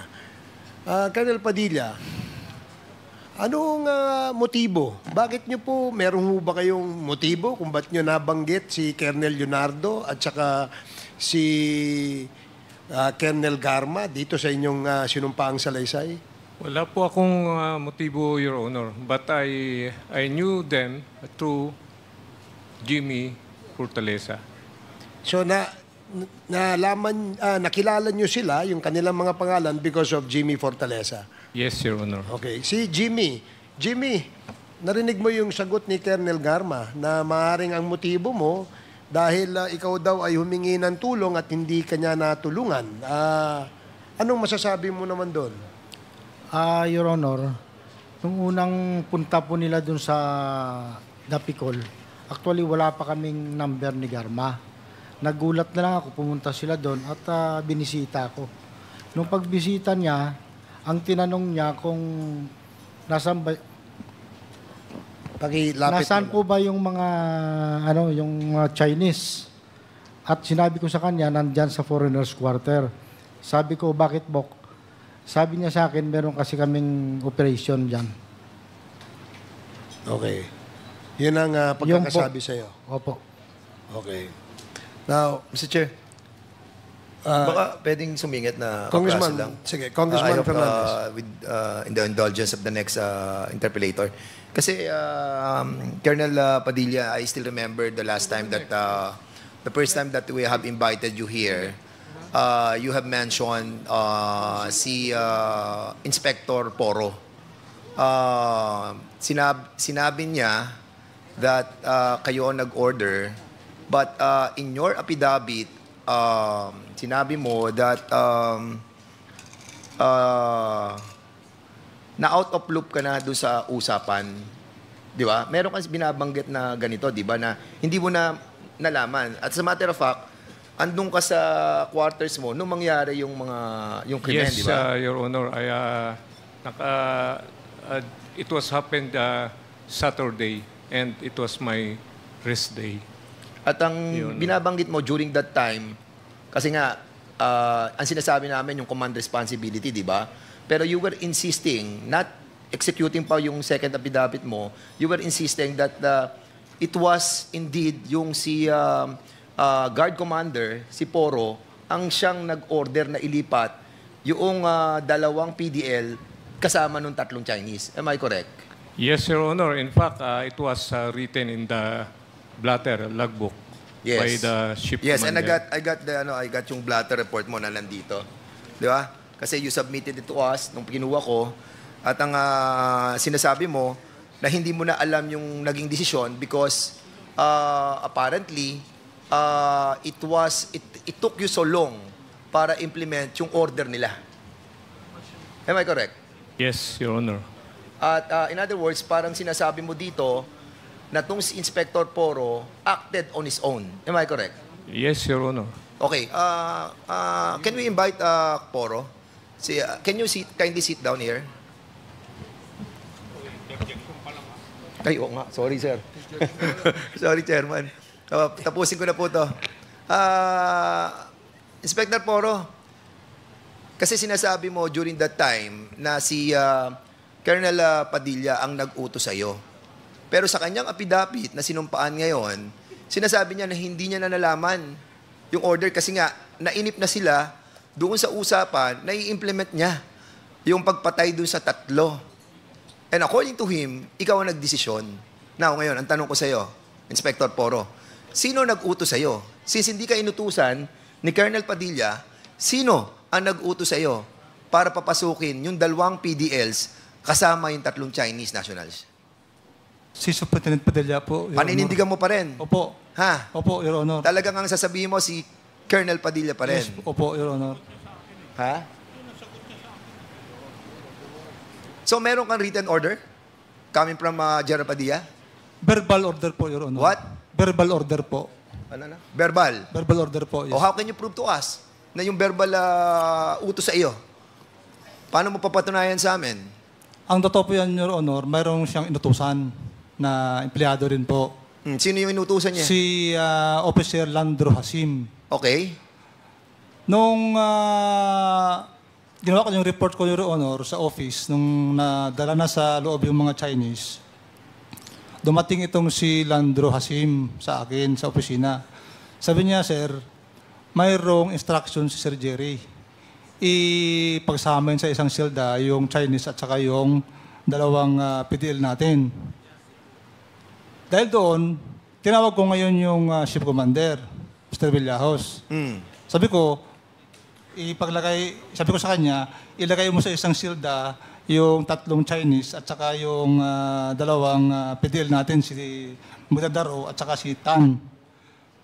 Tapos doon, Your Honor, nung natapos ko na yung report ko, kasi nga Sabado man yun, hindi man hapon na, yung mga confiscated items na na-confiscate, dinala ko doon sa bahay ni Sir Jerry Padilla. Okay, Inspector Poro, in the hierarchy of the decision-making, pang-ilang ka sa Pangatlo po, pagdidesisyon? pangatlo, Your Honor. Pangatlo ka. Opo. Ang deputy si Quinto. Opo. Di ba? Yes, Your Honor. Opo. Ngayon, sinabi sa iyo nung taong yon, yes, Your di ba, Honor. na ilipat yung dalawa doon sa Chinese. Yes, Your Honor. Bilang the third highest ranking official doon sa colony. Bakit hindi mo sinabi kay Quinto? Ba't hindi mo siya kinausap? Noong panahon na yun, Your Honor, on leave, dito sa... Sino on leave? NBP na yun si... Sino on leave? Sa NBP noon na may OB pala si Quinto, Pialis Quinto, siya, naka-OB sa NBP, kaya wala siya. Noong panahon na yun, Your Honor. Naman? Si Sir Jerry, doon sa bahay nila.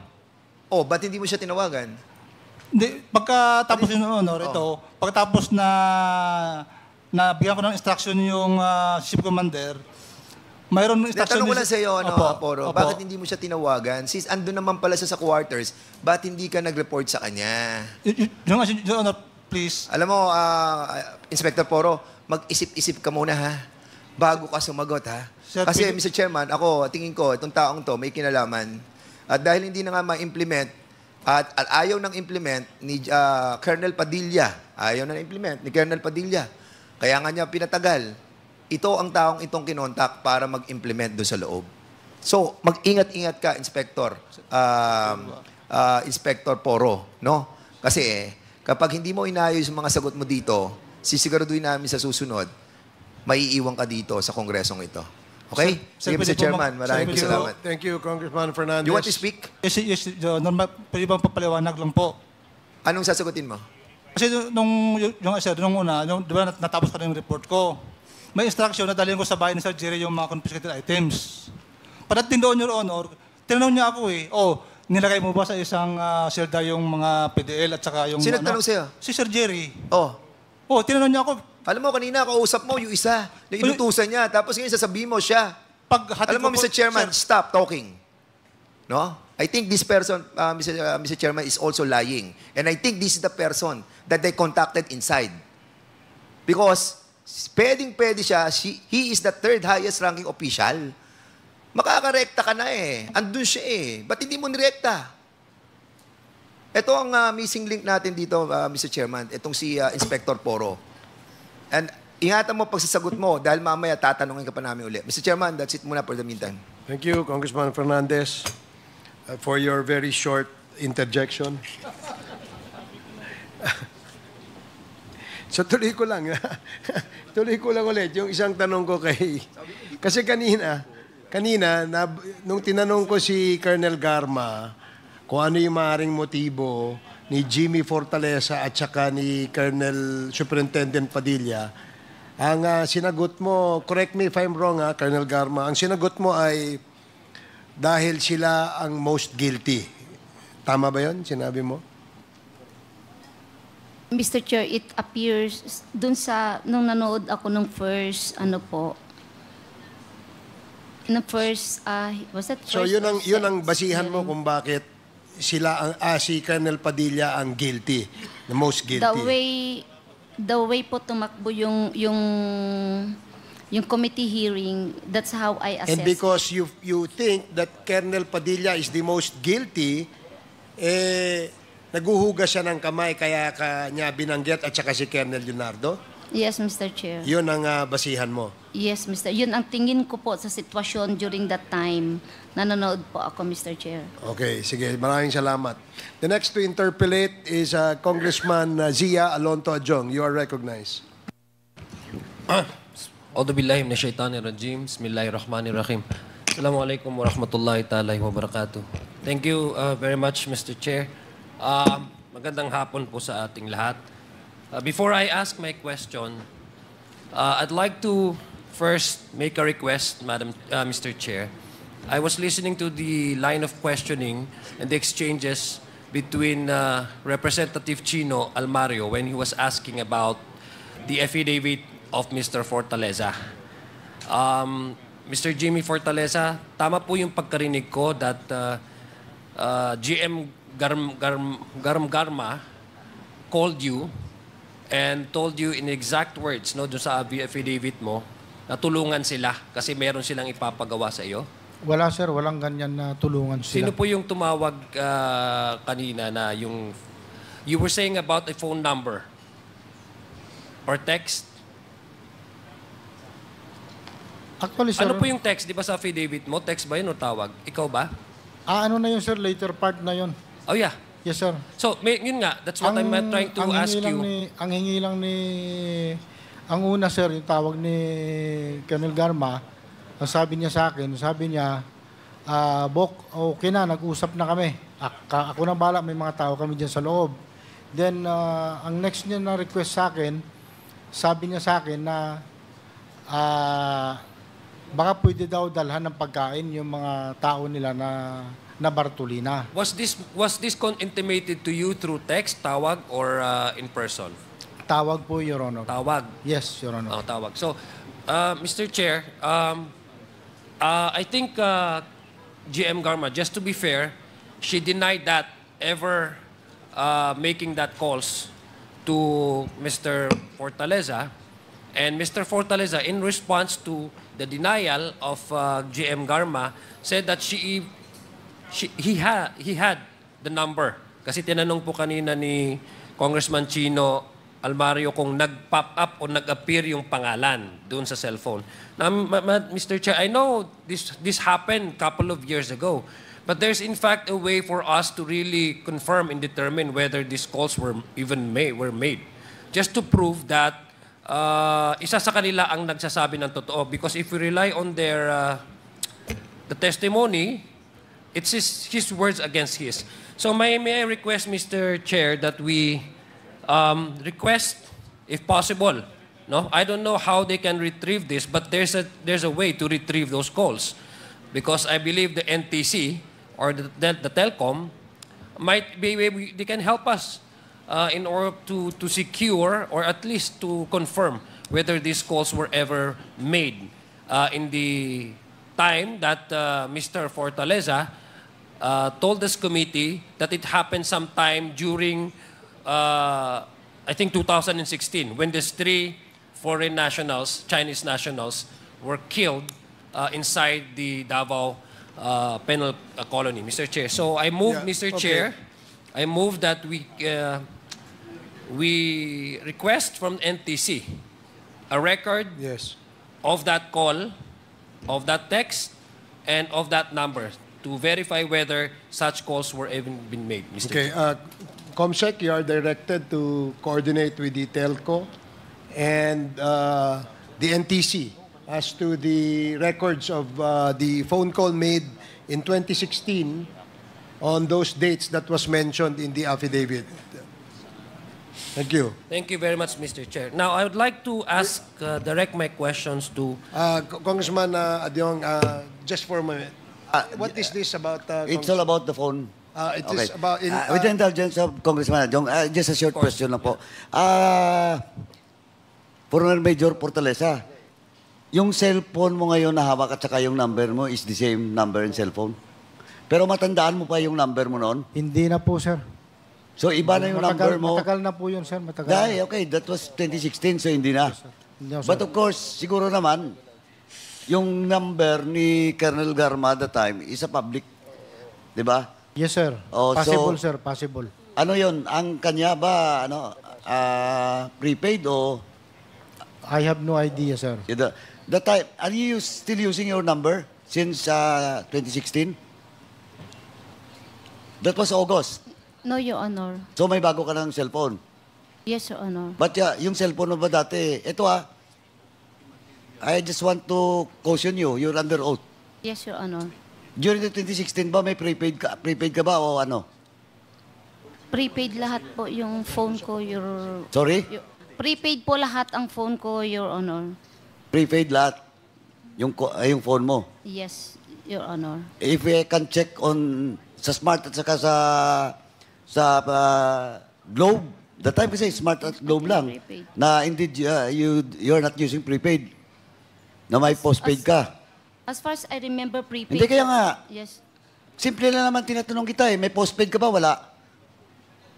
Hindi mo matandaan na naman? So far, wala po akong postpaid Oh, during that time. Your Now, Honor. ang sinasabi ko lang po, hindi pwede sa amin dito na hawak-hawak mong cellphone, hindi mo alam kung nagpa-postpaid ka. Prepaid po, Your Honor. Prepaid. But kung ma-prove ko na you have a postpaid, anong gawin natin? 2016 prepaid po ang phone ko, Your Hindi nga Honor. Sinasabi mo na ngayon, what if I can prove it that you have a postpaid? Anong gawin natin? Postpaid. So you're lying. I will cite you in contempt. No, This Mr. committee- Chair. Meron pa akong postpaid, may prepaid pa ako. Yun na but nga during that time, Hindi. okay. Sandali. Yes, You're not yet yes, Your recognized by the Honor. chairman. Let me finish first. Yes, Mr. Chair. Again, sinasabi ko lang po, I just like to warn you, kanina sabi mo prepaid. Na ngayon ang winard kita, sabi mo naman, dalawang ginagamit mo, may postpaid, may prepaid. O ano ba talaga? Do you have a postpaid? Can I... No. Just answer me yes or no. Do we have a postpaid or not? None. Nagkaroon po ako ng postpaid Oh, at yun. prepaid, Mr. Chair. Oh, yun. Now, postpaid mo ano? Globe o Smart? Nako po. Oh, ito na naman, no? Simple na yan. Dalawa lang naman eh. Kasi yung isang telco ngayon, lately lang yan. Ba't hindi mo masagot, Smart or Globe? I think it's Globe, Mr. Chair. O Globe? Sigurado ka? I'm not sure. I think, Mr. Kaya Chair. na naman, pipili ka lang. Colonel Garma, this is now your last chance. Pag ako magtanong, ayusin mo po, please. Yes, Mr. Kasi Chair. don't force me to cite you in contempt. Kasi ang tanong ko, simpleng-simple lang po. Ako, kahit ever since, alam ko kung anong postpaid ko, kahit 2010 pa, kahit 2001, matandaan ko po kung smart ba o Globe. Now, again, let me rephrase my question. Ano po, inamin mo na, may postpaid kayo. Ano po yung postpaid mo? Both po, meron po akong Globe and Oh, Smart. mayroon ka Globe and Smart. During my stay Okay. po. Now, Mr. Chairman, I joined the motion made by Congressman Adjong for the NTC to submit all the calls during the time. August, no, Mr. Chairman, can I amend if... Please. Yeah. Records from 2015 to 2017, Mr. Chairman, because that was the time when it's Congress Chairman ako mamaya. Because during the time, 2015 at saka 2017, doon po yung yung Davao model po. Thank you, Mr. Chairman. Thank you, Congressman Paduana. Congressman Adjong, please proceed. Thank you. Thank you very much, Mr. Chair. I'd like to ask both our resource persons, perhaps this goes to both of you po. Wala naman ho kayong problema, wala naman ho kayong neurological problem or anything like that. Wala naman ho kayong problema sa, you may be suffering from memory loss, selective memory loss, wala naman po, no? Kung tatanungin ko po kayo sa mga previous na mga pangyayari, based doon po sa kanilang affidavit, matatandaan nyo naman po kung anong eksaktong year, kung anong eksaktong circumstance, yung taon na nagsilbi po kayo as CIDG Director sa Davao and you as Davao City Police. No? Tama po ba? Yes, Okay. Your Honor. Yeah, because as I was following the line of questioning, marami po tayong hindi natatandaan. So I'm just trying to make that very, very clear. I'll start with Commissioner Leonardo. Have you also availed of an optional retirement? Yes, Mr. Chair. So pareho talaga kayo ni GM Garma? Yes po, Mr. Chair. Okay. Kasi, Mr. Chair, I was actually listening to the questions kanina and there seems to be a parallelism, no? Magkapareho talaga. Yung pinpoint out ni DSJJ. So both of you served as in the police agency, in law enforcement agency. Both of you have served in the same area. Both of you have landed to a more, it's an attractive positions, I would really say. And at a very short period of time. Now, I heard about the word coincidence earlier was mentioned. But, you know, Mr. Chair, I don't believe in coincidence if there are close similarities between the two of you. You both have been linked, mentioned, in the ICC. Both of you have served in the span of time when the Oplan Tokhang and the double barrel was being implemented aggressively. And both of you also, in the very short span of time, have transferred from one position to another. I was listening earlier, Mr. Chair, to the timeline when current Commissioner Leonardo was appointed as director, and then for a few months, appointed as undersecretary, and after a while, appointed to the commission. Similarly, Police Colonel Rowena Garma decided to avail of the optional retirement in advance and was appointed as general manager. No?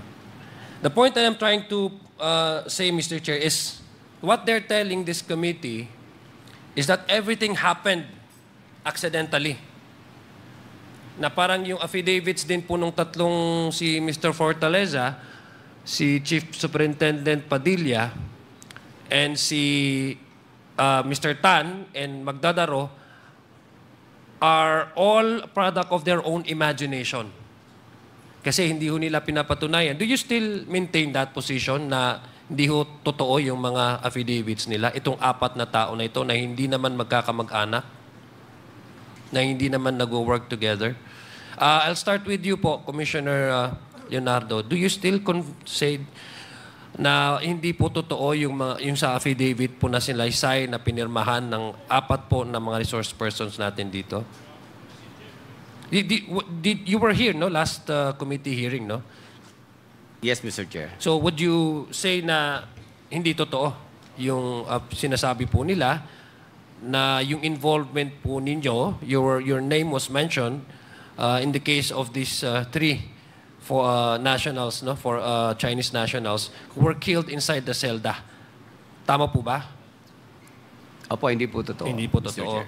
Kayo din po, Police Colonel GM Garma, para sa inyo hindi po totoo yan? Yes, Your Honor. Hindi po talaga totoo. So, ibig sabihin, gawa-gawa po nila. Tama po ba? Yes, Your Honor. Kayo po, Commissioner Leonardo, gawa-gawa din po nila ito? Palagay ko po, Mr. Chair. Okay. Okay, so, yung bilang CIDG, the regional director po, is it part of your jurisdiction to supervise or monitor the Davao Prison Colony? Hindi po, Mr. Chair. Tama, no? Hindi. But your office is closer to how far is the CIDG regional office to Davao Colony? Estimate lang po, Mr. Chair, probably around 40 to 50 kilometers, Mr. Chair. Okay. So, hindi naman ho kayong... So, pupunta po kayo doon sa Davao Prison Colony? Nakapunta po ako doon. Okay.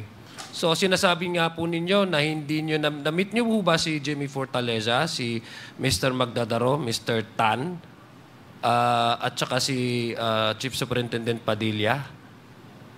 Nung time na yun, hindi po, Mr. Okay. Chair. Kayo po, GM, Garma, kilala niyo po yung dalawa? Si Mr. Tan, si Mr. Magdadaro? No, Your Honor. Si Jimmy Fortaleza lang yung kilala niyo dahil kabok niyo, no? Yes, Your Honor. Opo. Paano po, Mr. Chair, Colonel Roy Nagarma, kilala niyo po si Chief Superintendent Padilla ng Bucor? Yeah, I met him, Your Honor. Ilang beses po? Once only, Your Honor. Okay. Pero yung dalawa, hindi niyo po na-meet? Hindi po, Your Okay. Honor. Mr. Chair, gusto kong tanungin si Leopoldo Tan. Kilala niyo ho ba si Commissioner Leopoldo? Leonardo? Bago po nangyari yung sinasabi niyo pong insidente? Sa pangalan lang po. Okay, Sa... pero hindi niyo po na-meet? Hindi po. Okay. Kayo po, Mr. Magdadaro? Hindi po namin na-meet po. Okay. Pero hindi niyo siya kilala? Ito yung pangalan na hindi niyo naririnig parate? Opo. Okay. Hindi ko natatanungin si Jimmy Fortaleza at saka si Padilla kasi meron natang mga okasyon. What is so confusing, Mr. Chair, is that all of these four individuals mentioned these names. At hindi naman pupunta si Commissioner Leonardo. According to him, hindi naman siya bumibisita paragi sa Davao Penal Code, Penal Farm, kasi medyo malayo at saka hindi sa jurisdiction niya. Si GM naman, Garma, although kilala niya si Jimmy Fortaleza, ay hindi rin niya kilala itong dalawa. For an average-minded person, how can four individuals who don't share rooms together, who don't work together, happens to mention these two names, citing a specific case, a specific circumstance, a specific date. Unless there are a Pulitzer writer na maniniwala ako sa imagination nila, para sa akin, Mr. Chair, it's quite impossible for an ordinary-minded person to come up with the same story. I don't think they are too endowed with their imagination to come up with that kind of story involving specific names, individuals na hindi naman kilala. And what's so striking, Mr. Chair, is that it happened at the height of the Oplan, Tokhang, and subsequently the double barrel. Now, I'd like to ask po, kasi marami pong similarities eh. Hindi ako naniniwala, sasabihin pa ba natin na coincidence yung imagination nila, nag-isip-isip silang tatlo? Pare-pareho, nag-corroborate yung kanilang testimonies? I don't think so. That's not a coincidence for me. So, wag nyo na rin pong sabihin na maybe that's all coincidence. So now, I'd like to ask you po, Commissioner Leonardo, kanina po, tinatanong po kayo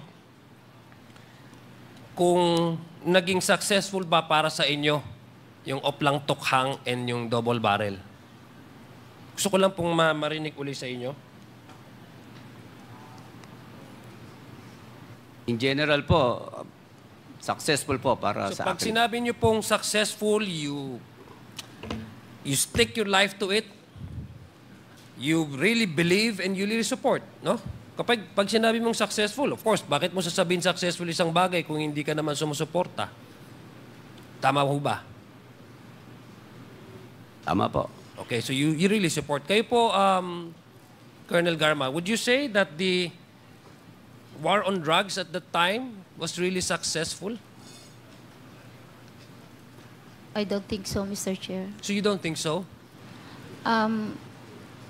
How many deaths again have we recorded during your stay in Cebu City?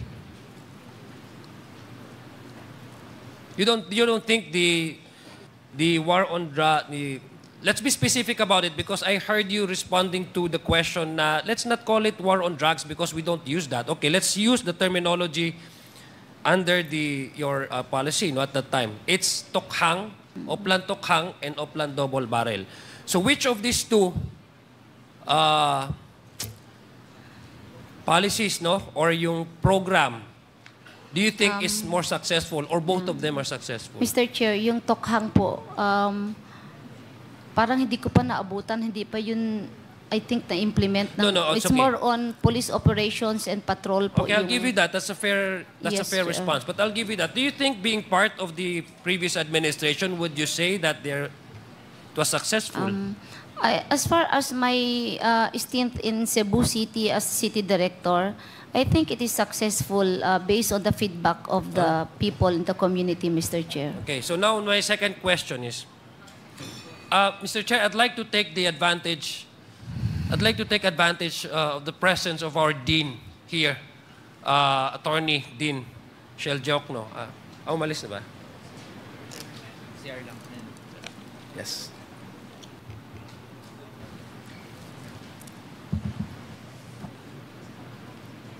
Pasensya na po din, Jokno. Medyo napatagal po yung pag-aantay ng ano. I'd like to ask po, Mr. Chair, if I may be allowed. Dean, you are very, you follow, you minomonitor niyo po yung war on drugs, yung casualties, Tama po ba yon, Mr. Chair, Dean? Yes, Mr. Chair and Your Honor. Yeah. Since the war on drugs began, my organization, the Free Legal Assistance Group, ay talagang minamanman po namin yung mga pangyayari sa war on drugs. Okay. Dean, do you have in the way, yung work po ninyo, meron ho ba kayong kunan na data kung ilan po yung mga napaslang, yung those who weren't given or accorded with the due right of at least man lang makita the day of in court, especially those who have been killed na mga inosente. May number po ba kayo, Mr. Chair? Kami po ay naghain ng isang petisyon sa Supreme Court noong 2017 or 2018 at lumabas sa isang extended resolution ng court na sa unang 17 months pa lang ng war on drugs, that is from July 1, 2016 up to the end of November 2017, 20,322 Filipinos were killed in the war on drugs. So yun palang unang 17 buwan po ng war on drugs.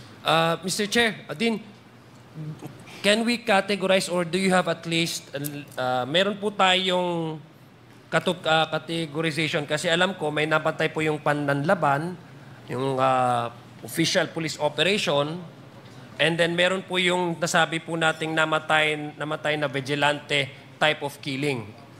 Ito po yung sinasabi nilang DDS type. Kanina, Congressman Flores was asking Commissioner Leonardo, yung DDS. Ito po yung DDS type of killing. Ito po yung mga vigilante na nakamask na hindi kilala at namamatay at mostly ang mga nagiging biktima just randomly. Just killing spraying. Maski sino ang nandyan, nagkataon lang, malas ka lang pag nandyan ka sa kalsada. Kaya nga po, may namamatay na mga 9 years old, 14 years old. Ilan po ba ang, Mr. Chair, Dean, if I may, sa inyo pong palagay, alam ko wala ko kayong record ngayon, but can you at least give us a estimated number of those innocent civilians who have died and considered to be in the police report as collateral damage? Well, ito po ang masasabi ko po. In the resolution of the Supreme Court citing the 2017 year-end accomplishment report ng Office of the President, of the 20,322 killed, 3,967 were killed in anti-drug operations. So kasama na po doon yung mga sinasabing nanlaban.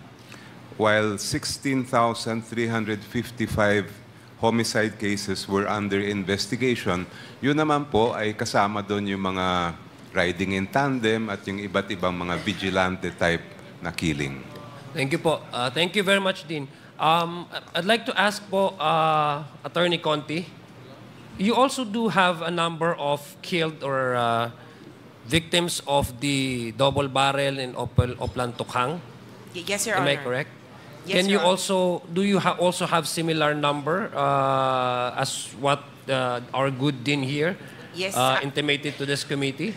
Yes, actually, Your Honor, the numbers that we have are segregated according to first, deaths during police operations. And the number that we have officially from #RealNumbersPH is 6,252 dead from police operations. According to our previous sessions, Your Honor, this number has reached 7,000 as of the end of the term of President Duterte. The other category of killings, the DDS type killings, the extrajudicial killings, is officially, I believe, classified as deaths under investigation or homicides under investigation. And Your Honor, the number actually I have for deaths under investigation is 29,000, according to the spokesperson of the Philippine National Police, Colonel Bernard Banac, as of March 2019.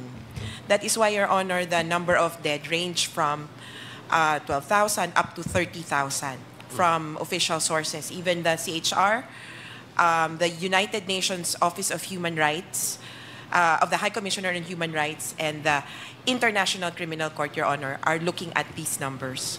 Thank you, Mr. Chair. So may I confirm also from Attorney Conti, because in previous committee hearings you were you were present during before the formation of the Quadcom. I believe you already had discussion on the AJK. Can you refresh the memory of this committee members? This committee, how many of those killed were innocent? Well, Your Honor, legally, the 29,000 would be innocent because they were killed outside of legal processes. They have not been proven guilty or convicted in any court, or nor has any evidence been presented against them. In fact, in the course of the war on drugs, yes. everybody would be considered innocent. Well, so what about, let me paraphrase my question just to be clear about it, no?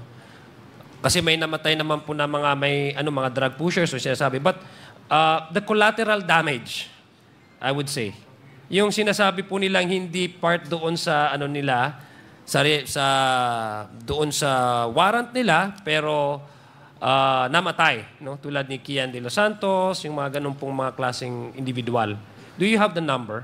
Unfortunately, Your Honor, we don't have these numbers. Right, It would be the PNP yes. who can clarify. That is correct. Thank you, Attorney Conti. Because that is correct.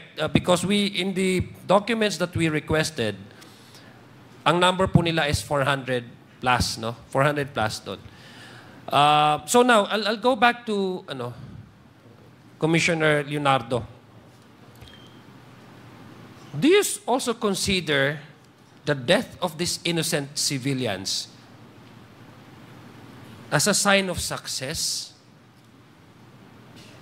Hindi po. Hindi po successful pagka gano'n. Okay. So, let me ask you again. Do you think that the war on drugs of the previous administration is successful or not? In general po, successful. No, but you cannot qualify. Kasi ang tinanong kita, do you stick your life to it? Sabi mo, oh, you support that. Now, you are qualifying again. So let me ask you, do you think this collateral damage can just simply set aside? Or, let me ask you again, generally, sabi mo, it's a success, but we cannot also discount the fact that there were countless victims, died, innocent civilians. As a police officer, because your motto is to serve and protect, right? Am I correct? And as a commissioner now of NAPOLCOM, I'm sure that before you arrive, the NBank, before you arrive as part of your job, kaya nga tinatanong ko kung may selective amnesia ka kasi mahirap po pag hindi mo natatandaan yung mga facts at yung mga dates kasi importante po yan sa trabaho mo. Hindi ho ba? Na before you arrive into adopt a resolution of the NBank, you really have to look at the data because you're like a quasi-judicial because you are rendering decision on the police officers that are facing administrative cases, right? So, tanungin kita, do you think the death of these civilians is a barometer or a measurement of the success of what you just said and admitted itong tokhang? Hindi po. Okay. Hindi po. Sir Chair, the reason why I'm pointing that out because unang-una, kung babalikan po natin yung mga kasagutan ni Colonel Garma at saka Commissioner Leonardo, dahil mukhang lahat ito ay gawa-gawa daw ng kanilang katanghisip ng apat na ito at coincidence lahat. Kung titingnan natin po yung parallel na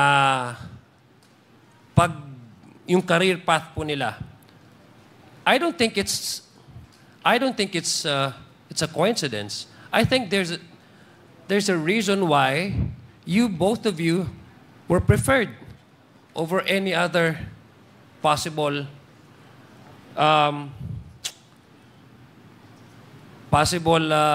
individuals who are, sorry to say, who are more qualified than in the case when the time that you were appointed as a director of the biodiversity.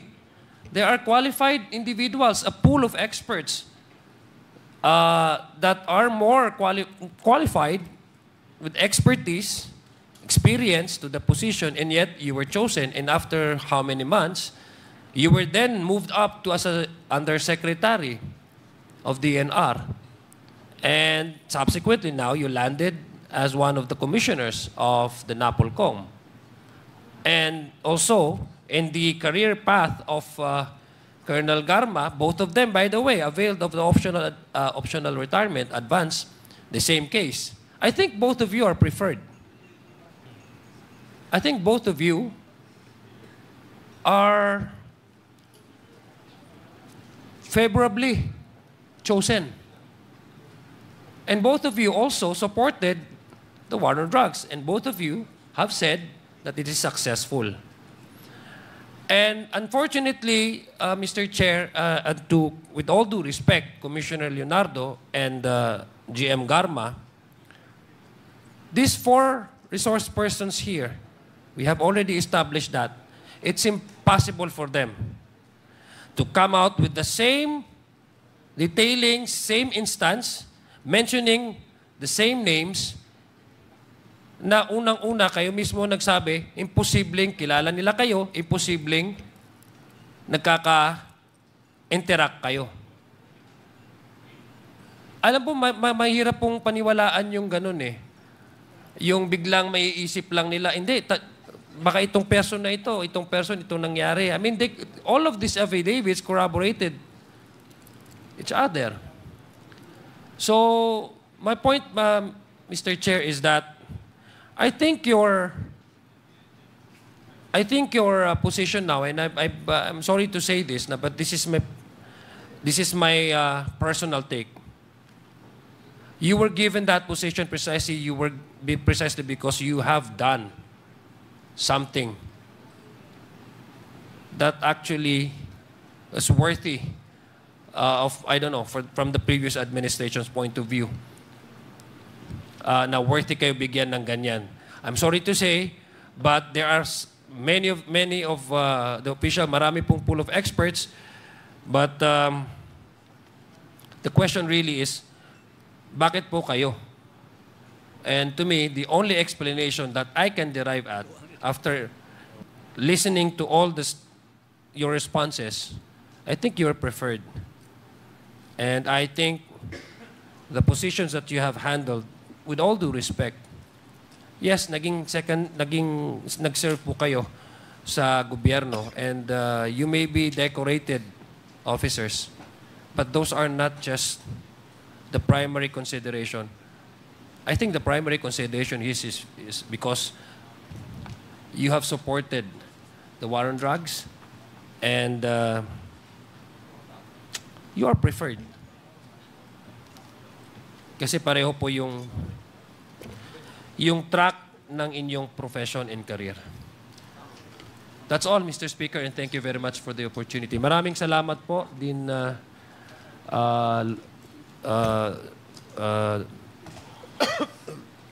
sorry. Thank you, Congressman Adjong. Sorry, I just want to be official. I-address ko lang po. Dean ng Lasal, yes. Si Dean Jokno po, Attorney Jokno and Tony Conti. Marami pong salamat, Mr. Chair. Thank you, Congressman Adyong. Additional question lang kay Colonel Leonardo. Colonel, you have not stated the reason why you opted for an early retirement. Can you state for the record, ano yung reason ba't ka nag-retire na maaga? In view of my appointment as Undersecretary, Mr. Chair. So you were appointed first before you resigned? Yes po, Mr. Chair. So hindi yung kagaya kay Colonel Garma na active service siya, nag-apply siya, hinihintay niya na mapalitan yung Balutan, General Balutan. So yung sa inyo, nag-resign na kayo? Pagka-appoint po sa akin, automatic po, considered resign po ako sa PNP, Mr. Chair. So didn't you not think twice about accepting the position na alam mo naman na coterminus lang yan compared dun sa position na colonel ka na, pwede kang magkaroon ng estrella, maging general ka soon because of your sterling record in the Philippine National Police, di ba? So hindi ka ba nagdalawang isip nung in-offer sa iyo yung pagiging USEC na kailangan mo mag-resign? Sayang yung karir mo sa ilang taong karir mo na binuhos sa Philippine National Police. Hindi ka ba nagdalawang isip doon? Nagdalawang isip din po, Mr. Chair. Bukod dyan, wala na ibang rason kung bakit ka nag-retire? Wala na po, Mr. Chair. Okay, sige. Thank you. Salamat. The next to interpolate is our co-chair, Congressman Caras Paduano. You are recognized. Thank you, Mr. Chairman. Anyway, Mr. Chairman, during the previous hearing, the name Colonel Grijaldo was mentioned, no? But unfortunately, the Grijaldo, as per my information, the Grijaldo present in today's hearing was class 2000. So, Mr. Chairman, can we excuse, pasensya na po. So Pasensya na po. you are not the Colonel Grijaldo that was once the Chief of Police of the city of Mandaluyong? I'm not, sir. Okay. And is there another Grijaldo in the Philippine National Police? The one mentioned by our resource speaker, sir, Ma'am Garma, Hector Grijaldo, police colonel, is my elder brother, sir. Okay. Underclass. Upper class. Upper Yes. class mo. Yes, sir. He's class 97, I'm class 2000, and he is my elder brother, sir. Elder brother mo. Sir, yes, sir. Yes, thank you. So, Mr. Chairman, can we excuse Colonel Grijaldo now? Since you are not the Chief of Police of Mandaluyong, you are now excused. Thank you very much, sir. Okay, please proceed. Pasensya na po. Paduano. Okay, let me proceed, Mr. Chairman. Let me start with the visit of Colonel Garma and company doon po sa Dapicol. So, paki-state nga ulit, Colonel Garma, ma'am, kung sino-sino yung mga kasama mo doon, na kaklase no ni Jimmy Fortaleza.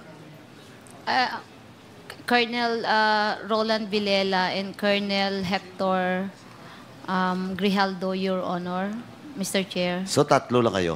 Yes, Mr. Chair. Former Major Jimmy Fortaleza, do you confirm that statement of Colonel Garma? Yes, Your Honor. Okay, so tatlo.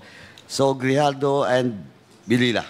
Tama? Yes, Your Honor. Yung Bilila, Mr. yun Chair. yung former husband mo. Yes, Mr. Chair. Yung Your Honor. Grijaldo, A classmate, Your kaklase Honor. mo. Yung former husband mo, ex mo, is kaklase mo rin. Yes, Your Now, Honor. saan ngayon naka-assign si Grijaldo? Colonel Grijaldo. I think, Your Honor, PIDEG, Your Honor, Pedegwer. Kamkrame, based in Kamkrame. Anybody from the Philippine National Police?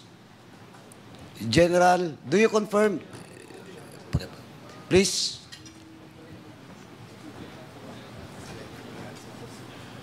Yes, Your Honor, sir. So you do confirm? Yes, sir.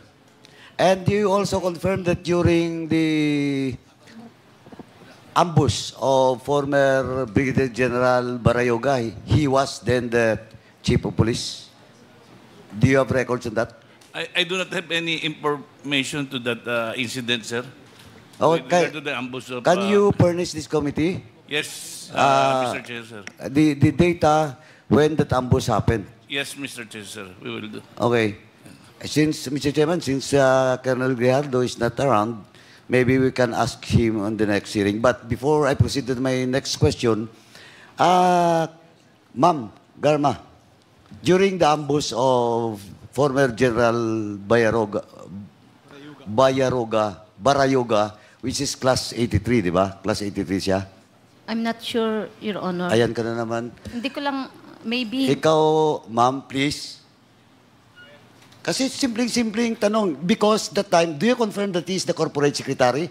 Yes, of Your Honor. PCSO? He is our board secretary. So yes. you don't know? Namatay na yung corporate secretary mo? You don't even know that he is class 83? Simpleng-simpleng tanong lang po.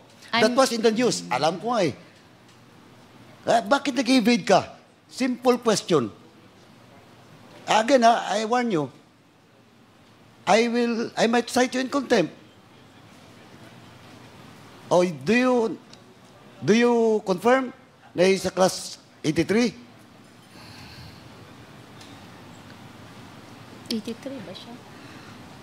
Classmate? Okay, ito na lang. A classmate of our chairman. So Yeah, whatever classmate is of the your- class of Sir Pinili, I'm Classmate not of sure, Pinili, but classmate classmate po sila. of the former DLG secretary. Tama? Yes, Your Oh. Honor.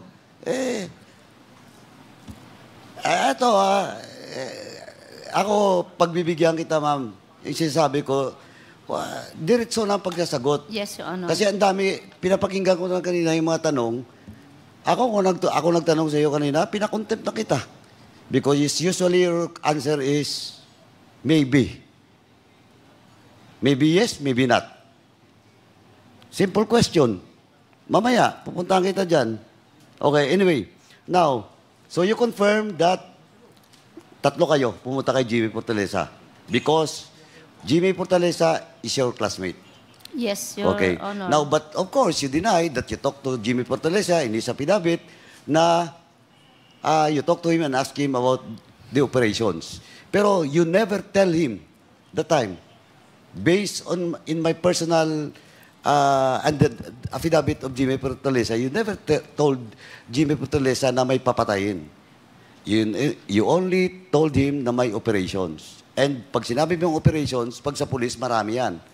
Pwedeng may mamatay, pwedeng bypass, pwede dahil Bucor facility yon, pwede ring galugad. Di ba? Di ba? Yes, Your Honor. Tama. Okay. Now, akala ko maybe naman.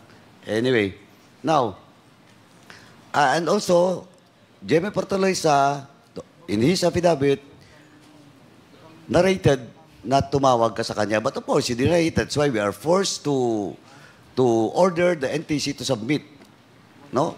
All the post, kasi kung prepaid, medyo mahirap. Unless otherwise, we still have your number sa prepaid. Can you tell us your number sa prepaid during the time?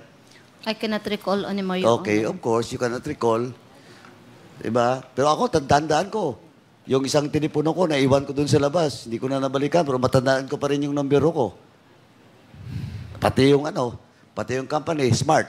Anyway, sige. Now, when the incident happened, that was August 11. Tama? Yung sa Dapicol, August 11. Yeah.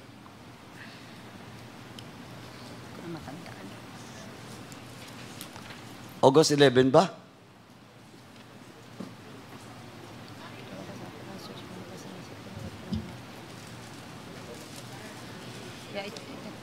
Ma'am, anyway. No, Your Honor. Tinitingnan mo lang yung, kanino bang dokumentong tinitingnan mo? Affidavit of whom?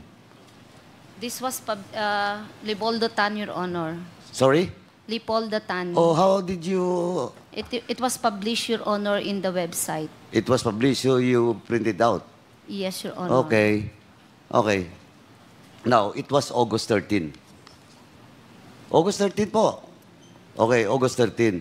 Now, it is a publicly knowledge incident because 3 Chinese national allegedly to be drug lords was killed inside the Dapicol.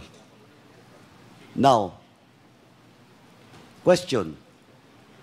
You visited Jimmy Fortaleza, malapit lang po yung time nung pag-visit mo, no? Matter of weeks.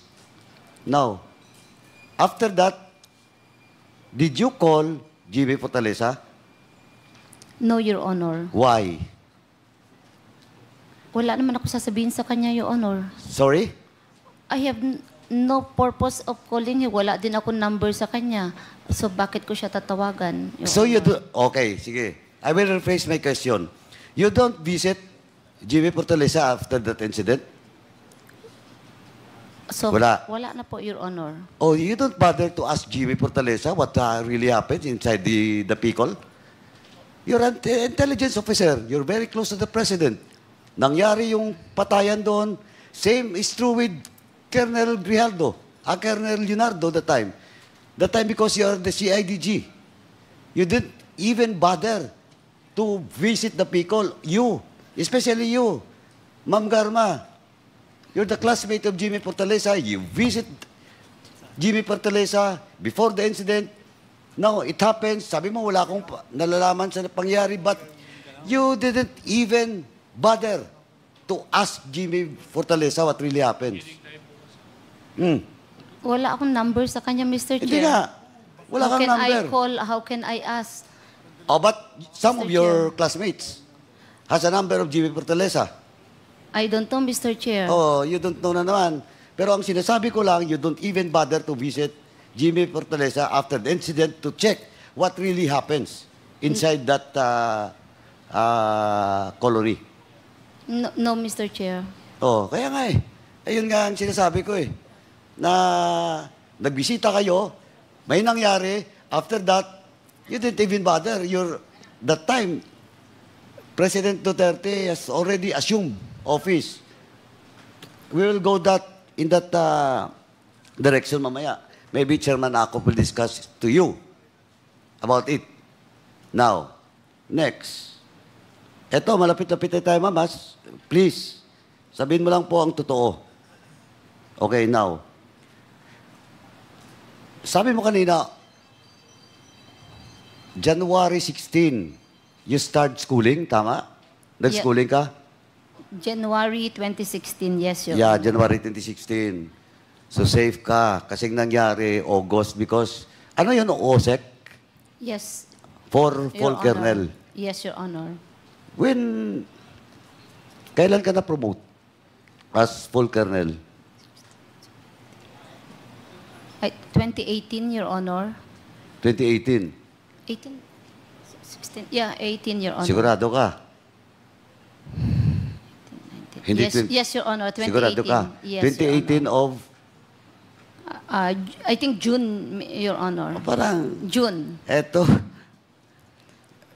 It's June Ma'am. of 2018, Your Honor. Oh, I ma'am, retired kasi yung 1 mga year ganyan, after. sa pulis, hindi ako pulis, pero as far as I know, pagdating doon sa kernel, na posisyon hanggang general, hindi malilimutan ng general o kernel na na-promote siya this year and this month. Well, in fact, even the date, because that is an important promotion for each and every career officers in the PNP.